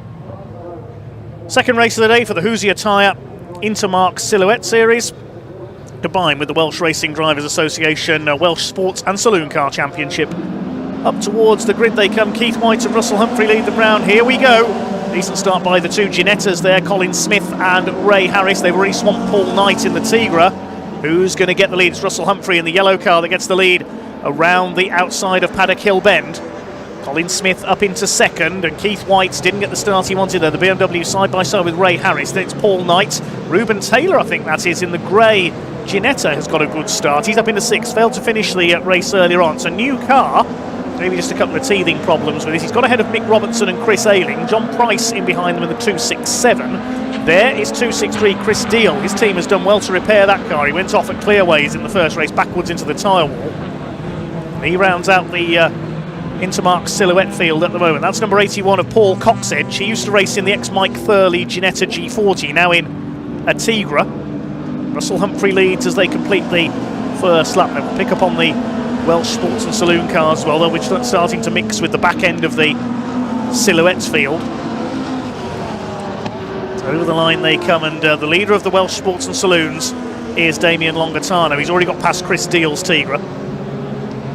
Westfield mixing it with the Silhouettes. There they are, just in the background. The sun's starting to set here at Brands Hatch now. The shadow of the tree is getting longer over Druids. This is the battle for the lead. Tigra from Ginetta. Second Ginetta of Ray Harris, our earlier winner, up into third place. Going clear of Paul Knight. So Colin Smith is leading the seniors category in the 491. Raced hot rods for many, many years and a whole variety of cars. I think going back to the days of the Toyota Starlets. It's very beautiful little oval racing cars, the rear-wheel drive Starlets. Here's a battle between a couple of Tigras. Chris Ayling with John Price, 267, having a go on the outside. I think that's the ex-David York car. Man from Staffordshire. Runs a coach company. And then John Price, who's also Staffordshire, based in Stoke, took over that car. Longatano's catching them though, and Malcolm Harding's already through the rest of his opposition in the Welsh Sports and Saloon Cars and up into second in that division. Competing in Class 3, the only other car in his class is Mike Cook's BMW. "19 cars took the start, they're all still running. Ray Harris coming under a bit of pressure now. Has he got past Colin Smith there, coming out of Clearways? Pick that up in a moment. We'll pick up Damien Longatano meanwhile. The Westfield, extraordinary looking car that is, with that big rear wing. Looks more like an Ariel Atom than a Westfield. Look at him just blitz up onto the outside of Chris Ayling. Yes, what Ray Harris has got ahead of Colin Smith now into second place. Closing down Russell Humphrey for the lead in the Tigra. Slippery shape of the Ginetta G40 space frame hot rod, built by Carl Boardley Motorsports, the Ginettas. Humphrey continues to lead. And a little bit wide out of Clearways. One more race to come after this for the OT Publishing Coupe Cup, and Ray Harris now starting to draw alongside Russell Humphrey. He's going to try and go Caterham style round the outside. There's a back marker there. Ooh, look out, Verity Banks. They just avoid the Fiesta. They touch going into Paddock Hill Bend, and Russell Humphrey able to keep the lead. That was a scary moment for Verity Banks in her Fiesta. Meanwhile, there's a spinner, so there won't be any overtaking moves. There's yellow flags at Druids. Mike Cook just rejoining in the BMW. He's had a spin. He'll move out of the way, let the leaders through into Graham Hill Bend. Through go Humphrey, Harris. Paul Knight's got up into third. He's ahead of Colin Smith. similarly coloured cars, so I hadn't spotted that at first. The Cooper straight towards Surtees. Humphrey doesn't seem to have the handling advantage. His car's sliding a bit on those little Hoosier tyres.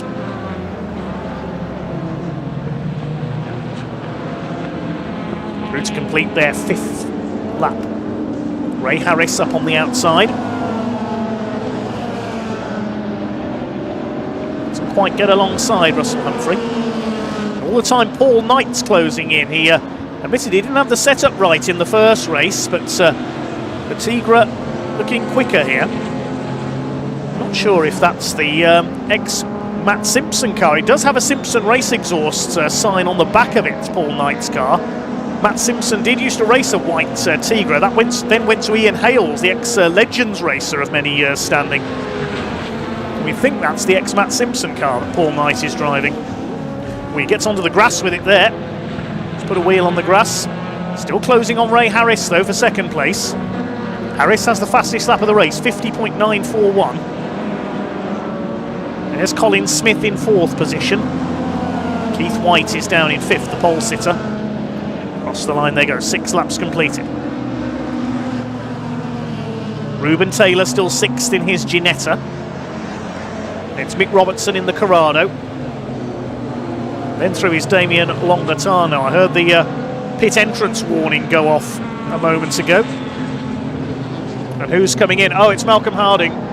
More problems for the Escort. At least he's made it into the pit lane this time. Unfortunately, Malcolm Harding looks like he's out of the race again. Here's the battle for 5th. Keith White in the BMW. Mick Robertson in the VW Corrado. I remember Mick Robertson in the 90s racing his black and yellow Sierra in the V6 engined National Super Rods at my local raceway of Hensford, with the likes of Frank Birch. Chris Ayling was in there as well. Also Jim Brown in his BMW, Dave Poole in his Capri, Tim Foxlow races up at Zalton Park now in his Escort, Del Featherstone and many more. Well, here comes Longatano in the Westfield. He's up to 7th overall now. He's just got ahead of Ruben Taylor. Here's Russell Humphrey still in the lead because Ray Harris was getting closer to him. Here they come. He had a look up the inside there into Surtees. Russell Humphrey just about holds him off. There's a good defensive drive by Russell Humphrey in the Tigra. Paul Knight keeping up with them. He leads the seniors category. Now Ray Harris is going to try and go around the outside into Paddock Hill Bend, up alongside, and Verity Banks is there again. Deja vu, that's exactly what happened earlier on. As Harris went for the outside, the Fiesta was there. Blue flags being shown by the marshals. Warn the back markers, the quicker drivers are coming up to lap them.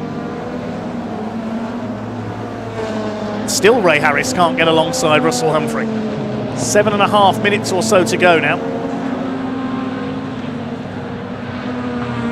Long Cooper straights. There's more back markers ahead.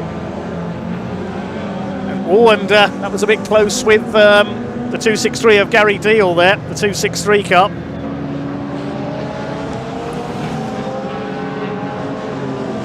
Is Russell Humphrey going to take the lead as they come through clearways? Is Ray Harris going to take the lead, sorry, from Russell Humphrey? Yes, he has. Just that little delay in the back marker traffic with Gary Deal there in the 263. And the Ginetta has taken the lead. They're coming up to lap Wayne Spiller, the points leader in the Welsh sports and saloon cars.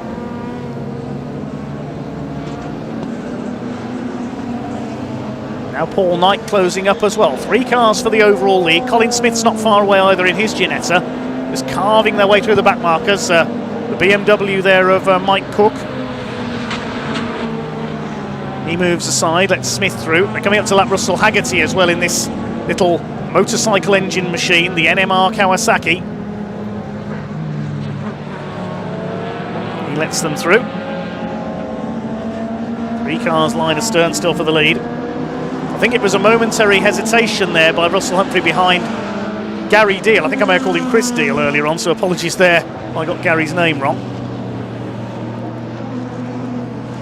Next to be lapped is Steve Phillips in the Autocross Fiesta. through the shadows up at Druids. Ray Harris starting to increase his lead now in the number 5 driven performance Ginetta. Paul Knight trying to close up on Russell Humphrey for second place. Colin Smith has dropped back a little. Longatano now has the fastest lap overall, 50.821 seconds. So the Westfield is lapping quicker than the Silhouettes. He's 8 seconds behind Colin Smith. So I don't think he'll catch the top 4 as Paul Knight pulls to the outside of Russell Humphrey. He's going to go for second place into Paddock Hill Bend. He doesn't manage to do it though. There's Colin Smith in 4th. Now where is the Westfield? Still a few seconds further back. Yeah, still 8.5 seconds back.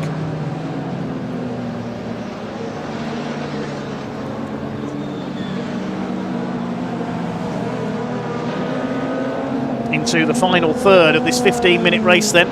There is Longatano, and he's lapping the other Welsh Sports and Saloon Car Championship runners now.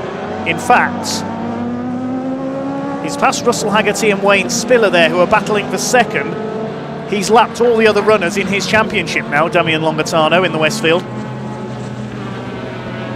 So he leads the Welsh Sports and Saloons by a full lap.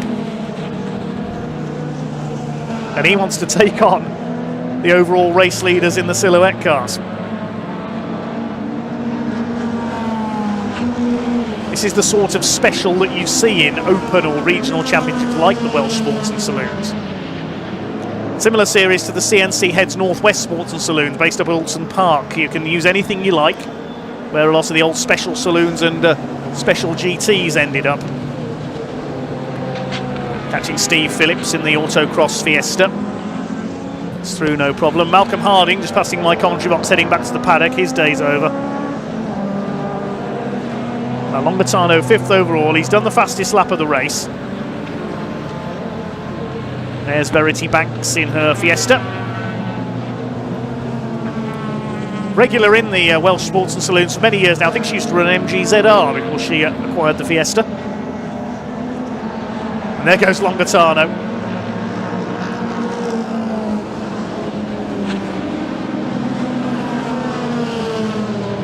Yes, Russell Haggerty has got a problem, I think, in the NMR Kawasaki. His last lap was a 1:13, his best lap of 55 seconds. So there's definitely a problem for the number 99 car. So second in the Welsh Sports and Saloons now is James Harvey's Porsche Boxster. And third it is... second in the Welsh Sports and Saloons, sorry, is Wayne Spiller. Third is the Boxster. They're separated by about 4 seconds.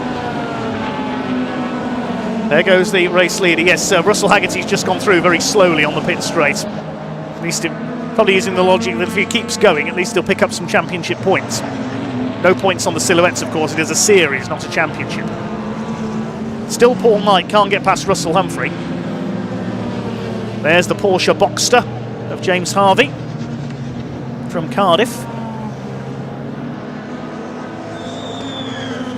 There goes the Westfield. And there's the battle for 5th place. Reuben Taylor getting up onto the back of Keith White now, and behind them Mick Robertson. There's a nice little fight developing here. This is for 5th place in the Silhouettes, 6th overall, because Longatano's ahead of them now.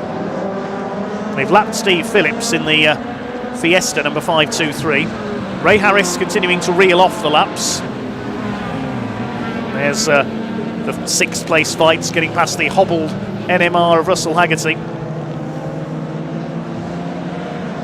Keith White, brother of Colin White, the long-time Ginetta racer, former ASCAR champion at the now closed Rockingham Motor Speedway. Keith's been racing this BMW for many, many years now.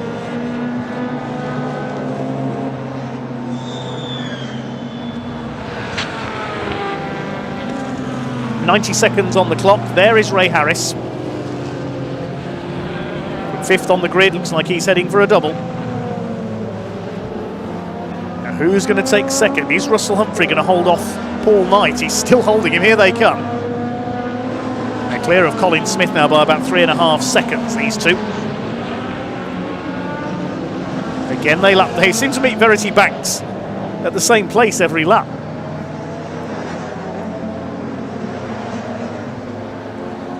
Just the one retirement so far. Malcolm Harding's Escort giving up the ghost, sadly. All Knight's running a little bit wide there, coming out of Druids. That's let Russell Humphrey get a few lengths ahead of him.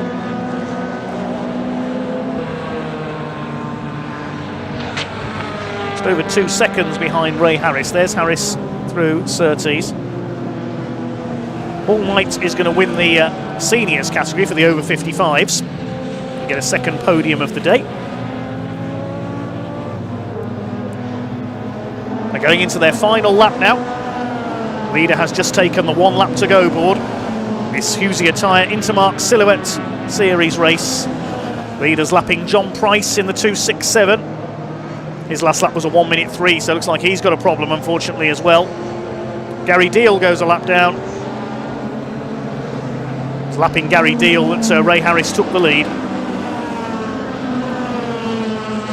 It looks like Russell Humphrey is going to hang on, our early race leader, for second place. Demian Longatano has blitzed the rest of the Welsh Sports and Saloon field.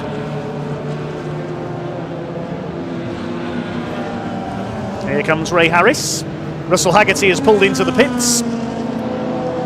It's going to be a win, 2 out of 2 for Ray Harris in the Ginetta. Comes up towards the line, takes the checkered flag. Russell Humphrey will come over in second, holding off Paul Knight, who wins the seniors category. Colin Smith is fourth, and here comes Damian Longatano, running up there with the Silhouettes. I think he's lapped all of his opposition in the Welsh Sports and Saloon Car Championship. The 2 litre Westfield comes over his second win, keeping up his challenge in the championship, but Wayne Spiller will win his class and keep his points lead with a round to go in the Mazda RX-8.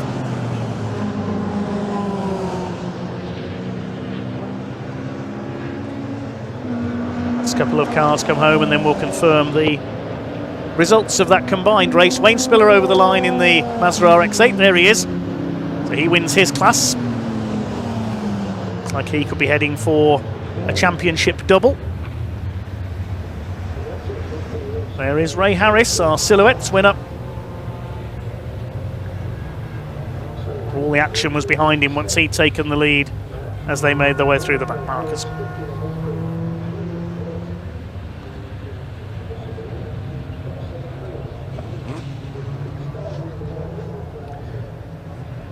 So the results as follows then. Ray Harris beats Russell Humphrey. Battle of the RHs finishes nearly 3 seconds apart. Humphrey holding off Paul Knight, who wins the senior category in third place ahead of Colin Smith. Damian Longatano, 5th overall in the Westfield, wins by a country mile in the Welsh Sports and Saloon cars. Behind them was Keith Whites, the pole sitter in that race. Then Ruben Taylor, good run for him in the Ginetta, ahead of Mick Robertson. Then it was Chris Ayling, Paul Coxedge, John Price, Wayne Spiller, 2nd overall in the Welsh Sports and Saloons ahead of James Harvey in the Boxster. He won his class. Then Steve Phillips, Gary Deal, Mike Cook in the BMW, and Verity Banks the final finisher. We lost Russell Haggerty and Malcolm Harding. We'll head down to Ian Waterhouse in Parc Fermé. 1 race to go here at Brands Hatch this weekend.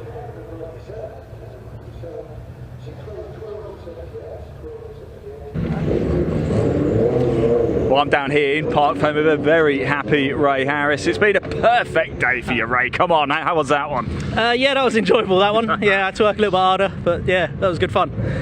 You certainly did have to work a bit harder for it, but that's what we kind of want to see, isn't it, around here? Yeah, definitely. You know, the reverse grid, I like it. It mixes things up a bit, and it's not just running off the front. A little bit more like hot rods-ish. I love that. I love it. Thanks so much for talking to us. Congratulations. Great day for you, buddy.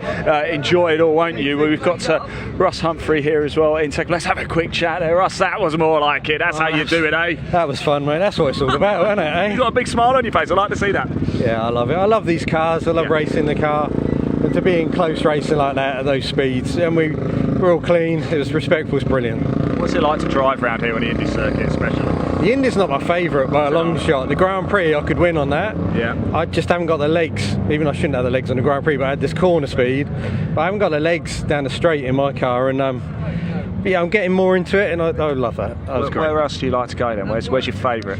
Coombe's my local track as such. We've done a lot there. We've won the championships and stuff in the saloons there, not in the Tigra. And we travel nationally as well with the BMW of one of my customers. So Spa's fun, but not nice to us. But places like Cadwell, Knockhill, anything with a bit of undulation and that, it's just, I love it. I just love racing. I love that. To quote that, everybody, I just love racing. Well done, mate. Second place there. Paul as well is over here as well. Paul third earlier today. Wasn't too happy with that, Paul. Are we feeling any happier now? Yeah. Now another third. It is what it is. It's motor racing. It is. It is one of those things. Made a few changes again. Thought it'd be a bit better this time. It was actually, but still didn't reach the times we had in qualifying this morning. So we're going to have to look into that and find out why. All right, mate. Well, I'll see you the next one. Yeah, thank you very much. Thanks for talking. It's good to see you again. Anyway, you take care, Paul. Right. So next race has got because they've gone. Look, they were there a minute ago. Coupe Cup, final race of the weekend, about to get underway. I'm going to hand over to commentator Dave Goddard, who's going to take you through the action.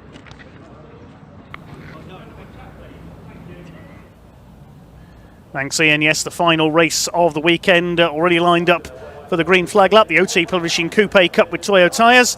Grid based on the results of race 1, so it's Dan Munro and Mark Ridout on the front row of the grid, ahead of Neil Hurren and Luca Staccini. There's a big battle for 5th in the earlier race. Mark Jones and Dan Fletcher are on row 3, ahead of Darren Banks and Michael Evans. Row 10, the newcomers, Ben Wilkinson and Max Papworth, completing the top 10, I should say. Then on row 6, we have Matthew Watson and Jacob Sylvester. The 7th row, Ian Brunning and Eddie O'Kane. And on row 8, it is Roger Owens and Paul Lorry. 9th row, we have Gary Hobbs and Don Gillies, and Simon Smith and Spencer Hirons, and Tim Prince at the back. All 21 of them were there, and Ian caught up with some of the drivers earlier on.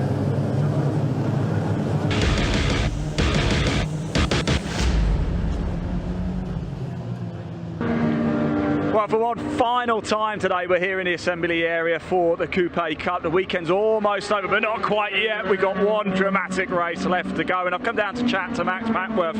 Now, Max, we did speak earlier ahead of the race earlier, but unfortunately we didn't have time to play out the interview because it's been so quick. But earlier today was your first ever car race. How did it go? Well, qualifying was well this morning, but race start massively overcooked it, way too much revs. Lost a few places in the first corner, but I kept my pace, made up a few more places, and finished 10th in the end. So not the worst it could go, but I was hoping for a top 10 finish on your debut. You know now what not to do at the start, don't you? Yes, but let's see how it goes this time. I'm just fingers crossed. I mess up the start again. You're going to be absolutely great, Max. Don't you worry about that. Enjoy it, buddy. Best of luck for the race. It is going to be an absolute corker. One of my favourites, actually, the Coupe Cup. Brilliant racing action coming up. Final race of the day. So I'm going to hand over to commentator Dave Goddard, who's going to take you through the action. Enjoy.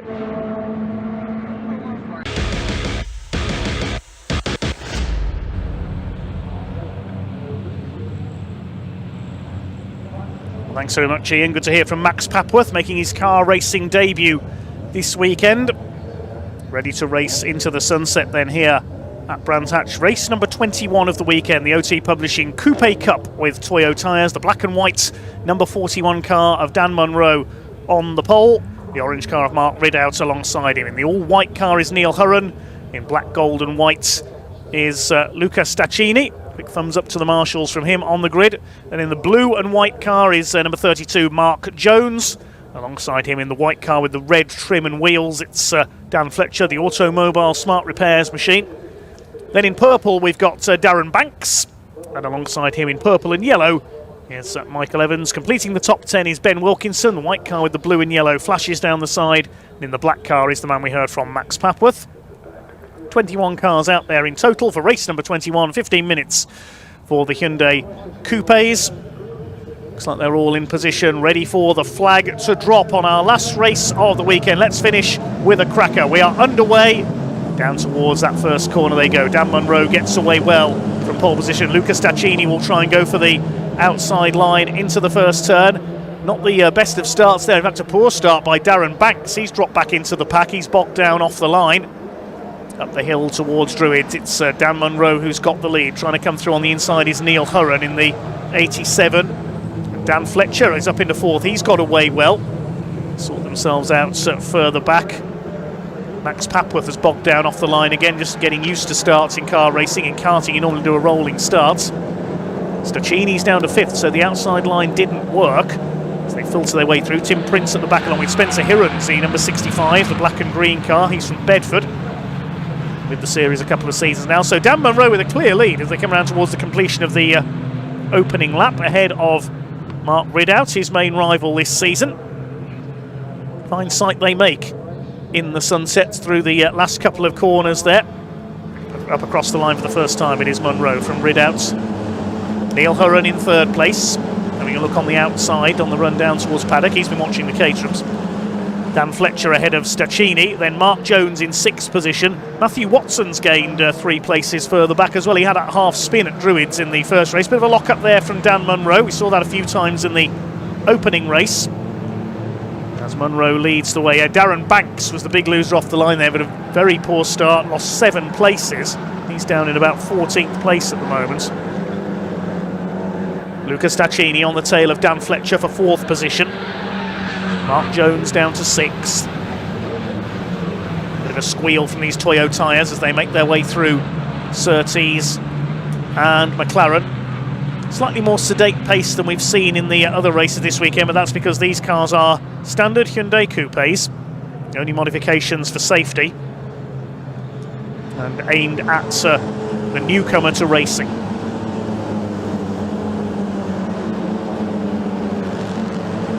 Towards Paddock-Kilben, Luca Stacchini chasing Fletcher for 4th place. It's Jones and Evans, Wilkins, Watson and Jacob Sylvester round out the top 10. You spotted in the assembly area there the sticker of Sylvester the Cat on his bonnet, the yellow car. Bit of a lock up there from Ben Wilkinson. Jacob Sylvester gets moved aside by I think that's Max Papworth, with the novice cross on the back of his car, fighting for 10th place. Behind them is Darren Banks, trying to recover from his slow start.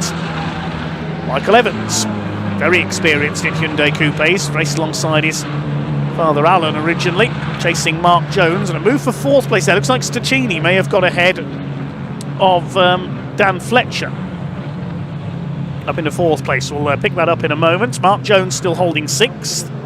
Munro still leads from Ridout. And yes, Stacchini is up into 4th place ahead of Fletcher. Then in 6th we have Mark Jones there in the blue car with the white stripes. Michael Evans next through.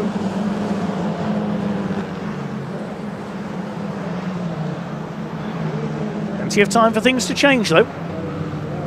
Evans having a look there as they go up towards Druids. Jones holds him off. Ben Wilkinson is next. He's got Matthew Watson in the sort of claret coloured car behind him. There he is. It's the drop into Graham Hillben, the left-hander. Fastest lap of the race so far, Mark Ridout, 59.221 in 2nd place.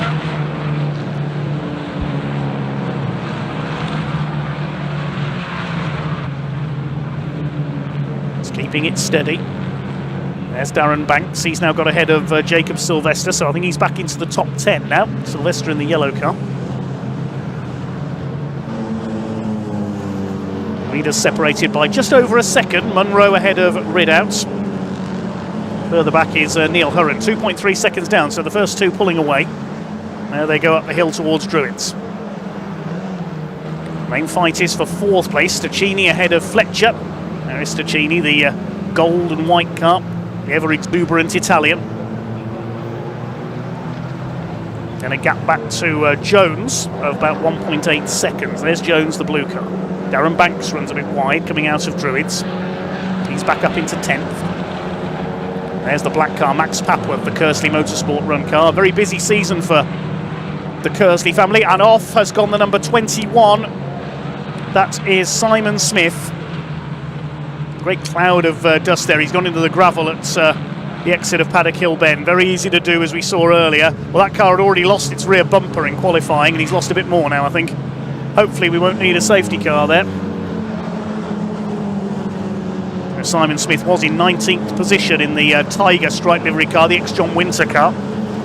First, I think that car was the first Generation 3 Hyundai Coupe to race in this series. There it is, you can see through the dust now. Yellow flags are out, marshals on their way to the scene.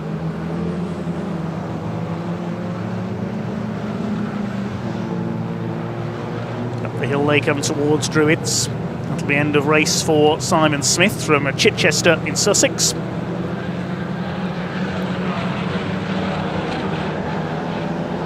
Very close to the Goodwood Motor Circuit.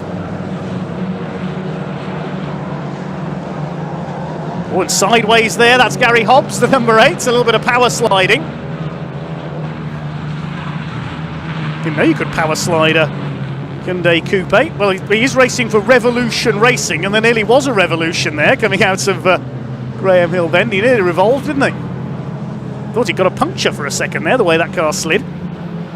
There's Eddie O'Kane in the O'Kane Irish Foods car. Comes from Harrow in Middlesex, originally from Ireland. He's running 13th, been racing these cars for several years. Another of the former Track Attack Race Club drivers, used to compete in the MR2s. O'Kane Irish Foods and Drinks, I have bought from them a few times. It's not just Guinness either. Go the midfielders. Michael Evans chasing Mark Jones. This battle for 6th. Jones was the cork in the bottle in race 1 for 5th. Now it's for 6th.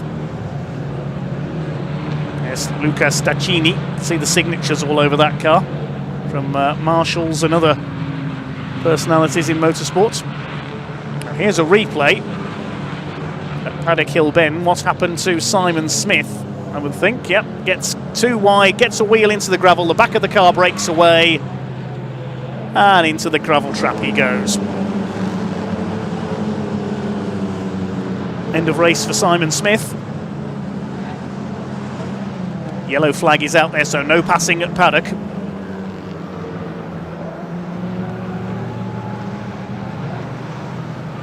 Here's the battle for 6. Michael Evans trying to go around the outside now. He's got Ben Wilkinson up with him. Father Peter, we mentioned earlier, used to race here in a Peugeot 306 at Brands Hatch for a few years.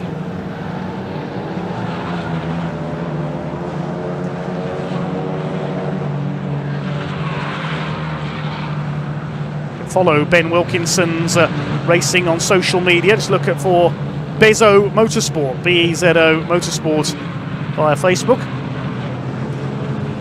He's under fire from Matthew Watson and Darren Banks. Giving a good account of himself here is Ben in the white car. Runs just a little bit wide out of clearways. Behind them is Jacob Sylvester in the yellow car. 6.5 minutes and a few seconds plus over left in this race. Again, Wilkinson runs out high, wide and handsome into the first corner. Staying ahead of Matthew Watson, who's got quite a bit of experience in these cars. They can't get past Mark Jones. Ben Wilkinson up the inside on Michael Evans. Tries to force the issue through Druids. Matthew Watson up behind them. There's Banks in the purple Gen 3 car. Meanwhile, here are the leaders. No change between these two. Less than a second apart. Mark Ridout can't get up alongside Dan Munro. Neil Hurren still in third, so no change among the top 3 throughout this race. Keeping it tight along the pit wall. Munro from Bedford, Ridout from Dorset. Getting closer and closer now. Mark Ridout's on the attack. Having a look up the outside. He's alongside, and now if he can keep it there, he's not going to, but he could have kept it there and gone for the inside at Graham Hill Bend. Looks like we've seen the Caterhams do this weekend. Neil Hurren safe in third. He's 3.5 seconds clear of Luca Staccini, rather on his own. He's nearly 4 seconds back on these two. But Mark Ridout is now turning up the pressure on Dan Munro.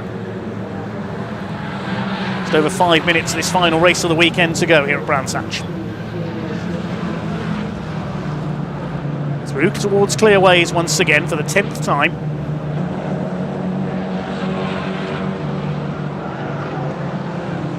Proof that you don't need a high-power, high-performance car pretty much to have a good motor race, these Hyundai Coupes. Certainly not the quickest or most powerful machines out there, but they are great fun to race. Ben Wilkinson still staying ahead of Matthew Watson and Darren Banks. Mark Jones has got away slightly ahead of him now.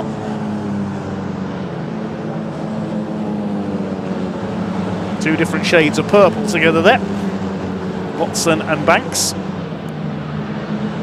Chasing Ben Wilkinson, who runs wide through Paddock Hill Bend. He always does there. Mark Jones has pulled away a little bit ahead of them in 6th position. And behind them, Michael Evans, been shuffled back a bit. Through goes Max Papworth. Here comes Jacob Sylvester. I think there's a bit of damage to the left-hand side of Michael Evans' car. I saw a bit of tyre smoke there. Yeah, I think Evans may have a problem. Lost out to Sylvester there as well. So whether Michael Evans is heading for the pits, wait and see. Yeah, Evans has got a problem. He's pulled aside there on Cooper Straight. Eddie O'Kane's gone through as well.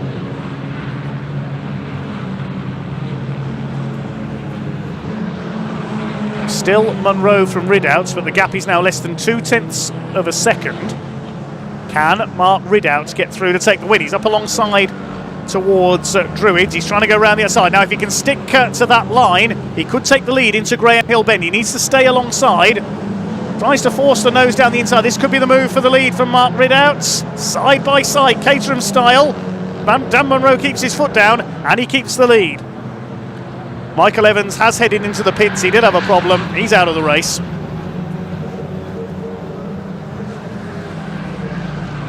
Still Dan Munro hanging on for dear life in the lead. He wants a double. This is great stuff. Can Mark Ridout get through? These two have pretty much divided up the wins between them this year so far. They really have been the class of the Coupe Cup field. Across the line to complete their 12th lap, 0.3 of a second apart. Ridout still has the fastest lap, 59.221. 59.316, the best for Munro. Now, is Neil Hurren catching them? No, he isn't. He's 5 seconds further back down the road in a rather lonely third. Luca Staccini is trying to close him down. He's 2.7 seconds behind him. 2.5 minutes to go. What can Mark Ridout do this time? He's not going to get the line away at Graham Hill Bend this time.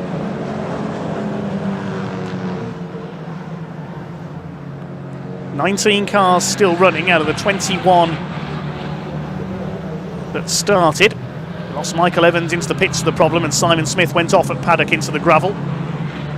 So your last runner is Tim Prince in the number 44. Still on the lead lap though. They're the leaders about the length of the Brabham Straight behind him. Now, Ridout's in the slipstream, so they keep it tight to the inside.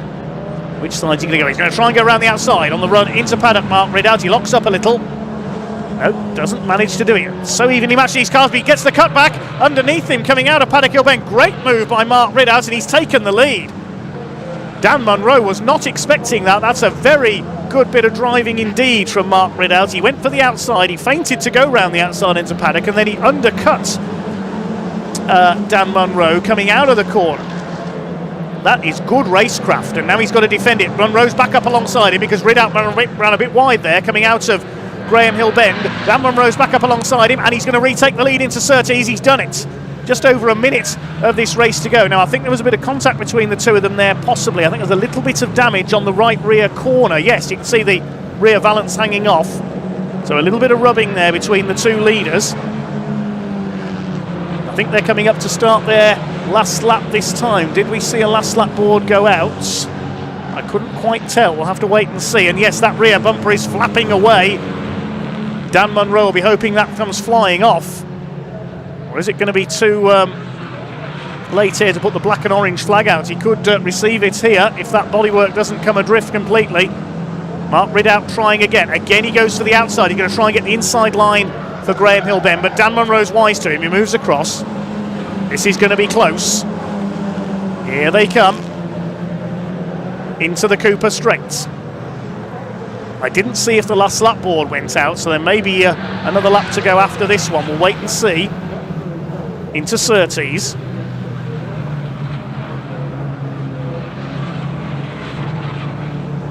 Nose to tail.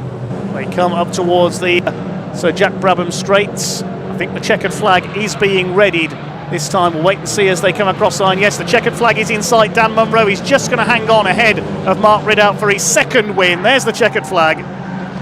Munro wins it, Ridout second, Neil Hurren is third, Luca Staccini will take 4th place, and Dan Munro just hangs on for his double by 0.14 of a second. Mark Jones comes home in 6th behind Dan Fletcher. Ben Wilkinson, a fine race for him, into 7th, then Watson, Banks, Max Papworth in the top 10, then Sylvester, O'Kane, Gillies, Ian Brunning dropping back to 14th, then Roger Owens, Paul Lorry, Gary Hobbs is next home in 17th. 18th place goes to Spencer Hirons. Tim Prince finishes a lap down in 19th. And we lost Michael Evans and Simon Smith, of course. Final race of the weekend comes to its conclusion then. We'll hear from the drivers down in Parc Fermé shortly. It's Dan Munro who takes the double, only just. It looked as though with that excellent move at Paddock Hill Bend that Mark Ridout had got him. Coming through towards Surtees, Mark Ridout ran a bit wide, and despite a little bit of contact that resulted in his rear bumper hanging off, Dan Munro got through to score his double. 0.139 of a second, the winning margin for Dan Munro over Mark Ridout. Neil Hurren 5 seconds back in third place. Good weekend for him. Luca Staccini fourth ahead of Dan Fletcher. Then Mark Jones heading home. Ben Wilkinson, Matthew Watson, Darren Banks and Max Papworth to complete the top 10. Jacob Sylvester next ahead of Eddie O'Kane. It was Don Gillies in 13th place. Ian Brunning 14th. 15th was Roger Owens. Then it was Paul Lorry, Gary Hobbs, Spencer Hirons and Tim Prince. And Evans and Smith were the retirements. Let's head down to Ian in Parc Fermé.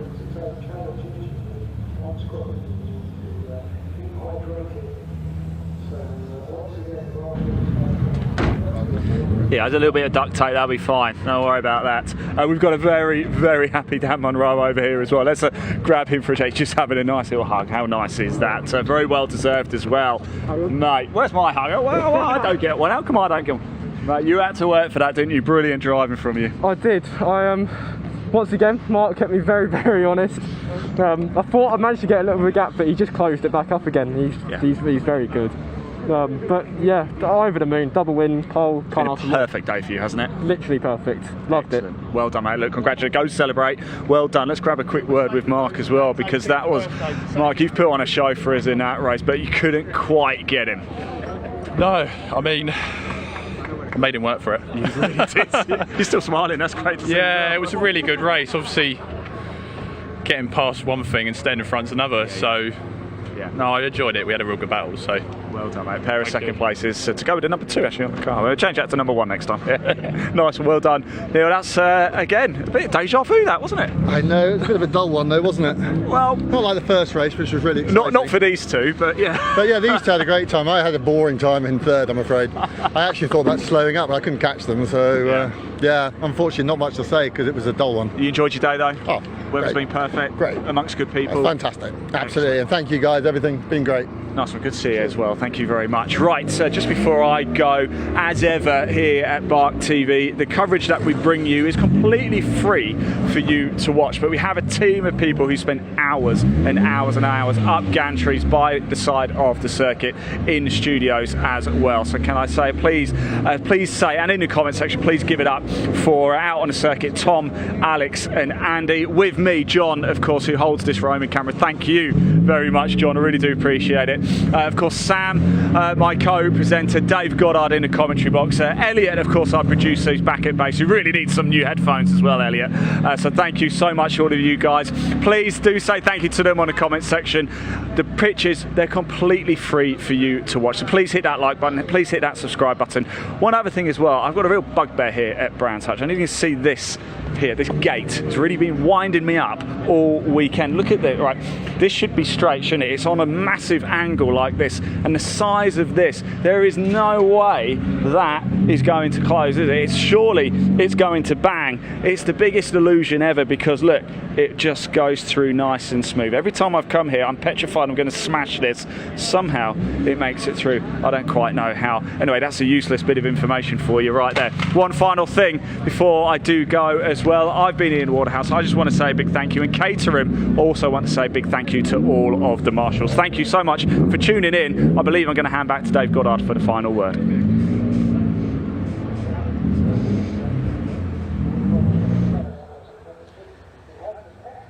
Well, yes, thank you, Ian. That does bring the curtain down on a fantastic weekend here at the Brands Hatch circuits.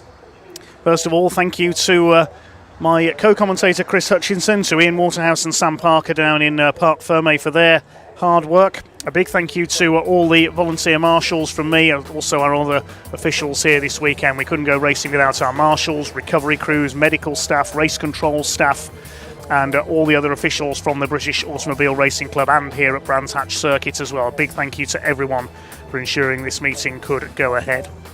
Thank you to all the drivers for their entertainment, to their backup crews and mechanics and teams, family members in the paddock area for keeping the cars and drivers running. Thank you to everyone for watching today. A big thank you as well to all our camera crews, to our directors and everybody else behind the scenes for bringing us this production today. Well, that does bring the curtain down as the sun sets here in the southeast of England. A fantastic weekend of racing. Well done to everybody for a wonderful weekend once again. I'll be back with you on BARC TV in a couple of weeks' time when we have the British Truck Racing Championship at Snetterton over in Norfolk. Yes, the big rigs are back in a couple of weeks. They're here at Brands Hatch, of course, on Bonfire Weekend in November for the season finale as well. That's about all from here at Brands Hatch then. On behalf of Chris Hutchinson, Sam Parker, Ian Waterhouse and everybody else here, this is commentator Dave Goddard signing off here on BARC TV. Thank you all of you for watching. We'll see you soon. Bye for now.